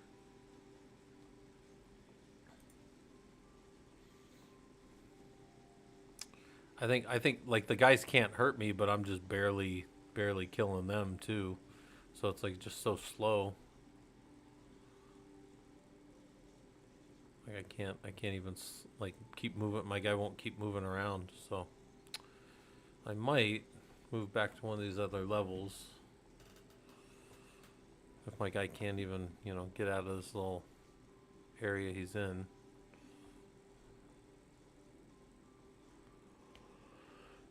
Hmm. Now we'll try to let it get to 50. We'll try to let it go all the way up. But it's just slow going. That's how all these idle games are. They're slow. You know, try not to watch them too much. But I can go over here and see how my ascension's gonna go. I'll have when I get 20 ascension points for tier 1, that'll be good. But I might have to go back to tier 1 components for that. But we'll see. We're getting tier 2 here. So yeah, maybe we'll hang out a little bit.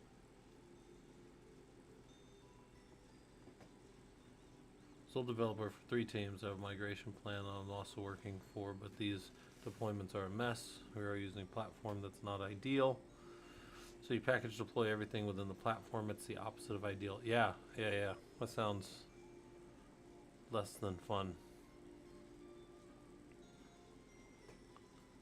They're non-transfer. Oh yeah, so they're not gonna. You're not really learning anything that'll be useful to you if you leave. That's always a problem. Yeah.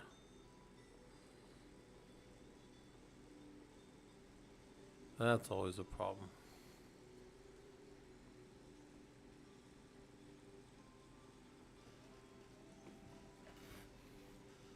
So I want to click on this little elixir. All right. Oh, my guy's moving. He's not moving where I want him to over to the beach, but he's moving. Like he's in a beach map. It's literally called the Peridot Coast, I think. I'm definitely addicted to the game, but I'm just hanging out. The wife's coming home, so I don't have much more time, anyways. So I just figured I'd hop on a little bit and talk through stuff. Yeah. Hey, I think problem solving is always good. It's always going to be useful in some way. It's always useful in some way, I think. So. Oh yeah, over on YouTube, I'm definitely addicted to this game. Although it's a little time waster, so I'm not really doing anything with it. I'm just kind of watching it. But I'm definitely doing more watching of it than I am hanging out and doing what I should be doing, which is all the Linux. Oh, my guy's actually getting injured on stage 40. All right, we're gonna go back to stage. We're gonna go back to this stage because I think we can we'll get a little more movement. We'll get a little bit more stuff. Yeah, we were getting injured on stage 40 there. So we were slowly getting weak. We almost got knocked out there. Oh, the only reward for solving the problems is keeping the job. Oh, jeez. That sounds brutal. I mean, nothing's as brutal as just being my little blob jumping around and shitting everywhere, but that's literally all my little blob guy does. Where is he at? He's off the map somewhere. Crapping wherever he is. It's ridiculous, but it's also hilarious to me. So.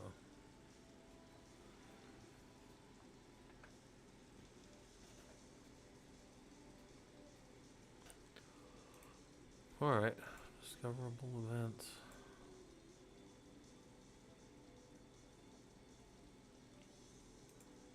Events. New events. None. None. None. Still getting those skills up. Should be getting my pet skills up too.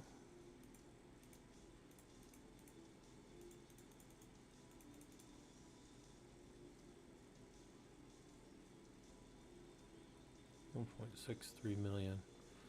We're getting that pretty fast.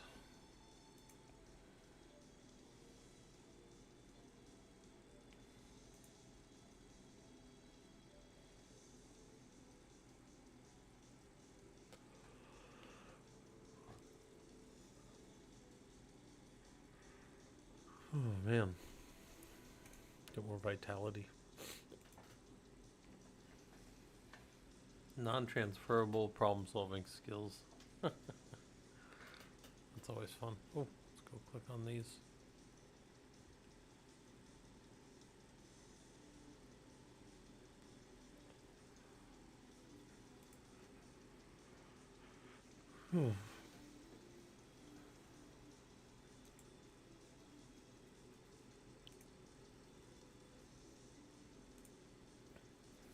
Whole bunch of experience. That's always good. What is this?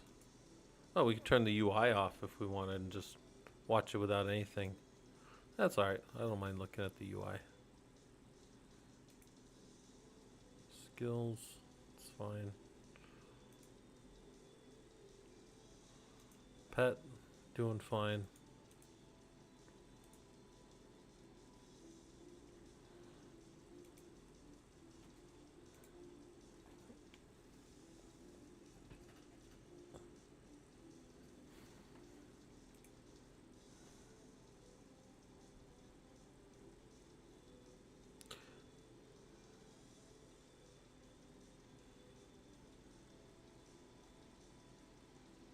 Hmm.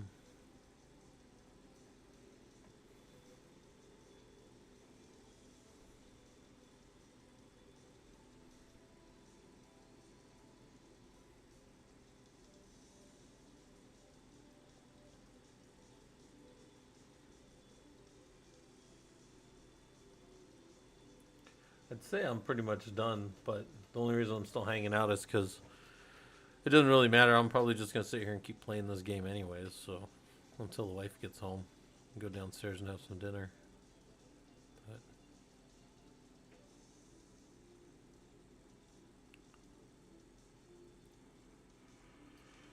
But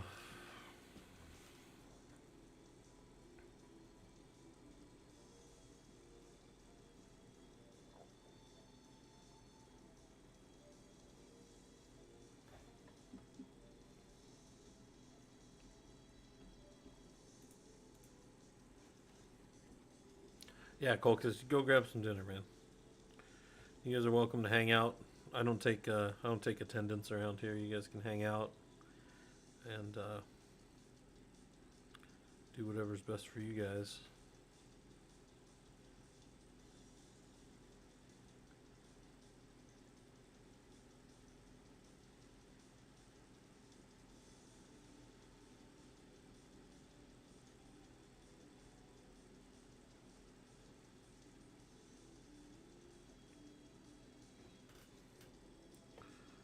Jack Daniel's pulled pork, nice. I have there's this pulled pork colchis that my wife gets from Costco, and one of the reasons it's so good is there's no sugar in it at all. So what I mean by that is a lot of times with pulled, if you do like any kind of barbecued stuff, you'll get a lot of sugar in it.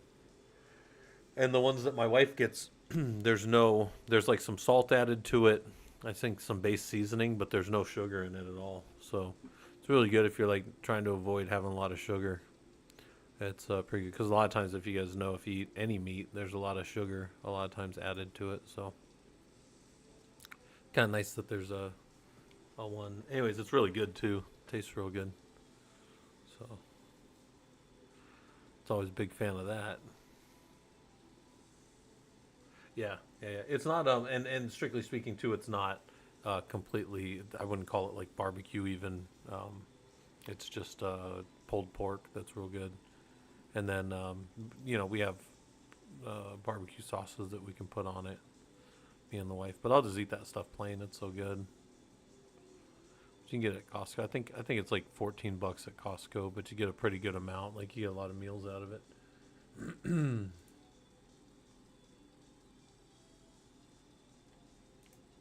Yeah, the only bad thing about this is I don't know like exactly where my progression's supposed to go. So I think my progression in this game is a lot slower maybe right now than it should be. But it's because I can't find. It's almost like I lost the thread there for a little bit. But I mean, they want me to ascend. I just don't want to ascend yet because if I ascend, then it wipes everything. And yeah, granted, things go faster the second time, but I kind of want to be able to get some of the points. You know, I want to get some of the things that are available if you ascend. So I'd rather wait to do that.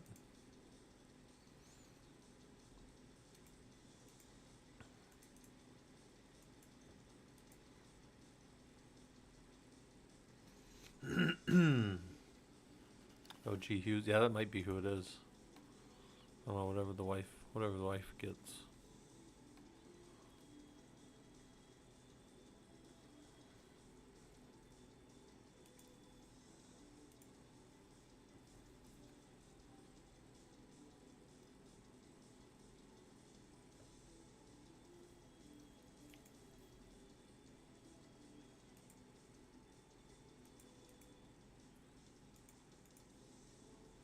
Let's see what I lose.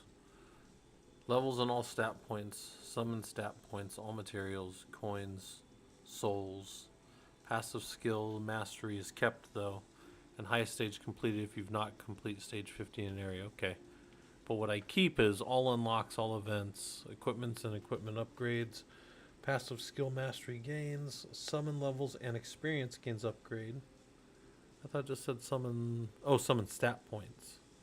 But summon levels I keep. Okay. All forms of stat cap increases. Bestiary models. Objective progression and completion. Highest stage completed if you've completed stage 50 in that area. Okay. Alright. Well, I got this one. I'm going to go back just here real quick. Ascend and do all the links. Yeah. I actually want to do this and get I want to get to 20 of these. So I'm going to wait just a few minutes so I get 20 ascension points at tier 1. And the reason for that is, yeah, like I'm getting 21 bone hide. I'm getting there pretty quick. I need every 100k of materials. So let's give it a minute. It should only be a couple minutes. Because, I'm getting 4263 of them. So this should be pretty quick.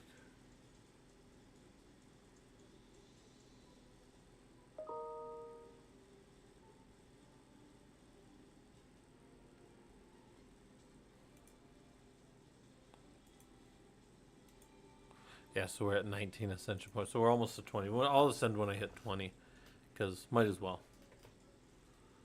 Might as well do it.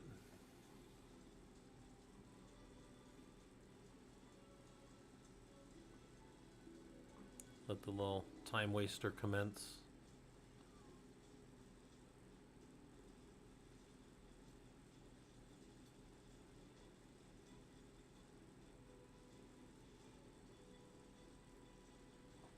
I wonder what kind of sugar-free sauce we have. I know the wife's got some pretty good sauces.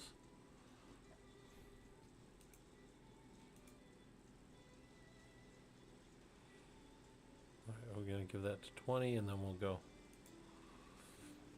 And we'll see how this ascension thing goes.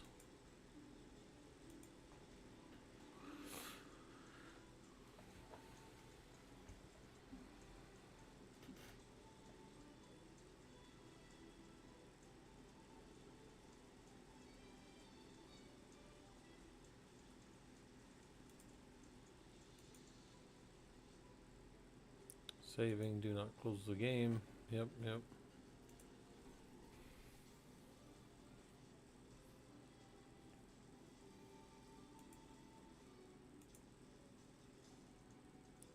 .97. Okay. So give about 30 more seconds and we should be there. Also want to go see what's going on inside the Discord on my other screen.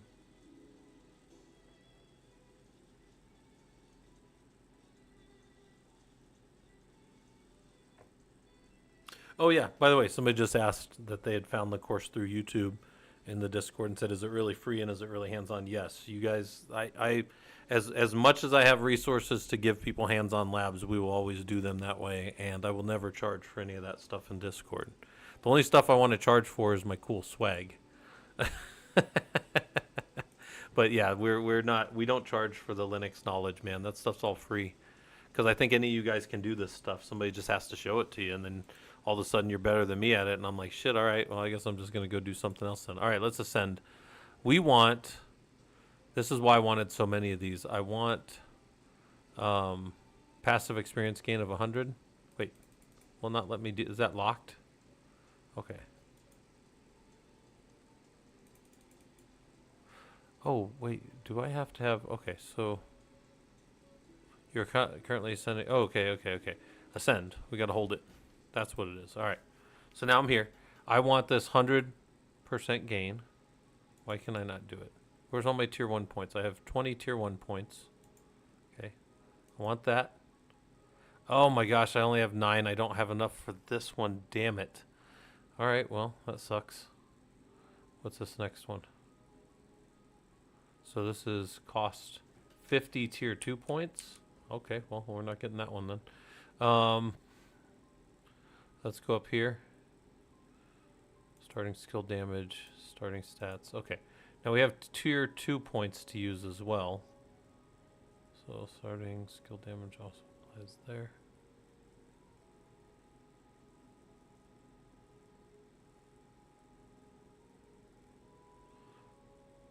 Health regeneration, damage.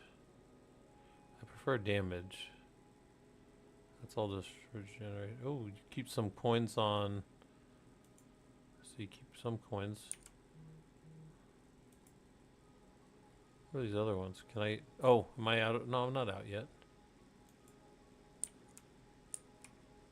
Am I not ever allowed to go another direction? That sucks. Alright. Oh, the wife's home. Guys, I gotta go. Navy offered a free Red Hat training learning sub before I retired. Fortunately, it continues to re-up, so I'm working on RHCSA.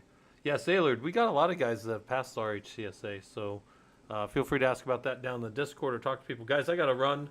I'm not even gonna raid anybody, but I do appreciate you guys coming by. I will see some of you maybe even later on tonight, but definitely later on this week. All right, take care.